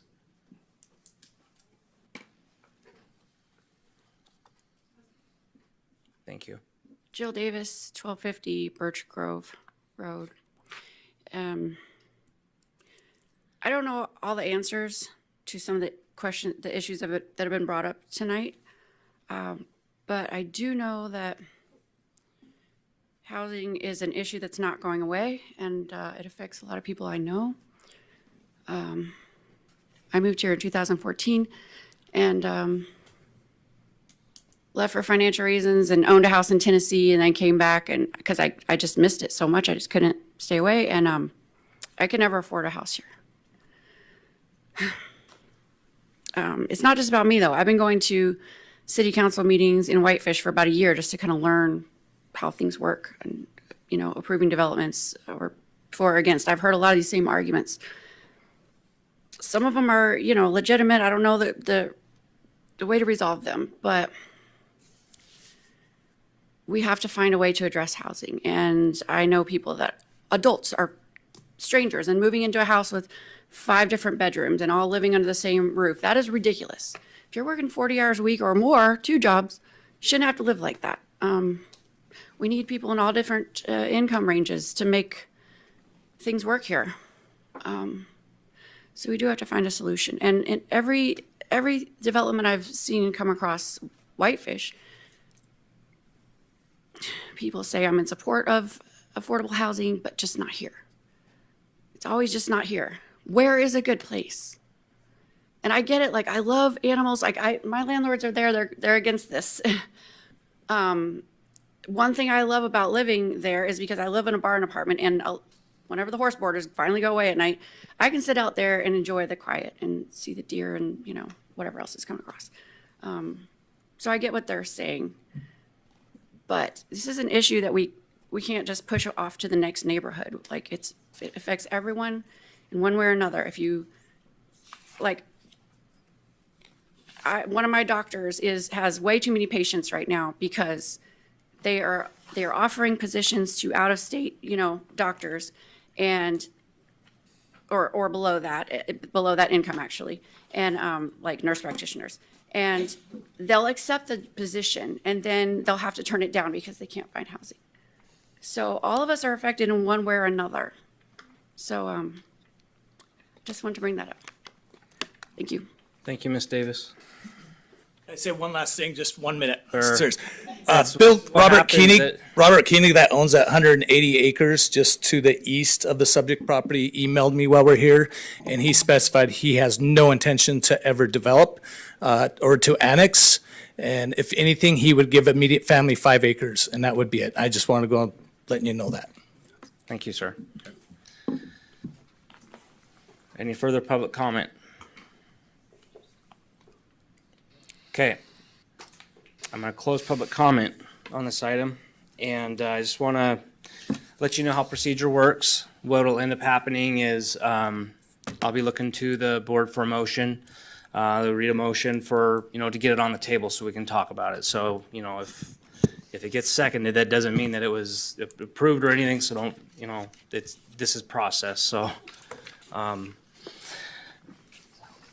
So with that being said, I guess, where are we at even? I guess I look to the board, well, actually, yeah. Want to explain that there's 3 separate items? Yeah, so there's 3 separate items. We have the growth policy amendment, the annexation, and then the preliminary plat. So I guess we go through and do them in that order. So I guess I'm looking for a motion for the growth policy amendment. I got it. I would move that the Kalispell City Planning Commission adopt staff report KGPA-24-02 and recommend to the Kalispell City Council that the property be directly annexed pursuant to the City of Kalispell Growth Policy, Planet 2035, and the annexation policy, and the Kalispell Growth Policy Future Land Use Map be amended to include the subject property within the annexation boundary. Is there a second? Motion is seconded, okay. Discussion, I imagine there's probably some follow-up questions floating around out there. So I guess proceed how you see fit. Yeah. So I have my list of issues that I heard that I'd like to either bring to staff or to the board for discussion. So the first one was the discussion about traffic. And I think that my understanding is that we addressed those using conditions 17 and 18. I guess, can you pull up the conditions, PJ, or do you not have the staff report in there? I don't have the conditions up on the PowerPoint. So I guess just to help some people understand, condition 17 basically says that if there is any change, the developer is required to maintain or improve the level of service of existing roadways and intersections. So this is what we talked about during the staff report, is that when they are ready to move forward, or if they are ready to move forward with the first phase, they have to get approval from the city for that phase to stand on its own. And as it stands at the moment, that will be an improvement to, at a minimum, White Stage Road and Tronstad Road. Condition 18 is worded, it basically says, based on the annexation policy and the current status of the intersection with a limited three-quarter movement, it is appropriate for the traffic signal to be constructed in conjunction with the first phase of development. So the city are conditioning the development of this property on the developers working with MDT to get the traffic signal in as part of phase one or as soon thereafter. So hopefully that addresses some of your questions. The other items that I have here is our legal eagle took flight. Growth policy, that growth policy map up there says May 2023. That the last time the growth policy map was updated. That was the print date to that. So the last time the policy map was updated, Jared, do you remember exactly? I don't have a specific date, but there's been growth policy amendments within the last 5 years. It was 21 or 22 because we worked on Church Drive, that area. So I believe that's there. In terms of the notice of the 150 feet, I know there was a request to increase that. That's designated by state law, so feel free to take that up with your legislators. They're going to be sitting down there in a few months' time. Fire access will be, again, as the development, if the development moves forward, as it comes in different phases, will be assessed by the fire chief. And fire chief uses the International Fire Code, or he has a lot of discretion. So 2 accesses generally allows you, I don't remember what it is, 450 units. It's a large number, but No, there's 2 different measurements that go on with that require a second access, and they provide the 2 accesses onto Tronstad, not just one. And so a third access isn't needed. That's with the Highland connection. I guess my main point is that there is a process that will include the fire chief, who is responsible both to the city and to the citizens who are living there to provide them the service that they require. There was a question about house heights. Typical zoning in R3 would be 35 feet. Correct. As a maximum height. As a maximum. Typical is quite a bit less than that. There were some questions on water and sewer. The question was specifically related to the statement that said that the facility plan did not consider this development, but the summary from Public Works says that we have the ability to include this development. Yeah, so in preparation for tonight, I took a look at the facility plans, and that statement is correct. The facility plan service areas did not include this area as part of the development of that plan. On the sanitary sewer, we are currently in the process of upgrading Lift Station 36, which is downstream of this. And with the sewer facility plan, we have a sewer model that covers up to this area. I had our modeler do a modeling run of all of the growth that is currently annexed in, and I included this area because it was being talked about at the time. So I didn't want the lift station at Stillwater River to be upgraded without considering this area. And so this was included in, as well as the full build out of Silverbrook, as well as the Stillwater Village, as well as the Dusty Acres, as well as the Kalispell North Town Center. And then we applied a 3% growth rate to that and verified that that will last 20 years. And that's, typical design life for a lift station. We're also designing it for future upgrade beyond that. So that's, these aren't the full build out of the service area, actually are not even close to that, but this would at least address a 20-year growth in this part of town, upstream of that lift station. On the water side, also met with our consultant that did the water modeling and looked at the main sizing that would be required to serve this.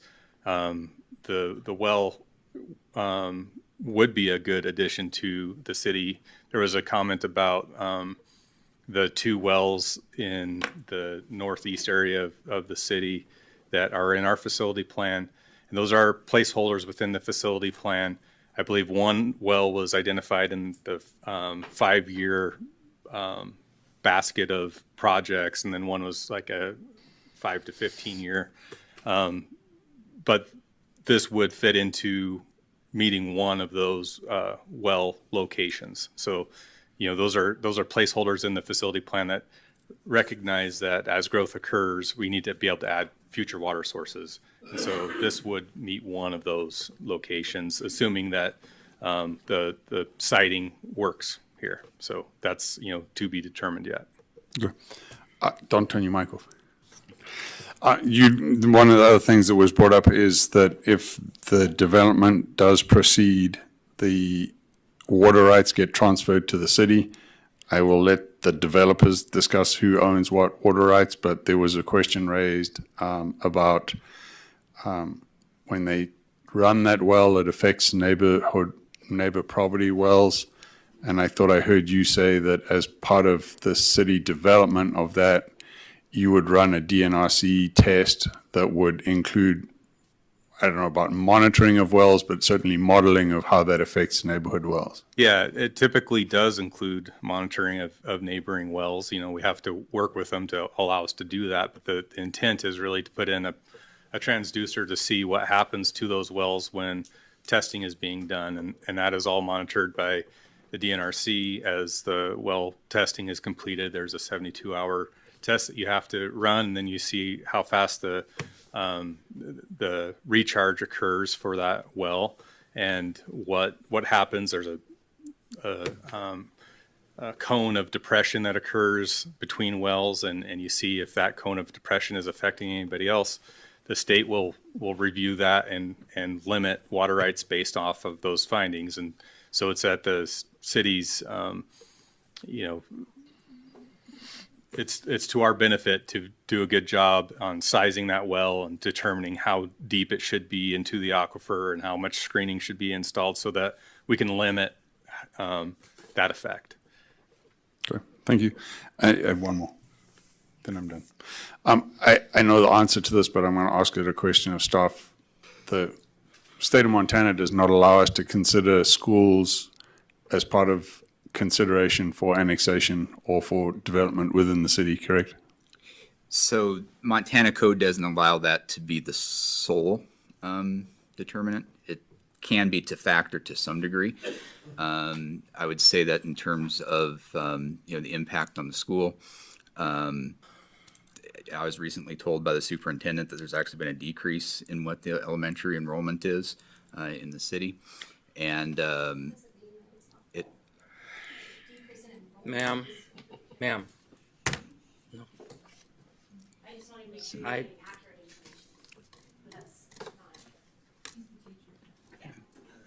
So You've had but, your but in any chance to case, comment. there's a limited amount of consideration that you can give to the impact on schools, and that is a matter of state law. Yes.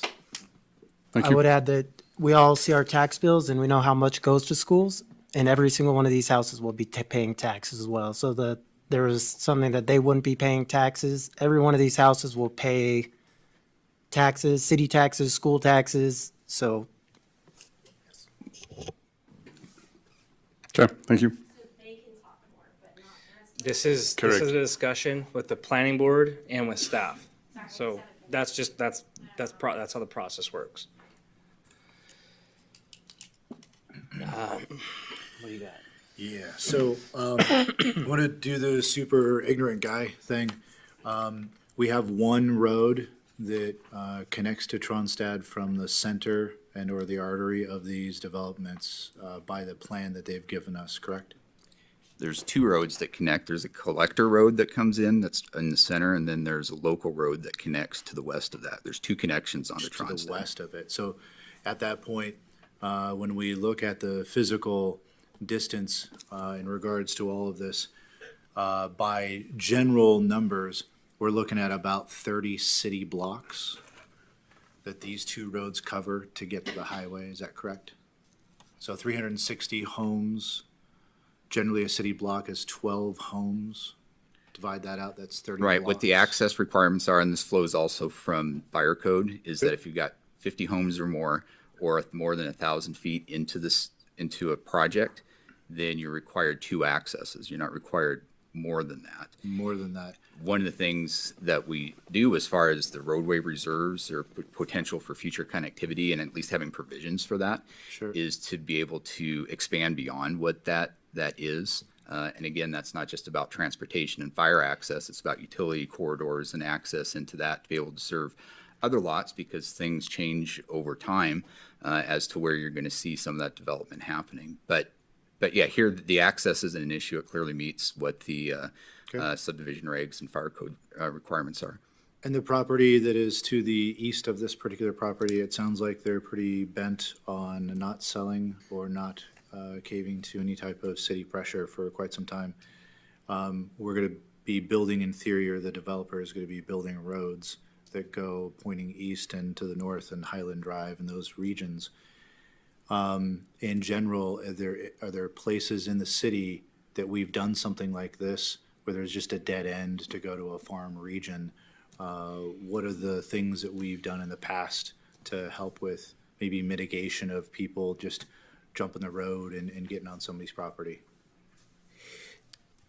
So all of our subdivisions have the potential for those connections that are there. Sometimes they're developed depending upon if it's needed to the property line and not into the other property. But if it's needed for utility services or access to a lot, you can see that develop. Sometimes it's not. Sometimes, like this connection up to Highland, it's just a roadway reserve. It's an undeveloped area that, whether it's 10 or 20 or 50 years down the road, if that connection needs to be made, there's a place for it. But yeah, that's a standard part of what you would see in a subdivision. And that's what our subdivision regs require. it is, I guess it is very common. Every subdivision we've been doing, especially in more green space, includes provisions for this. One thing I'm not sure if the condition's in there or not, I guess we have in the past included like a note on the final plat of right to farm language, so the property owners know that right to farm.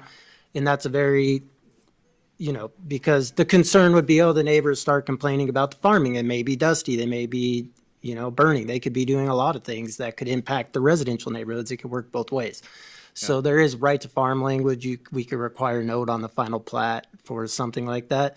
But we wouldn't require that property to annex. We wouldn't require that property to develop. But such time, if they chose, water and sewer and road extensions are there to tie in and to further develop. And as far as the designation of the density, the three, I guess, areas, we got Silverbrook, that's a, what, R2 or R3? It's R2 with a plan unit development overlay. Okay. And In so- portions of it, it also has the neighborhood business and R4. So there's R4, different but that's to the north, correct? on the north side. The main part is mostly R2. Okay. And the other is also an R2. Okay.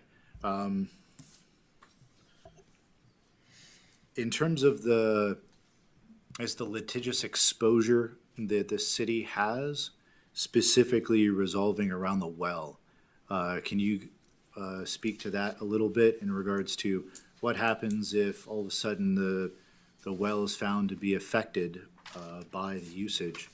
Does the city have that exposure? Tell me more about that. So Keith knows more about the PFAS. You're talking about PFAS in this. No. I'm just talking about the well level. Oh, Table. water level. What happens when the city takes some amount and it doesn't agree with the usage patterns that are from a citizen that's from the county? Can they sue us or the city for that particular situation? I honestly wouldn't be able to answer that. I would think that the state is what's kind of verifying that we're meeting their requirements and would be reviewing how that would be done. I don't know if that would be something that could be brought against the city or more of a state. So this has never been brought up before? I mean, it's not like a situation Nope. where somebody takes well water and at that point they sue somebody else because it's a separate property and then all of a Right. sudden. Well, in the end up sense of at- water rights, and so dedicating water rights that are attached to that property is again a standard condition that's in our subdivision regs. And so, like any other type of situation, they can only transfer to the city what they have a right to. So if there's X amount minus however many other water rights would be impacted by that, they would just have to give us what they would have the right to. And so DNRC is the one that those water right transfers go through. And there'd be a determination of that, and whatever that right is what transfers to the city. Okay. And then I guess the one thing that's about the actual traffic studies, it sounds like some of the data, and to be honest with you, I didn't get a chance to read the specifics, but is it true that they take an hour block from 4 p.m. or some odd time, maybe during February, and then just use some type of basic calculation to create some type of, in theory or theoretical number? Not saying that they're not correct, but why not just take it during the actual time? Yeah, so when you're taking counts, you're trying to get that peak hour. And this was addressed by our consultant who went through a lot of the comments that were provided by Mr. Neese. Is that the name? Nice, yeah.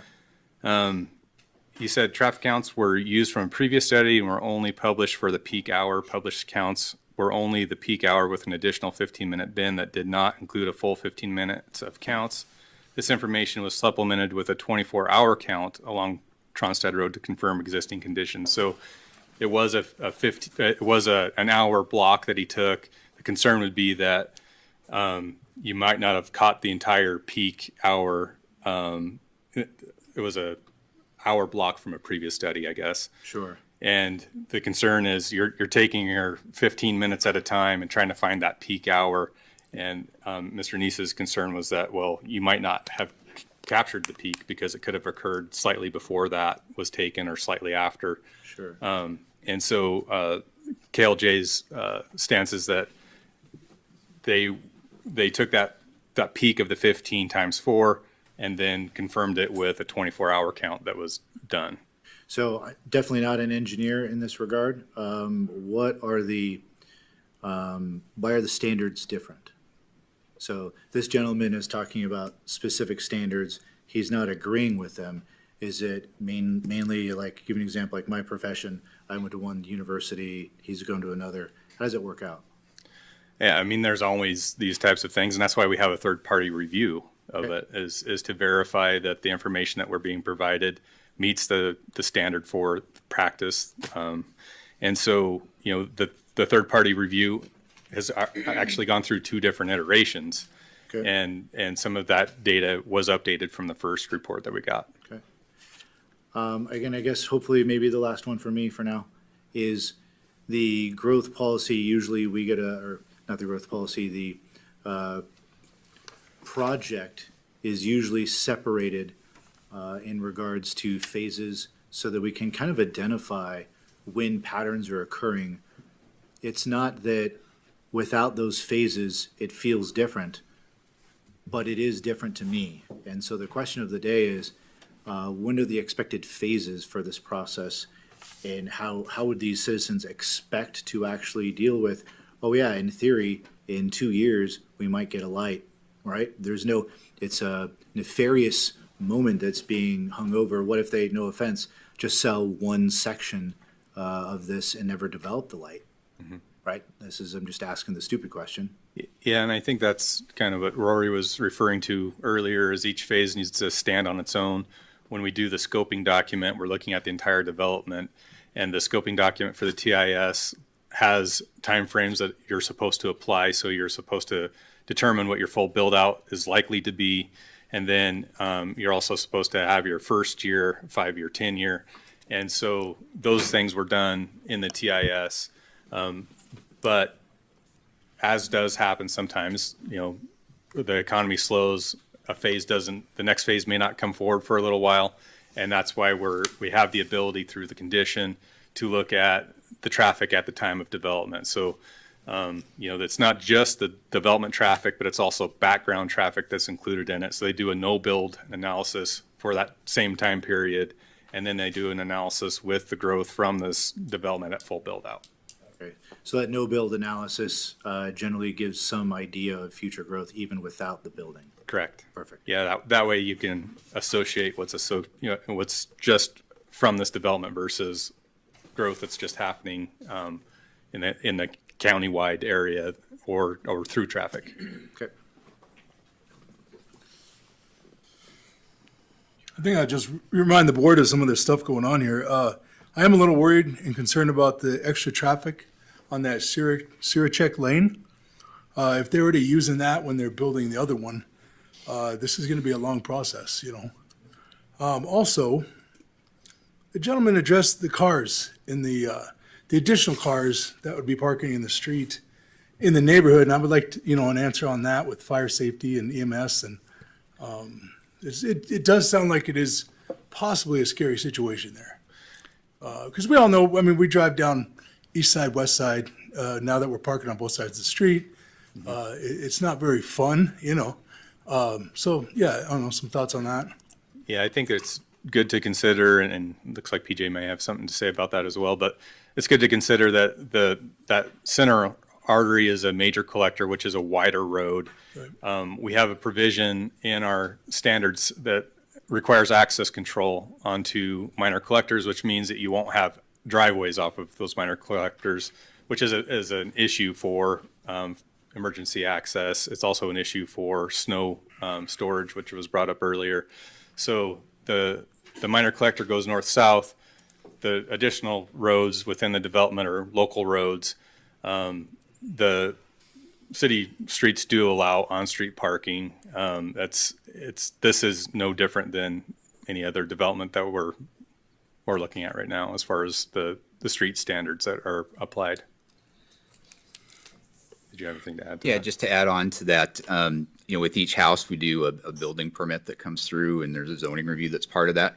Under zoning, you need to provide 2 paved off-street parking spots with each one. So typically, you'd see in most of these, a 2-car garage or at least a 1-car garage with the driveway coming up to it.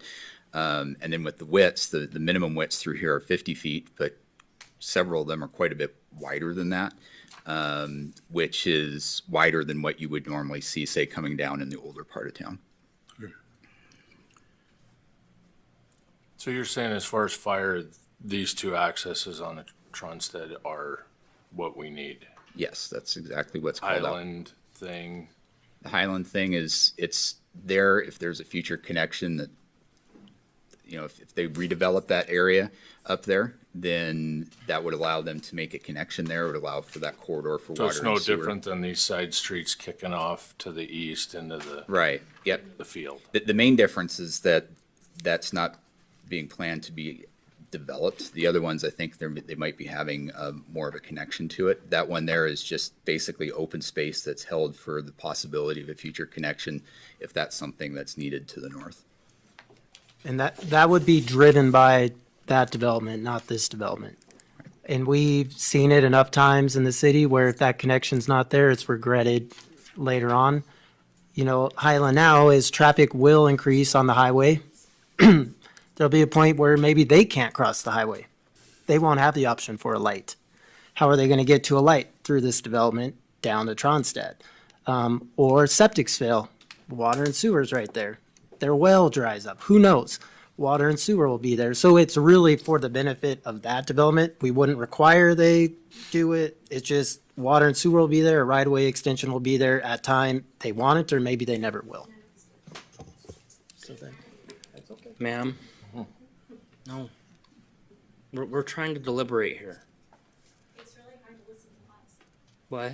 It's very difficult to listen to outright lies when I know you're Ma'am? making, the decisions. I want you to be able to make good decisions. I want you to have correct facts. So in terms of the relationship, I guess technically with the Montana code policies, I think it was 74304. I think that's what the lawyer had suggested. The context that we are trying to overreach ourselves with this amendment because of certain, whether it be wildlife corridor policies or at that point growth policies for density. You seem to have had a really good response to that already, but it still seemed like there was some willingness to say that it wasn't correct. Can you speak on that part? Which part were you really focused on? So if Well, you're let's talking start. about- Let's start with just the density part.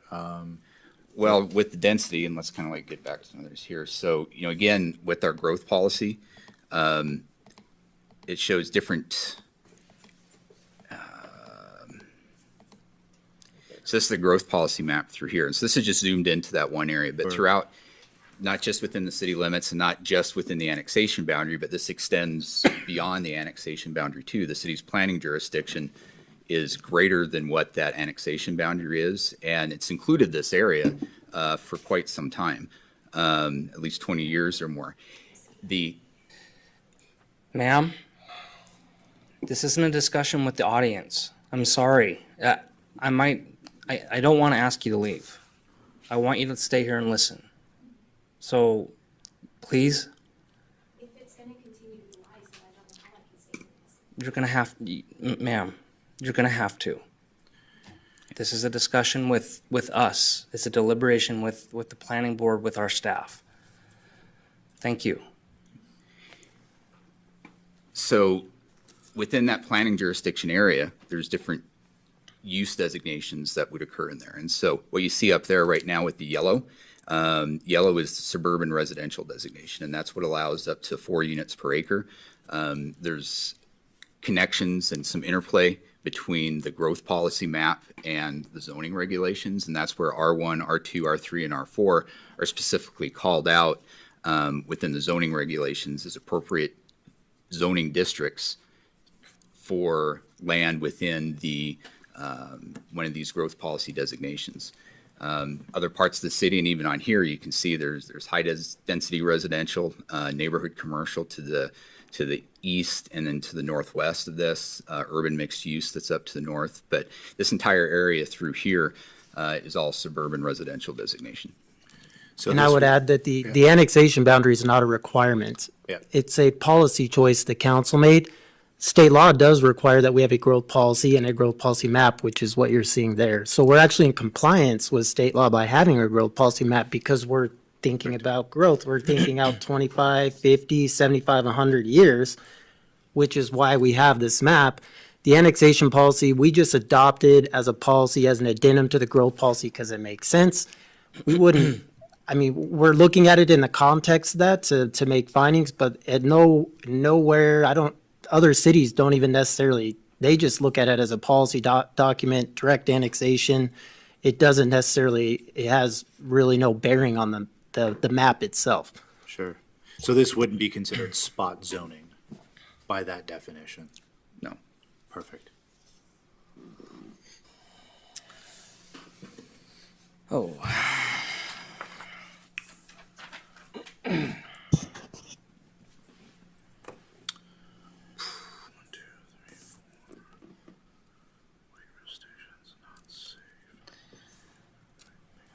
Do you have any? Yes.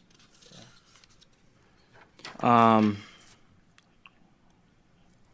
I'll go one real quick. what's that? I'll go in real quick.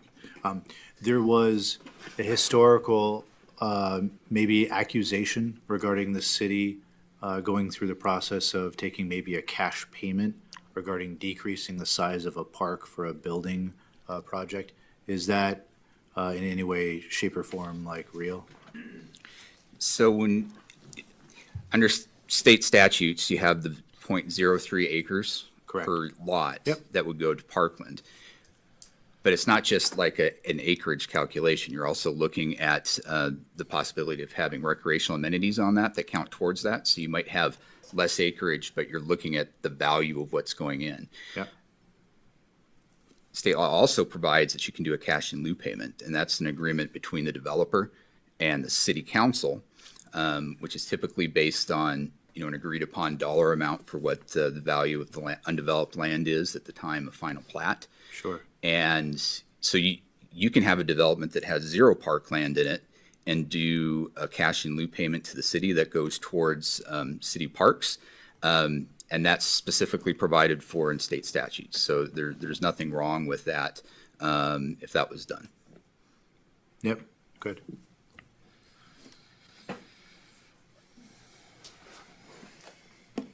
What about? I might as well expand on that. The parks will be improved parks. This is not just general open space where grass grows. The way we do it is in the city, because it's urban, it's a developed park. It's not just open space, 0.03 times however many units, and then just push that open space somewhere.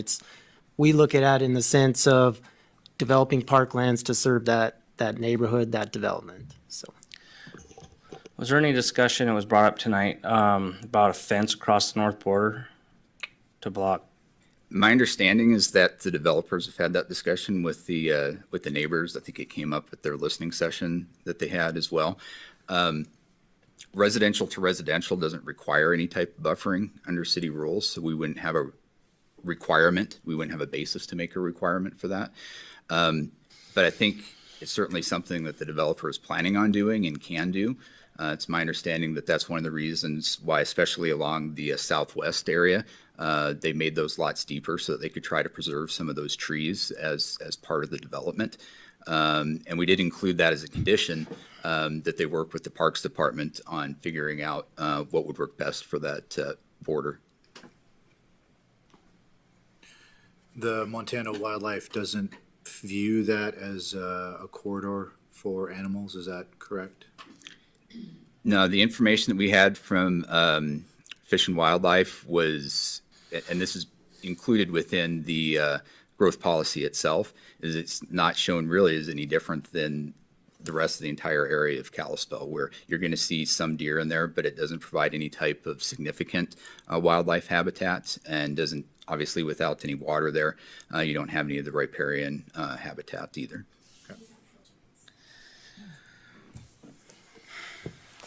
So in general, we're not saying that there's not wildlife there. What we're saying is, per the maps, Montana Fish, Wildlife, and Parks, and all their policies, this is not designated like important wildlife habitat that you need to preserve. It's not a corridor, it's none of that. It's general, whitetail densities of this, but it's not designated as, grizzly bear habitat or, grizzly bear corridor or anything that we would typically look at. If we were trying to preserve an area and it was mapped, certainly, but it's not the case. Okay, I think probably as far as questions, that does it for me. I don't know. I guess getting into some discussion here. Where are you at? I'll lead it. I guess I'll kick it off. I don't know. I'm looking at this as far as the growth policy amendment, annexation, preliminary plat. Everything goes and tells me I support the amendment and the annexation. I'm very hung up on the traffic. When it comes to the traffic study, I woke up at 1 o'clock one night and could not sleep, pulled this thing up and read it until 5:30 in the morning. That's how I spent my night. And subsequently, stuff comes in over time, and I've looked at all three of the traffic study information that came in. And the only thing I can go and grapple with that is the same across the board is what MDT allows.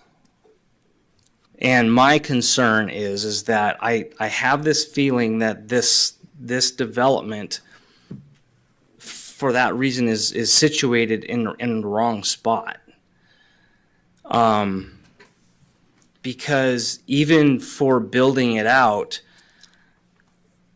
the traffic, let's just call it the construction traffic coming to the project site and then leaving the project site, leaves the project site, it's either going to go east or west, comes over to the highway, it goes north. Goes over to Whitefish Stage, it goes south. And in order for it to go south, it goes north and turns around and goes south. So I see a problem with that. And there's right now, there's no deceleration lane or anything. This is why I was going through and looking at this, that intersection needs to be upgraded before anything is done. The problem is MDT goes and says it needs to be warranted. We have a condition that, is going to go through and say, yeah, it needs to be done, but it's based off of what MDT warrants. I cannot get past the safety aspect of what that is. And I look at this as this is the project that gets that light there, I would think. Maybe there's other ways that it happens, I don't know. But here's the thing. I was sitting there and I was looking at, you can even do it right now here, but looking at a map of Silverbrook, and I counted all of the units. And we're talking 200 to 250. So I counted as many units as I could, on the map. And I thought to myself, I'm like, east and west, this is talking about putting, before I guess it's warranted that the warrant hits for the intersection to be upgraded, you're basically putting what you see when you're driving north on 93 off to the west when you see Silverbrook.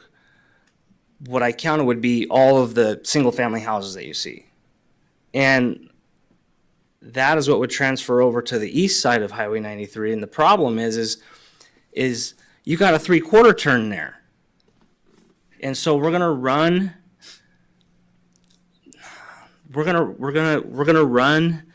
another Silverbrook on the east side of Highway 93 with a 3/4 turn, which will then go through and push everybody off over to Whitefish Stage to go south onto Reserve. Now, I know this phases in. It's not going to be overnight. It just pops up and everything. But, Reserve is not updated yet. I guess it's slated to happen here before too long. But, if those two go simultaneously, you really could have a problem. But I can't get past the safety aspect of that, especially also when traffic is coming over and going north, that there is no acceleration lane. So to me, it all hinges on that warrant for MDT when they go through and approve it for it to go in. I've not ever been in a situation like this because I support the project. I want the housing because my thought is, and one thing we've been told is, and through studies and stuff, is all housing supports affordable housing. It's through a system called market tiering, where market filtering is a tiering effect. So it's market filtering, where These houses you may look at may not necessarily go through and be the affordable type that you would consider as affordable. But what ends up happening is when somebody, as we've heard, somebody is living in another place while they're having this built, they can afford that easily. While they're having their place built, when it's done, they move out, that place opens up for somebody that can only afford that. So it's tiering, it's filtering. And I guess that's all I really have to say. I mean, I guess in a nutshell, We have the same situation out west of town. Yeah. 3 Mile is exactly the same. With all that development out there, there is no one development that says you have to put in a traffic signal, you have to upgrade Meridian. It's a cumulative effect. well, I would go and I would say that if this one wasn't, I'm looking at this the way it is now. I would go through and look and say it's safer now the way it is than if we were to go through and wait for the 250 count to hit. However it hits, waiting for the 250 count to hit, and having all of that traffic. That's why I asked, is it after build out of the 250 or is it, before the build out of the 250? I think that's important too, but I think it's, The one thing that I just still have a question about, it's not that I've not touched on it, but I tried to throw some thought bombs across the bow here. We have something to the west that has arteries that go north and south for proper turns. Meaning, Silverbrook has the availability of continuing north with some type of access that goes north without crossing traffic in a dangerous way. And we have an opportunity for vehicles to go down, meaning south to Kalispell. This particular project does not have anything that realistically goes goes south in a way that seems a little reasonable on top of the layer of going north from the northern portions as an artery that goes north. Sometimes when we plan these things out, we say, okay, well then everybody just goes down until that gets developed. But it sounds like everybody in that area does not want to develop for another, 10 or 20 years. The feeling that has is different than Silverbrook. And that's where I personally at the moment feel a little hung up is there is a gentleman, I forget his name. Maybe it was Colby. With the concept, it was Colby. But the concept that we see accidents that occur as a T-bone, man, I can't even imagine the amount of these things that will occur.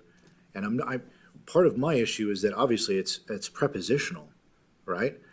But is there anything that we can do to force a light there if this goes in faster? Or are we just, no offense, as a community, beholden to laws based upon state regulation that allow for us as exposure as a community? And I think that the mixture of that is where it feels icky. Why do we allow that to happen? And is there an explanation of that so we can kind of hear what to do with it? the ickiness. The ickiness. I don't want to see somebody die. That's not what I want. But I also want to know why we're doing this. Okay. I'm not sure if this directly answers what you were talking about, but because it's an MDT right away, Yep. there's a limited amount of what we can do as far as saying, even if we all agree that that should go in, it's still tied to MDT and what their warrant systems are. Yeah. So that aspect, whether there was a growth policy amendment or just a subdivision or conditional use permit for something, that's what state regulations are. And there's not a lot that we can do about that sitting here for that. So- Most of our, what I would say is, generally speaking, if we were just looking at simply a subdivision coming through here, what that TIS says is typically what we'd follow. It's based on an objective third-party analysis of what's coming through. It's typically reviewed at least at one level by the city, if not also our third-party review coming through. And typically you can only require a development mitigate its impacts. You can't have it correct the rest of the background information. And that's a function of state and federal law too. And in this particular situation, that's what the TIS was calling out, that was what the trigger point is. And simply within the confines of that development proposal and how we typically look at that, that's what you would hang your hat on, is that TIS and what's the accepted TIS with that. Growth policy is a little bit broader in that situation. And again, here it's a little bit of a hybrid, because this question of annexation under the annexation policy is part of the policy already. Those criteria that we stepped through in the staff report and the presentation are already part of the policy. And in that sense, it's not necessarily a growth policy amendment. That is the mechanism that we use to bring it through for consideration. And if it were approved, we would show that coming around that property on the map with the annexation boundary. And like I said, part of it is because there's different things that are in front of the commission, and would have somewhat different standards of what you would look at for each one. To address some of your points too, which they're all valid points, if MDT would allow the light to go in, I think the developer would do that right now as well. MDT also has to follow the FHWA guidelines about the timing, because they put themselves at risk because the light goes in, there could potentially have, it's not just side collision, it's a rear end collision. You got to remember that Tronstad in the highway right now, you're not supposed to make a left across there. Yep. It's a right. And traffic going south would go down Whitefish Stage, as the traffic study says, which is why Whitefish Stage needs improvements. Whitefish Stage is also being improved all the way to Highway 40 within, the foreseeable future. West Reserve, city got a $25 million grant. West Reserve, the city did get a $25 million grant. That construction will be starting this summer on West Reserve Drive. So Whitefish Stage intersection that was mentioned, that's going to be an urban standard, half mile from the intersection north, turn lanes, 5 lane on on West Reserve. But yes, the south, until the light goes in, will be Whitefish Stage. They're not going to go to the highway, or they shouldn't, because it's a controlled movement. You're not supposed to go across the highway. That's where I come in with my concern, is I'm saying that the actual logistics of going through and building this is going to be construction traffic heading up north of 93, turning on to Tronstad and going over to it. When they leave, they're either going down Whitefish Stage with heavy equipment, dump trucks, loaders, cement, all that stuff, or they're going to be trying to get out into traffic going north to turn around and go south. And so we all agree, this is the thing, is it comes down to, MDT is going to say we have standards that we have to go through and do. That's why I'm looking at it. I'm like, I don't see it situated. Traffic related concerns as far as safety and stuff, I don't see it situated in the right spot. I wish we could. I wish we could go and say, Straight down. I was going to, I don't know.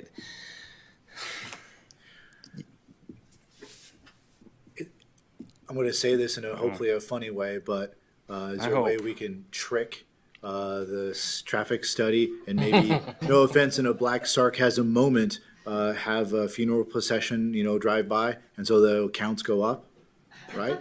Do you see what I'm saying? Like, that's where my brain goes, like, man, like, this is really important. So there's no way to order a new study? There it is, finally you got it, yeah? But you see what I'm saying, right? You're in a conundrum, but I mean, the planning board can make amendments, amend, approve, deny what's before you. You can certainly say, shall put in at phase 1, call MDT's bluff. The problem with that is it's based on what liability then do you have making something go in that maybe is not warranted? We tend to stick to the facts, the findings, the logic behind the studies. You absolutely could put that in. It's not how it's done. It's not how it's been done. It typically is based off of warrants. But certainly if the concern is you want it at phase 1, put it at phase one. But, you know, that raises questions for sure. Okay. The problem will be is if you change that condition to Then- put it in phase one, Yeah. they'll never get final plat in phase one Yeah. because they'll never meet that condition And that'll be done. until MDT change their minds. So that's the That's the, double-edged that's the sword. thing, that's the thing. Is you is- either hamstring them. That's my whole concern is like it going and getting the final plat and getting this thing going and everything. I don't think it should be happening before that gets mitigated. You know, I want to kind of also maybe even, you know, I want to talk a little bit also, you know, hearing public comment and everything. Again, this is just a situation I've not been in, because I see the growth policy and I see how it works and everything, but I also go through and see how it's not, we are growing. We are growing, growth is going to happen. I do see how it's not in keeping with the character of that area. But that's the thing about growth, is it changes the character of the area. So that, I mean, I guess that's what I'm wrestling with in my mind. More so, it's traffic for me. So, what do you think? You hit both ends of the traffic, both of the arteries, but even just Tronstead in itself is a narrow road.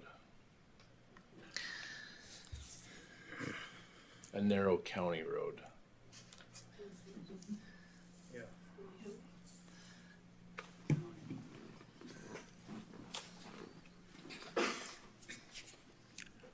Like somebody said, there is weight restrictions on it right now. Yeah, I mean, They're gonna have to those- update it first. Again, there's another layer with that. So we're talking about the growth policy amendment. Is there any other discussion about it? No. All right, we'll get a roll call. Rory Young, Aye. Joshua Borgart, Aye. Tim Stockland, Aye. Kevin Orrick, Aye. Chad Graham. No. Okay, you look for a motion for the annexation.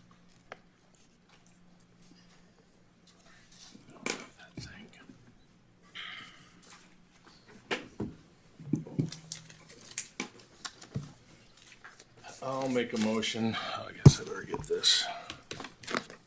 That the Kalispell City Planning Commission adopt staff report KA 2-24-03 as findings in fact and recommend the Kalispell City Council that the property be annexed and the zoning of the property be city R3 residential.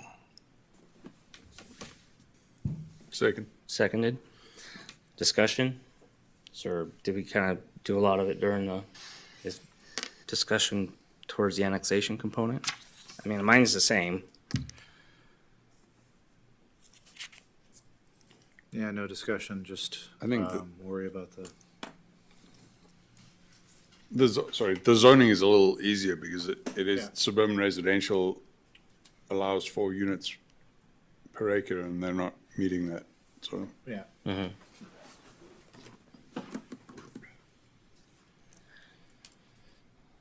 Okay, roll call.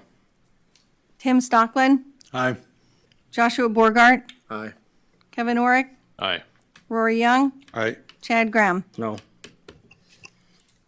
Motion carries. Preliminary plat. It's getting late. Any discussion on the preliminary plat? We gotta move it first. Or you can move it first. Can I get a motion?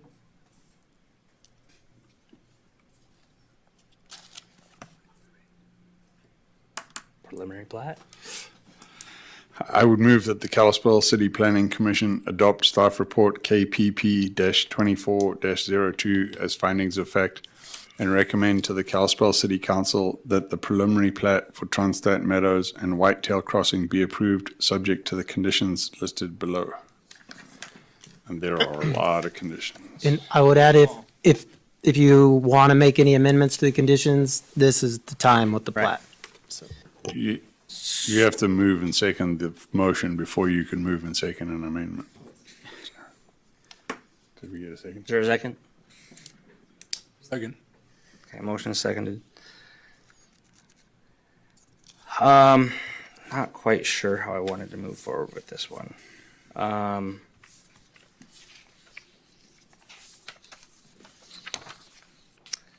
Yeah, okay. I want to amend the conditions of approval to strike number 18, or change the language in number 18 to prior to final plat of phase 1, a signalized intersection at Tronstadt 93 shall be completed.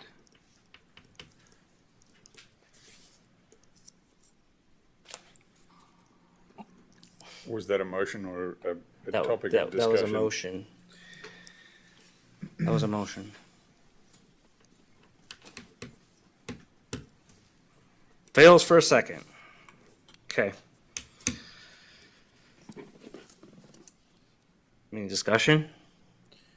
What are the ramifications of it not being approved in regards to that plat? What happens? Can't sell lots, can't build it. You'd have all your infrastructure in and you wouldn't be able to sell. And you wouldn't be able to sell it. Well, it's like the thing is my buy-in is MDT. I mean, I can't get over it. I have another one that I can do here but it kind of short circuits what I'm saying. I mean, I'm gonna do here. I'm gonna do this. So how's this? Okay, I move to amend condition number 18 to add the language in order to ensure that the signal is ready to be installed when allowed by MDT, and approved design and financing mechanism shall be in place prior to final plat approval of the first phase of development. I second that. Yeah, I can support that. I don't know that, I don't want to say it's a needless complication, but it maybe provides some clarification for them. Yes, instead of being just into this cloud of not knowing when it's going to happen. It does have the cloud. Is there a second? That second? yeah, I got it. Okay, it does have the cloud. It's the language of MDT. That's the cloud. Yeah. I mean, that's kind of what I'm saying but I mean, I think it makes it better. Well, the developer offered that, so it's not like we're adding an additional burden to them. No, I'm not looking at it that way. I'm trying to go and put some teeth into that, I Allowing guess, the as far developer as. to put say Montana and like, hey, this is what we kind of promised. This is kind of what we wanted to do. This is our intention for the safety of the city, that kind of thing. I think this makes it better. Yeah. That's why I put it in there. Discussion? Roll call? On the amendment. Doug Hoffman, On the amendment. Kevin Orrick, Aye. Joshua Borgart, Aye. Tim Stockland, Aye. Rory Young, Aye. Chad Graham. Aye. Okay, that amendment passed, so now the new part of that condition is that, in order to ensure that the signal is ready to be installed when allowed by MDT is basically what we've got added there, so. Discussion on the rest of it. I mean, the fence part of it is not a condition we can put in, they can work with the developer on that.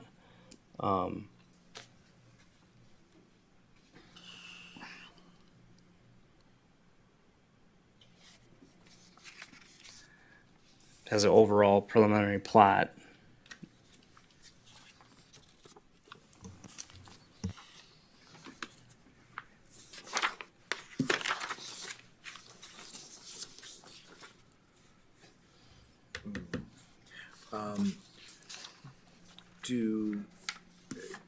From a perspective of the physical road and the construction and the weight limits that are currently on it, considering it's a county road, would it behoove of us to make some requirements, or is it a moot point For what? for the improvement of that road immediately with the start of the project, so that there's no concern about the road or the safety? Is that something we can do to imply first, or is that just out of the question? Because if it is a thin county road, we all know how those work in regards to construction. Yeah, so the frontage has to be upgraded of the development. Automatically. Yeah. With phase one, I believe is the way the condition's written. Isn't that right, PJ?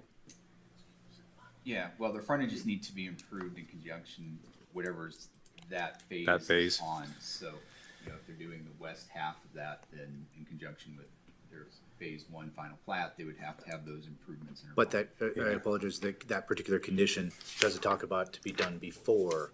It just lays it out in a non-time fashion. Is that acceptable? That's done in conjunction with. Yeah, prior to final plat of that adjacent phase to a major collector standard, a major collector. And the consultant, the KLJ, did talk about that as well. The 2-lane major collector can support 8,000 vehicles per day. What this is looking at is 3,583 that are due to the development, for a total of 4,932 build out vehicles per day. So that's equates to a volume to capacity ratio of 0.62, which is well within the capacity of the road, and provides a level of service A or B at each of the Tronstead intersections. Okay. That was the only thing I wanted to bring up. Okay. You took my question. He did? Yeah. Yeah, it's just like one of those moments. Oh, right, where- yeah. Okay. Roll call. Kevin Orrick, Aye. Joshua Borgart, Aye. Tim Stockland, Aye. Rory Young, Aye. Chad Graham. No. Okay, that motion carries. When does this move forward to city council? Okay, so the first time it would be in front of city council would be May 6th. That's where there's a resolution of intent on the growth policy. That sets a hearing with just on the growth policy portion of the 20th. And then June 3rd is when growth policy annexation, zoning, and the plat will be in front of council. Okay. So I want to thank everybody for staying late, showing up, talking, giving the comments. I know it's really late. And again, this is how we work in here. This is how this process works. So May 6th, city council is when it'll be your next opportunity to have your say on that. So I'm going to close tonight's public hearing and go into old business. Okay, for old business, we didn't have that meeting last month, but just know that the public participation plan did go in front of city council. That's related to the new Montana Land Use Planning Act with Senate Bill 382. Well, hold on. Yeah. 382, yo. Thank you all for your time tonight. You're very welcome. Do we talk about the 382 real quick? Just do we spout off the 382 BS just to because they're never gonna have this option. Well, that's why I was saying before it when we started. Because I wanted to say it then because nobody would, people leave. And It's gnarly. I'm actually. I'll take it.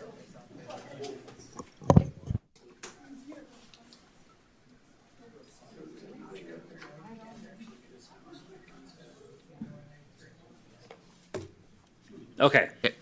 So, City Council did consider the public participation plan that you guys worked on. There was the work sessions back, I think, November and January. But it did go in front of council and that was approved. That public participation plan is kind of the roadmap for our compliance with Senate Bill 382, which is the new Montana Land Use Planning Act. The other thing, as far as an update related to 382, since we were talking about that, City Council did get an update on the lawsuit that made, which is Montanans Against Irresponsible Densification, filed down in Bozeman, relating to a number of Senate bills. There's 2 ADU bills, an apartment bill, and then that 382, the Land Use Planning Act. Just so that you're aware of where that's at, there were temporary injunctions that the district court placed on the 2 ADU bills, and those have been appealed up to the state Supreme Court. Everything at the district court level has been stayed, so nothing is really happening at that level. But it's in front of the Supreme Court. Don't know when they'd make a decision on that, but there's a number of amicus briefs that have been filed by different organizations throughout the state as part of that. So we'll keep you updated as that happens, but like any of those processes, it takes quite a while. It's important tonight on a night like this doesn't happen under 382. Right, yeah, that's, I wanted to really stop everybody, be like, hey, this is really important for everyone to really understand the context of being able to do this.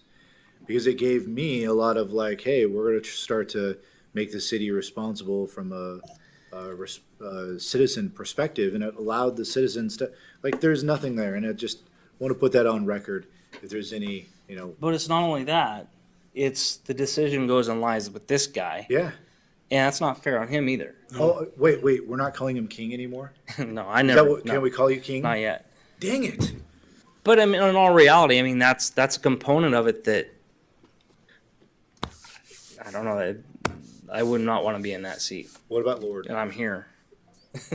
What was that? I said, what about Lord? Speaking of 1381, sorry. Yeah. So is that all old business? That's all in the old business. Old business. All right, new business. So new business next month. We've got a conditional use permit. Don't you dare say. Don't just dare. Don't even. Another annexation to the west of or east of this. No, but experimental aircraft group was looking at putting a building up at the airport. There's some parking associated with that would go in the runway protection zone, and that requires a conditional use permit. So we'd be looking at that. We'd also be doing a work session. There was a PUD amendment and I guess a revised and expanded plat into some remainder area in Bloomstone, which is just north of 4 Mile and west of Kid Sports. So it's kind of reshuffling around how they're developing that. Doesn't really change the total density of what was in there. So, but that'd be a work session because it's a PUD. Anything from the board? Should we try to push it to midnight? Yeah, let's do it. Well, I'll go get some beers. Okay. All right. We'll have new members, correct? Yeah. We will? Next month? So, yeah, you're off. You're not doing it anymore. Yeah. I think that's it. I think that would be it. But yeah, it's all the city boards come up with new terms in May for the ones that are expiring. And city council would be making those appointments at their next meeting next Monday. Kevin, thanks for your time on the board, and you went out with a bang. I gotta say, this was the right up there with the hardest meeting I've done, and audience was glad they were graceful with me because there's a couple little mess ups and stuff like that. You always forget something, but it was one of the top 3. So anyhow, thanks for your time, and we'll look to fill your seat. So anything from the council, the board, from the commission? I don't know what it is now. I mean, technically, it's not through to be in law yet, is it, for us to be called a commission, or is it? That is, I think we did changed that. the bylaws. Oh, yeah, you're a commissioner. Oh, my gosh. All right, let's end it. We're adjourned.